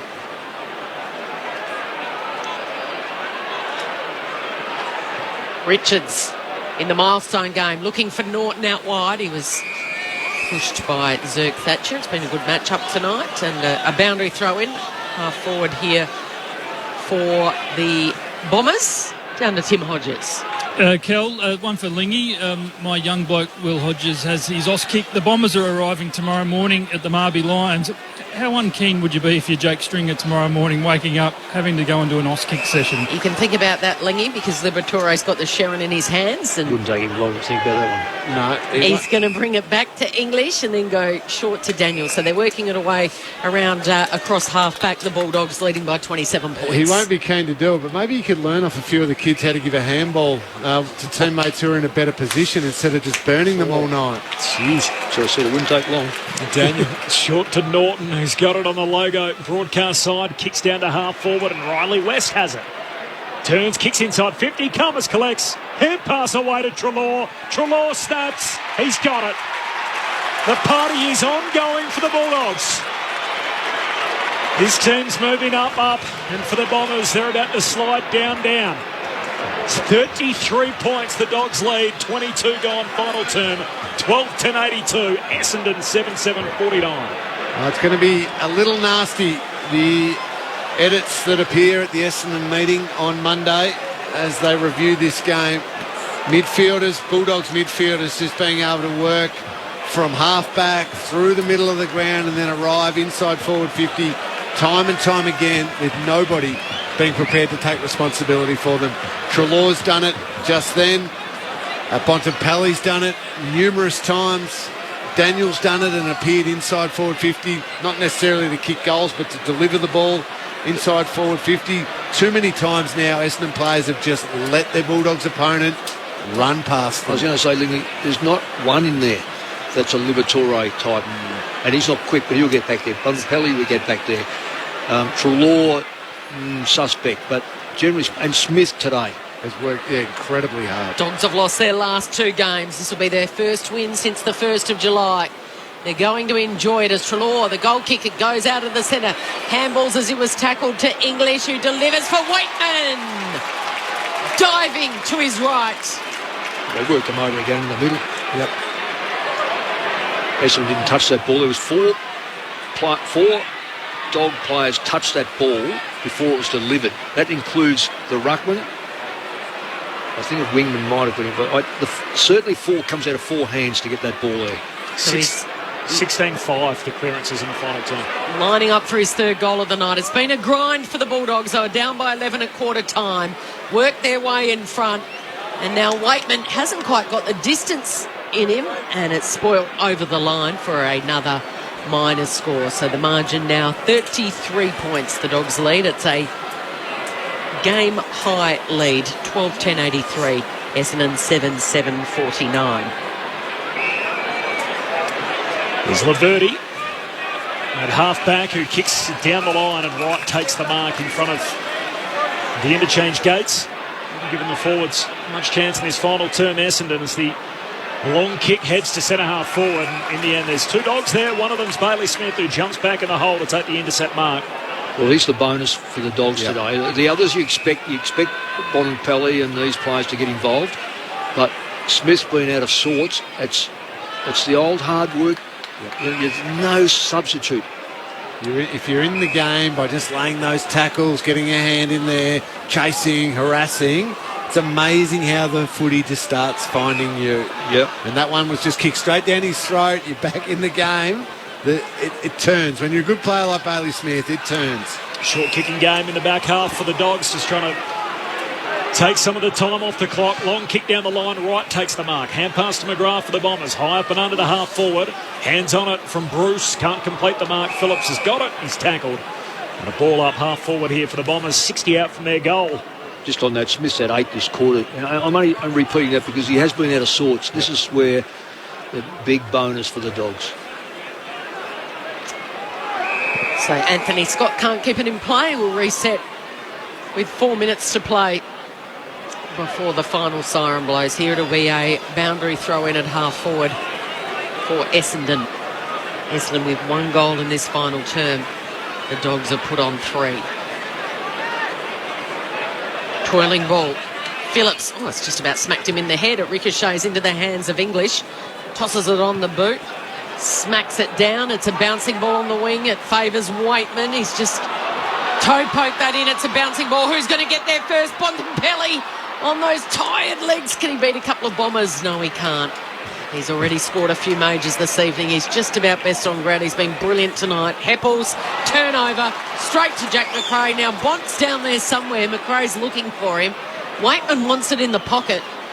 He's trying to hide, but then now he's waving both hands, and there he is. He's got it. That's ugly. He's got it. He leaps up over the top of Andy McGrath and takes the mark in the pocket. Oh, goodness gracious me. You're talking about wheels falling off. The axle's gone. Jack McRae, had that ball for a long time. That is enough time to find an opponent and lock him down. Hard to miss with that shock of long blonde hair. And he curls through his 3rd. And he turns and points to the Bulldogs fans and said, that one was for you. They're going to be back on the winners list. In the blink of an eye, it's blown out to a 40-point margin. They led by 20 at three-quarter time, 13-11-89. Essendon 7-7-49. And there go a lot of the red and black fans leaving their seats. Up they go up the steps and exiting the arena with less than 3 minutes to play in this ball game. I'm not surprised it's blown out that much, Cal. It has been a domination. It has. Since quarter time. Yep, they have just completely taken over. Their ball use has been better. Their stars have stood up. Their role players are playing a really good, important role. Forwards have been isolated and moved well. And Essendon have just been so slow and stagnant with all of their ball use. 40 points, 43,500, 28 gone, final turn. A rare win, first disposal for the Bombers. Merritt shoots a hand pass out to Perkins, gives it to Parrish, handball to Hobbs. Teenager kicks out to half forward, finds Wright. Remarks right on the 50. Kicks into the pocket, Langford caught at the back. Spoil comes from Gardner and the Bulldogs.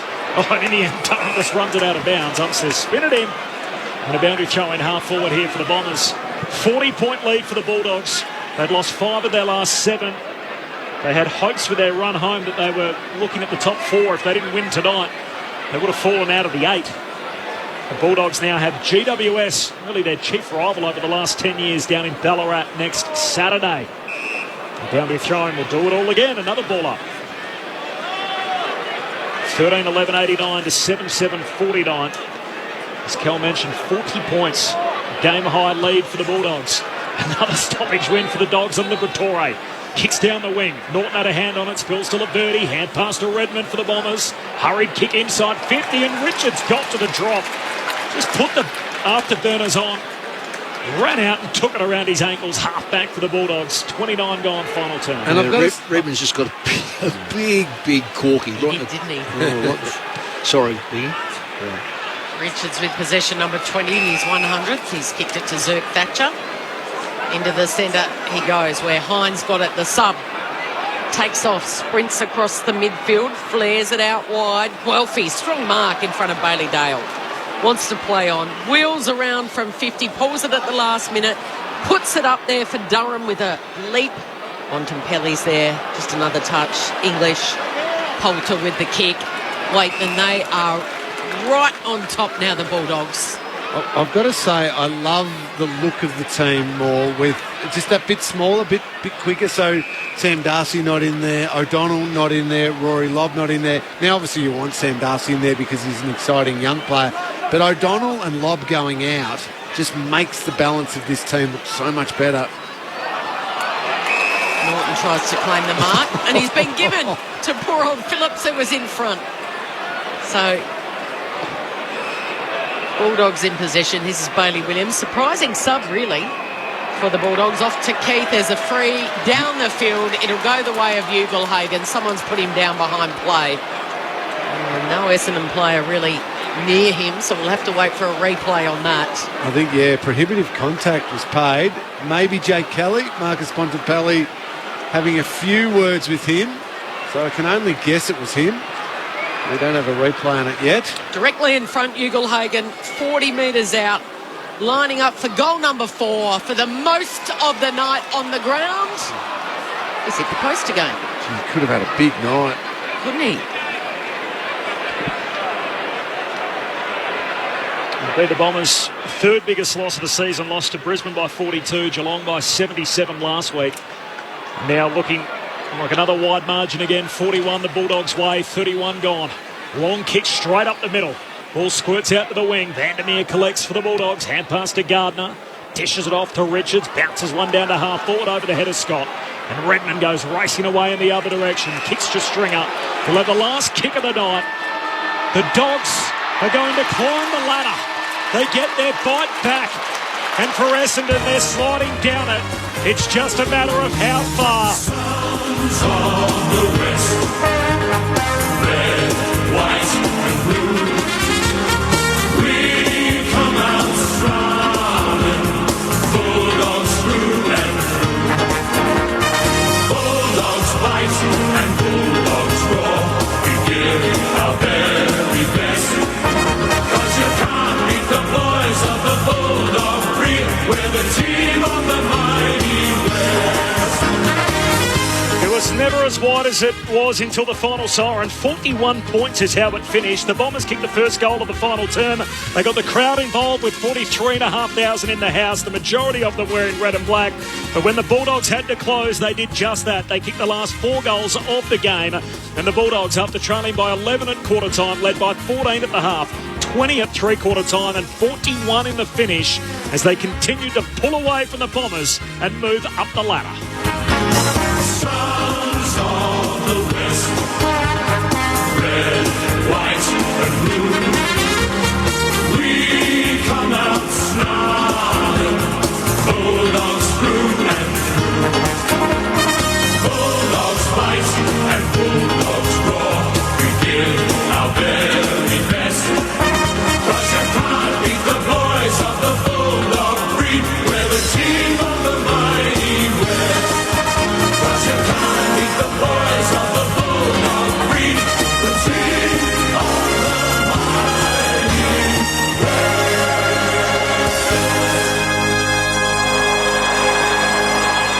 And an extra kick in the guts for the Bombers. They didn't even have to wait for the other teams to play. Their percentage copped such a battering. They've fallen out of the 8 tonight. So they dropped below GWS to 98.4%.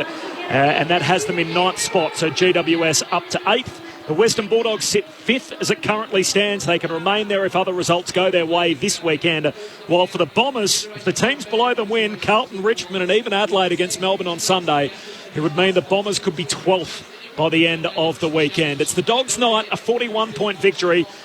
3 goals for Jamari Ugle-Hagan, 2 for Waitman, 2 for Bontempelli, and then 1 for Treloar, Baker, West, Scott and Norton.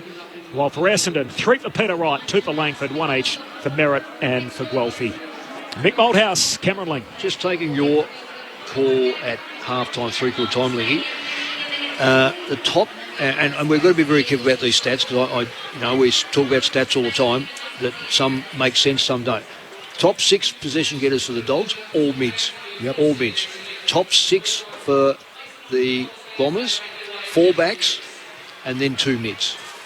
And when you, it's the old thing. You've got to have a striker.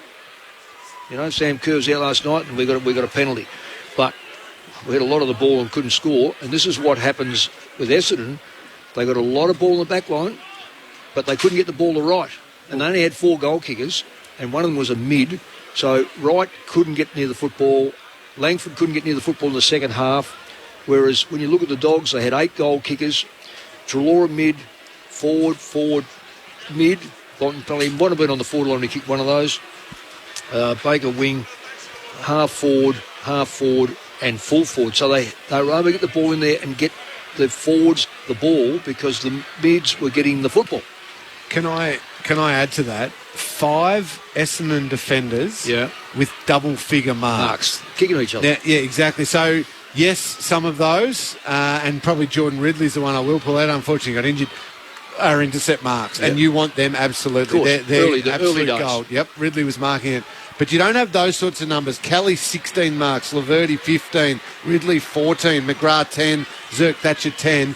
You don't have all of those from intercept. They are a lot of just chipping around in your back 50, going nowhere with the ball to get those sorts of mark numbers in 5 of your 6 defenders. 136 marks to the Dogs 91. So you'd like to say, now I can't get this, I don't know how to work this machine, but there'd be marks inside 50 that you want marked by your forwards or by anyone, for that matter, anyone, as long as your teammate. So I'd be interested to see what that 91 equates to inside the front 50, and then conversely look at the 136 that Essendon took and how many they were taken in the front 50, because if you take a mark in the front 50, you would like to think that one is, Peter Wright hit the post, but he was okay at 50, and he will knock it over. Ugle-Hagan needs 45 metres because 50 is too great for him. It's proven again tonight. So it's where you're marking inside 50 as well. And the Western Bulldogs, they, after quarter time, played with a greater urgency to take the ball forward. Absolutely. Played with some run, and ultimately broke the game with some great clearances, which they're often quite good at, but they were superb in the clearances. But it was a clearance with one handball out and go and take it forward. Not 1, 2, 3, 4, 5 handballs sort of going nowhere. Other team can slide a little bit. We're set defensively, and then the kick goes out, and teams find that easy to defend. Yep. They got someone free, and they went forward with it. And, gee, they were dangerous when they did go forward at times. Tom Liberatore was superb. Absolutely brilliant in the middle of the ground. He ended the game with 13 clearances. And when you have him and Bontempelli working hand in hand the way that they do, almost their best type of football is Libba's winning the clearances, Bont is slicing through, throw in Treloar and Caleb Daniel with a bit Smith of run. in there, so he had 6 clearances. And he was the big bonus. You mentioned in the last quarter, Bailey Smith got himself back to form and got himself the football and those clearances just through sheer hard work and hardness. He laid some big tackles throughout the game. Six tackles. 6 tackles. He was in at the clearances. He was getting a hand in. He was just fighting to get the footy. Yep. And he got reward. And he really deserved that reward. He ended up with 25 disposals. Which was 1, 2, 3, 4. He was the 5th, then McRae 6th. There's just 6 forwards, 6 mids who topped it. Next was Richards off a half back line, and then Dale off a half back line. And the next was English, another mid, ruck mid. And that was a complete domination. They were influence mids, weren't they? I said pre-game, give me 50 or 60 less disposals from the Dogs to go somewhere with the footy to get some influence. Yeah. And they did that tonight. Yeah. Again, coming back to Libba, we're watching a couple of highlights on our screen here. His stoppage craft and ability to just keep coming back to the footy, get his hands and releasing teammates who then go. And they go forward on the back of his work. I know I've got to do the votes a little bit later on. I thought I was just locked in concrete that it was Marcus Bontempelli. But gee, Tom Liberatore was superb tonight. Some of those things. Yeah. I know we're watching now at repeats, but I just that's where they got carved up. It's a really disappointing game. Like tonight, I thought this round was going to be, and we've still got another 8 games to go. But tonight I was looking forward to both sides to rebound on back of disappointing performances for different reasons. One smashed and the other one probably gave the game up. Yeah. But when you look at, and in the first quarter I thought there was a lot of indecision by the Dogs, whereas the Bombers looked like, okay, we're on here, we're intercepted and so forth. But then they took over the midfield and that was the end of the game. We'll talk more about the ramifications for both teams. The Bulldogs by 41 points. Tim Hodges in the winners' rooms. It's a very happy rooms. It's stacked with family, with friends. I tell you what is also cool. We've got Bailey Dale, who copped a bake from the coach at just before 3/4 time. So maybe Mick can ask that question. But the last of the Dogs coming in is Tom Liberatore and Bailey Smith. And here we go, the Dog song. Sons of the West, woo! Red, white and blue, woo! We'll come out snarling, Bulldogs through and through, what you say? Bulldogs fight and Bulldogs rock, we give the very best. We can't be the boys of the Bulldogs, we're the team of the mighty West, woo! There you go, for the 10th time this year, the Dogs sing the song. They will have a presentation here, guys, which I can try and grab for you. It's the E.J. Whitten Cup. So I'll just stick the mic in, guys, and see if we can pick this up. Congratulations on a really well-fought win. A well-needed win. Fantastic game. Tonight we played the E.J. Whitten Cup for the 29th time. You blokes have now won it 15 times. So I know one man who would be very proud of it tonight. Congratulations. And Bot, where are you? Come over and get it.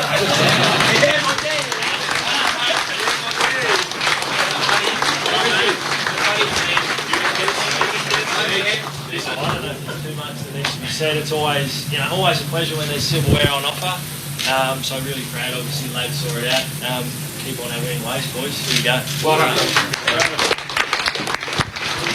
There you go, a couple of great Bulldog names, Whitten Jr. and Bontempelli. The cup handed over. I'll bring Bailey Dale to you shortly. Just checking up Bont. Everyone else chucks the texters. They sign the little footies and they hand them out to the kids. They chuck the texters away. Bont's is tucked away in his sock, so it'll get reused for next week.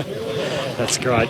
Thanks, Hodgie. We'll be back with you in just a moment when Bailey Dale stops by for a chat. A 41-point win, the Western Bulldogs over Essendon Cup been presented since 1995, the EJ Whitten Cup, as you probably heard a little bit about there after EJ's passing that year. So obviously of prostate cancer to try and raise vital funds for cancer survivors. Back to the Dogs' rooms. Hodgie. Really. Bailey Dale's been good enough to come over and have a yak with us. I was just asking, what happened with the coach and you just before three-quarter time? Was it a bit animated? No, not really at all. I think we were just talking about the game. He was just telling me to keep going for my kicks and, take the game on. So, he backed me in. It was a good win? Yeah, great win. Really proud of the boys. It's one we really needed. Last week was a bit disappointing, so it was good to back it up and, get back on the winners list. Did you sense in that they got the jump on you, but then it was pretty ugly there for a little while you got the control back? Yeah, we just needed to get back to that pressure that we're known for. They came out firing and we probably were just off a little bit and we started getting on top a little bit more and just being able to get the ball going our way, take a bit more territory and the game sort of shifted our way, which was nice. Bailey's got the cans on, guys. I'll send you upstairs. Cameron Ling and Mick Malthouse. Bailey, well done on the win. Fantastic by all of you guys. I want to ask you about the other Bailey in the team. Actually, one of the other Baileys, Bailey Smith. Just his game. The fact that there's been a bit spoken about him, bit of pressure on him, a high-profile player. It appeared to us as though he just willed himself back into form through sheer hard work and some massive tackles early on. Was that his big focus, just start with the hard stuff? Yeah, obviously Baz for us, he creates so much run and carry and when he brings that hard edge with his game, he's almost unstoppable. So to have him back this week after being crook last week, really added another dynamic to our midfield and I thought he had a really solid game. Throughout the first quarter, it looked as though you guys were just kicking the ball back to Essendon a little bit. They were getting some intercept marks. Defenders were doing their job for the Bombers. Was that a big adjustment at quarter time to get that little bit more run perhaps through the middle of the ground just to be able to break a line or two to take out those Essendon defenders? Yeah, I think we were just getting it on our boot and not really looking around and kicking it to advantage of our forwards. And they were in really good spots to intercept. And so sort of through that quarter time break, we just sort of chatted and just try to pick our way through a little bit more and create a bit more run from behind to get over that sort of first layer of defenders. And I thought we did that really well for the rest of the night. We gave our forwards a chance. Bailey, congratulations. Just on what you were just saying there, was that a message from the coach, or did you guys yourself believe that it just looked like you were banging it into a brick wall because Essendon's rebounding or intercept marking was quite extraordinary in that first quarter? Was it who initiated that?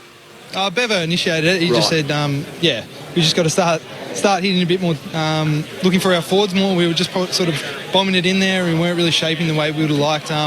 Once we started taking a little bit more care of the footy, we gave our forwards a sniff and, let them get to work and, they were dangerous. Right, I know this might be a strange question, but coming into finals, and you're not assured of it yet, but you've taken a good step today, what's the difference between last year and this year? And are you a better side? I know it's pretty hard to digest and do that right after a game, but just those two questions. Yeah, I think this year we probably haven't been doing those little things right. There's a really big focus this week, killing contests, holding the ball in, just doing those little things that don't give teams momentum when we turn it over. And I thought we did that a lot better this week and it gave us a bit more of a chance. But I think we have a really strong list and we just got to keep persevering every week and bringing our best footy in that pressure that we saw tonight. So do you really believe you're a better side? And how is it shuffled? What's happened with the ladder at the moment? How do you think the games are going? We looked at Geelong last year. They're a fairly dominant side. They proved that in the grand final. They played a certain role. Is the game shifted? Are you guys shifted or are you sort of sticking to what got you there last year? We're tinkering with little things week to week just to try to find our best mix. I think we are a better side than last year. I think we've got the talent on the list to really do some damage if we can make it into the finals. And we know it's a few weeks ahead and we've got to still win a few more games. But we're really confident in our group and, we're just going to keep striving forward and see where the journey sort of takes us. All-Australian Bailey Dale with us on Grandstand AFL Dogs by 41. You've now won 9 of your last 10. Bailey against the Bombers. What is it about this matchup that it seems to suit you? I'm not too sure. We obviously love playing Essendon. We love it Marvel. We think we can move the ball really well against them, and I think we sort of worked it out after quarter time tonight that we were able to move the ball a bit bit cleaner and get into our dangerous forwards. I feel like our forward line's been really dangerous over the last few weeks. We just probably haven't kicked it to their advantage to let them get to work. So, it's been a good year. Happy birthday for tomorrow as well. How do you spend your 27th birthday? Have you got any plans with the weekend free? Pretty quiet. We've actually got an Auskick clinic in the morning down at Willie, so I'll be at that and then just catching up with a few schoolmates after that and, pretty chilled. What a perfect way to spend it. I'm sure the early morning Auskick clinic would have been high on your list of ways to enjoy your always giving back to the kids. It's good. Absolutely. Man of the people, Bailey Dale. Appreciate your time, Bailey. Well done on the win. Beautiful. Thanks, guys. Bailey Dale, 2021 All-Australian with us on Grandstand AFL. Dogs home by 41, by the way. They kicked the last 4 goals of the game, and that was a game-high advantage at the final siren. There was certainly a better look to the Bulldogs with and I know the game went their way, so of course it's always going to look better, but just that bit more mobility. I think a bit more across the ground, and clearly an intention to take the ball forward more and not muck around with it. But is that bad for Rory Lobb? Yeah, in my eyes, Rory Lobb doesn't come back into that team. I don't know whether second ruck really had any impact on the game, though, and I'd be throwing that around to see. Tim English is a 90% ruckman, though, so you only need a little chop out. But what I know, but he's not getting. He's the forward. Those two forward, today's and Lobb are not getting goals. They're not marking the ball on the forward lines. I don't know what else they've got. Can they throw Josh Bruce back there and bring another? When Jones comes back to the side, does that change the dynamics so that Bruce becomes? Because we know Bruce is a forward and he can play forward. He's done okay in the back line, but Jones will be much better. This side will be much better when Jones comes back as a key back. Was it Karmas who took a few of the hit outs? Yep. Yeah, and it worked fine, and maybe it's... There'd be no impact on the forward line. No impact. So maybe you're right. Maybe if Jones does come back, it's Josh Bruce. Well, yeah, that could work. I don't see Lobb. No. Mind you, I'm... Bailey Williams is an interesting sub, given he's off contract at the end of the year. If you sort of believe the reports, there's a bit of interest in him, and yet the Dogs decide that this is the avenue that they're going to almost slide him out of the team, and he's the sub today. Yeah, but he hasn't been playing well, I don't think. I think and you can't do that either, Corby. I know. If he's not if you're one of the bottom clubs and you're thinking, I'm going to hold this bloke, okay, you might play, but when you're in the race you pick your best side. You pick the side. Do you think he's in their best team, though? Well, early he was. Yeah. I'm with Lingy. I just think he's just dropped off a little bit. They have their ebbs and flows, particularly if you're a player that's not a great player. If you have an ebb at the wrong time, you can't rely on your ability, you rely on your grunt. And if your grunt's gone as well, then you've got to get back to that. His best position for me is his flexibility of through wing, half-back type position. Yeah. Well, Ed Richards is now a better version of that. So I thought Richards was excellent tonight. He's terrific. And uses the ball. Bailey Williams is a good kick of the footy, but Ed Richards just a bit more dynamic. So I think he's taken his position there. Right now, Caleb Poulter probably on the wing is a position that's open for me. But they'll find a spot for someone else. So 5, other than that, Joe Hannison on the injury list, Mitch Hannon who's in and out, Sam Darcy is still trying to hold down a spot. Jones is clearly the walk-up, comes back in. How far away is Jones? What are they listing him as? There's still a couple of weeks away yet, so he's looking end of the regular season, if not back for finals. Really? Because so there's a plate in there. Sometimes you can get back after 1 or 2 weeks. Clearly it must be different again. Just on the run for the Dogs, so GWS in Ballarat, Richmond at Docklands, Hawthorn at York Park, West Coast at Docklands. So the 4 games they'll run favourite in, and then the last game's Kardinia Park down to play the Cats. So I think I said a few weeks ago I had them making 4th. I don't know if Melbourne's win over Brisbane. If Melbourne can string a couple together, maybe 4th isn't available. But I reckon they land in 5th. Well, they'll want to play a final here. Will they have that chance to? Unlikely. Collingwood will get a final. Port Adelaide will get a final, you'd imagine, if it continues on there. If they finish 5th. They'll play it at the MCG. They've done it in the past. The only chance they'd probably get to play here is if there's, say, 3 finals and they'll play 2 at the G and one here. But Port will have 1. See, I just don't get that. I'm with Geelong on that. If Geelong finish... They deserve a home final. What's their home? Yeah. That's what you have a home final for. Yeah. So anyway, I'm just saying this is their home ground. Like even a few years ago, I think they played Adelaide in an elimination final. They both kicked over 100 points. It was an entertaining game, but it was at the G. So, Yeah, right, yeah. The Dogs will probably find themselves over there again. Can you get... I'm just going to torture you for a little bit, Corbs. Can you give me Essendon's run home, please? I had it there before. So. I've got it here. So I've got it, if you want it. I would rather you say it out loud than me. All right, Cal, go. Hang on, now that I've said I haven't. Have they got they got the Swans next week? You put a line right through the whole I did. Yeah, no. They got the Swans back here next week. They've got West Coast Eagles for the first time this year back here the week after that. Yeah, that's a win. First time. Then they've got North here.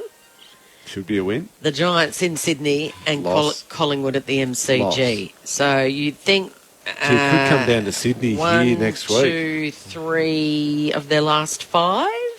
And if Jordan Ridley is a proper quad, that's usually that 5-week mark. Yeah. Yes. And Draper's indefinite. Yeah. Sorry, Corbs. Essendon are done. No, and they need really? Yep. No finals. They might scrape in, but unfortunately, again, that they're not going to record win one. of winning finals is going to continue. And if you give them the Sydney game, they'll get to 12 wins. And given that all those teams have a draw in there, you're probably going to need 12 and a half. So why don't they just finish 10th and play the 7th side a week? Yes, before the See, that's what we're all after, mate. Why don't we just give? Why don't we get the bottom side? Why don't we give the bottom side an opportunity? Do you know in 1917 there was 4 sides played? Do you know who won the premiership? 4th. The team that Yes. was 4th? Fitzroy. Yep. Fitzroy won the premiership. Wooden spoon and Finishing premiers. last. I can see it happening again. I can see what's going to happen here. We're going to have as many finals because we make as much money as we can. See, I've turned to Mick. He's on my That's side it. now. The fact that it's dripping with sarcasm, I'm not going to ignore it. I'm just going to take the exact words as they're coming out of his mouth. And Mick is now a proponent of 9th and 10th. Playing a wild card game. 18th the first. That's what I reckon. There's been a lot to like first year under Brad Scott. Yeah. But the last 2 weeks have been a bit sobering for Essendon fans, and it's clearly a There's teams that are young and dose of they're reality. tiring, aren't they? The Crows are tiring. They've hit the wall. And The Bombers, though, their best years are ahead of them. Yeah. Nick Cox was struggled tonight, but his first game back in a long time. Great to have him back. Harry Jones, he'll be playing next year. Zach Reid, we really haven't even seen yet. A high draft pick. They're the sort of players, combined with their other ones, who are going to carry them through to hopefully their next successful era. They've got some big decisions to make, though. If they either don't make finals or make another final and lose again, what do they do with Darcy Parish? What do they continue to do with Jake Stringer? What would you do with Darcy Parish? Would you sign him? I just wouldn't. I wouldn't break my salary cap to sign him. No. Would Geelong get him? Do you want him down in Geelong? they want everyone. Go on, put it right on you, Lingy, because you're selector there. You're a selector at Geelong. You're everything. But again, so Geelong's model of never overpaying for someone, unless his name is Jeremy Cameron. They boosted his contract up to get him. Now, Jeremy Cameron is one of those players you pay that little bit extra for. Marcus Bontempelli, you're never going to get him out of the Bulldogs. Let's pretend you could. You overpay for him. There's certain players you overpay for because they are match winners. They you know they're going to be consistent across the whole season. They're going to stand up. Darcy Parish is a very, very, very good midfielder, but you can get other very, very, very good midfielders. Does Tanner Bruin eventually become as good as Darcy Parish? Perhaps. So therefore, why not pay less for Tanner Bruin and not overpay Darcy Parish $900? So to answer your question, not at the money that's being bandied about in the media. At the moment. I would say just have a look at the last quarter here, or maybe the last half here, and say where were you when the game was in the balance, and why there's no massive pace in the Dogs' midfield. But it's massive want. I watched a clip that just came on the screen before the Marcus Bontempelli goal where he drifted into the forward line, took the ball on the move, it was Darcy Parish he ran past. It was Darcy Parish who then didn't even go for the ball. And it wasn't super pretty. That's what I'm saying. So that's the challenge. If you want to go to the next level, and I hate picking on a player, but if you're going to elevate yourself to the absolute blue chip of the midfielders like a Bontempelli is, then you just got to produce week after week, moment after moment. That's the challenge for him. to earn that money that's being thrown about. Bulldogs home by 41 points into the Bombers' rooms. Tim Hodges is down there. Hodgie? Corbin, you walk 60 metres and you go from the joy of the Bulldogs' rooms to the despair of the Bombers' rooms. There's just a couple of family and friends, a few partners are here. The players were out. They've now been called in to Brad Scott. They said they weren't going to give us a player anyway. I think just everything you hear from Essendon, they set themselves for this week after the embarrassment of last Saturday night down the road in Geelong, that they wanted a huge display. They started so well, and then to, 7 goals in the end they kicked for the match. So, yeah, I think they're taking this really badly, and I think probably the biggest story for them, apart from the loss, is going to be the loss of their best and fairest, Jordan Ridley, who... it was with his partner before, and then Andrew Phillips, the ruckman, walked over to him, and he was almost used as his crutch to help him get into the coaches' meeting. So that quad's going to be scanned, obviously, tomorrow or Monday, and he's going to miss a significant period of football, you would think. So, yeah, very uncomfortable and uneasy and disappointed rooms down here for the Bombers. We just chatted, Hodgie, about their run home in the next 5 weeks, so sort of 50-50 game against Sydney. They'll be favourite against the Eagles and the Roos, and then tough games against the Giants and Collingwood to come. I mean, does it feel like the kind of rooms that are sort of season over, like that kind of big turning point in a year? It feels flat as all hell, to be honest with you. So, yeah, it feels like losing finals. Everything you heard this week was that they were setting themselves to win this game of football on the big stage after what they dished up last week. And then to dish that up again tonight, it just goes to show just how flat these rooms are. So, yeah, to be a fly on the wall right now, about 6 metres from me inside the coaches' meeting room, what Brad Scott would be telling them would be fascinating. And, they're still in it. They can make it if they're good enough and those 50-50 games go their way. But you would think Ridley's going to be missing at least, what's a quad injury? It's sort of 2 to 3, maybe more weeks. Probably more, Jimmy. Probably more. And then that Sam Draper's still missing. So, yeah. Is there any word down there on Draper? What are they saying about how long before indefinite, isn't it? Yeah, it's indefinite. I mean, his role, he was working on the bench tonight, so he's almost, part of the coaching staff, part of the bench staff was where he was tonight. So, yeah, I don't think he's coming back anytime soon either. So, yeah, that's 2 enormous pillars for them that won't be there, you would think, going forward for the next few weeks. Hodgie, great job tonight. We'll hear from you next week. Tim Hodges down there in the Bombers' rooms, a 41-point win for the Bulldogs. Coverage of the cricket for those of you listening throughout the region, so we'll be taking you there for the second session on Day 3.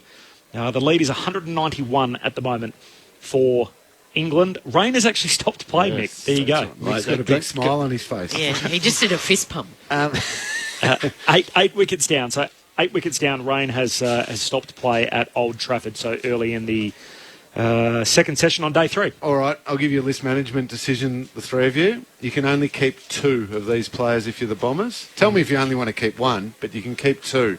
Dylan Shield, Darcy Parish, Mason Redman. Well, you keep Redman. Yep. Except he might be gone. The question was... You move a little bit more money over to him, perhaps. Okay. You keep Redman. All right. Who else? Do you let the other 2 go? I wouldn't let Parish go necessarily if I'd be weighing it up against his age and who's coming through, because you can't deplete your midfield unless you've got something coming through. It's a bit like the old saying that, why does this player hang on? Well, we look at the seconds, there's no one there to replace him, so unless you're going to experiment. So he's 25, yep. Replacing him, but would be a step back considering where they're at their career, would be Caldwell, Hobbs, Perkins. Yeah. Would probably jump into him, but wouldn't be as good as he is right now. No. Sardis. Sorry? Sardis. Who's the kid in the... Yep. The hit 5 in last year's draft. You must vary from, do you? What would you do, Lingy? Yeah. I'm glad you all said Redmond. I'd push money across to Redmond. If I could get Darcy Parish for the $600,000 a year, I'd sign him. If I've got to pay $850, no. Yeah. Okay. And Shield, that's why that last half year. I mean, you've got an $850 player. You've got to see take over, take control. not to stop the rot that's happening in the middle. Tom Hawkins is on $350,000 a year. So give me that over paying another midfielder who's not a 195 centimetre midfielder. 350,000 and 5 paddocks of spuds, and 1,000 sheep on the block out of throw in a couple of Out cars. of Birregurra is 1,000 sheep. Come on, Lingy, you're never going to lend to me. Can I I've got a question for you. As a coach, Brad Scott, how do you deal with Jake Stringer tonight? Do you go, there's the good, the bad, the ugly. No. We just get these one-off nights. No, that's unacceptable. Okay, tonight. well, he's had 8 disposals, 3 marks, and 2 tackles. It's more than that, though, Cal. It's not the possessions. He burnt teammates repeatedly by trying to have shots at goal when he should have given simple handballs off, would have made it easier for his teammate. Didn't want to take possession of the ball and just tried to wildly knock it back into the corridor, but he's up on the wing, turnover. It was a lazy, selfish game tonight. So maybe he's carrying an injury? Oh, he's been carrying for 5 years then, because that's the same way that we get seduced by a magnificent game because of his quality, and then the next 5 or 6 games you wait for it and wait for it and wait for it. It doesn't come because he doesn't chase, he doesn't contest fierce enough, he ignores his teammate, and you go, oh, this one we get new. Then he has another day out. So you've got to. This is one you didn't throw him in that 4. This is one where you've got to look at it and go, where are we heading as a football club? What do we want to represent? What do we want to be known for? And if you've got players in that squad that don't marry up to what you want, well, unfortunately, you're going to be stuck with that sort of game structure. He's 29 and played his 99th game for the Bombers tonight. If you want to be a player who plays like that, without that selflessness, without all the other aspects to your game, you'd want to be kicking 3.5 goals a game. He's kicking about a goal a game. So give him one more in case he gets a son. So give him one more game.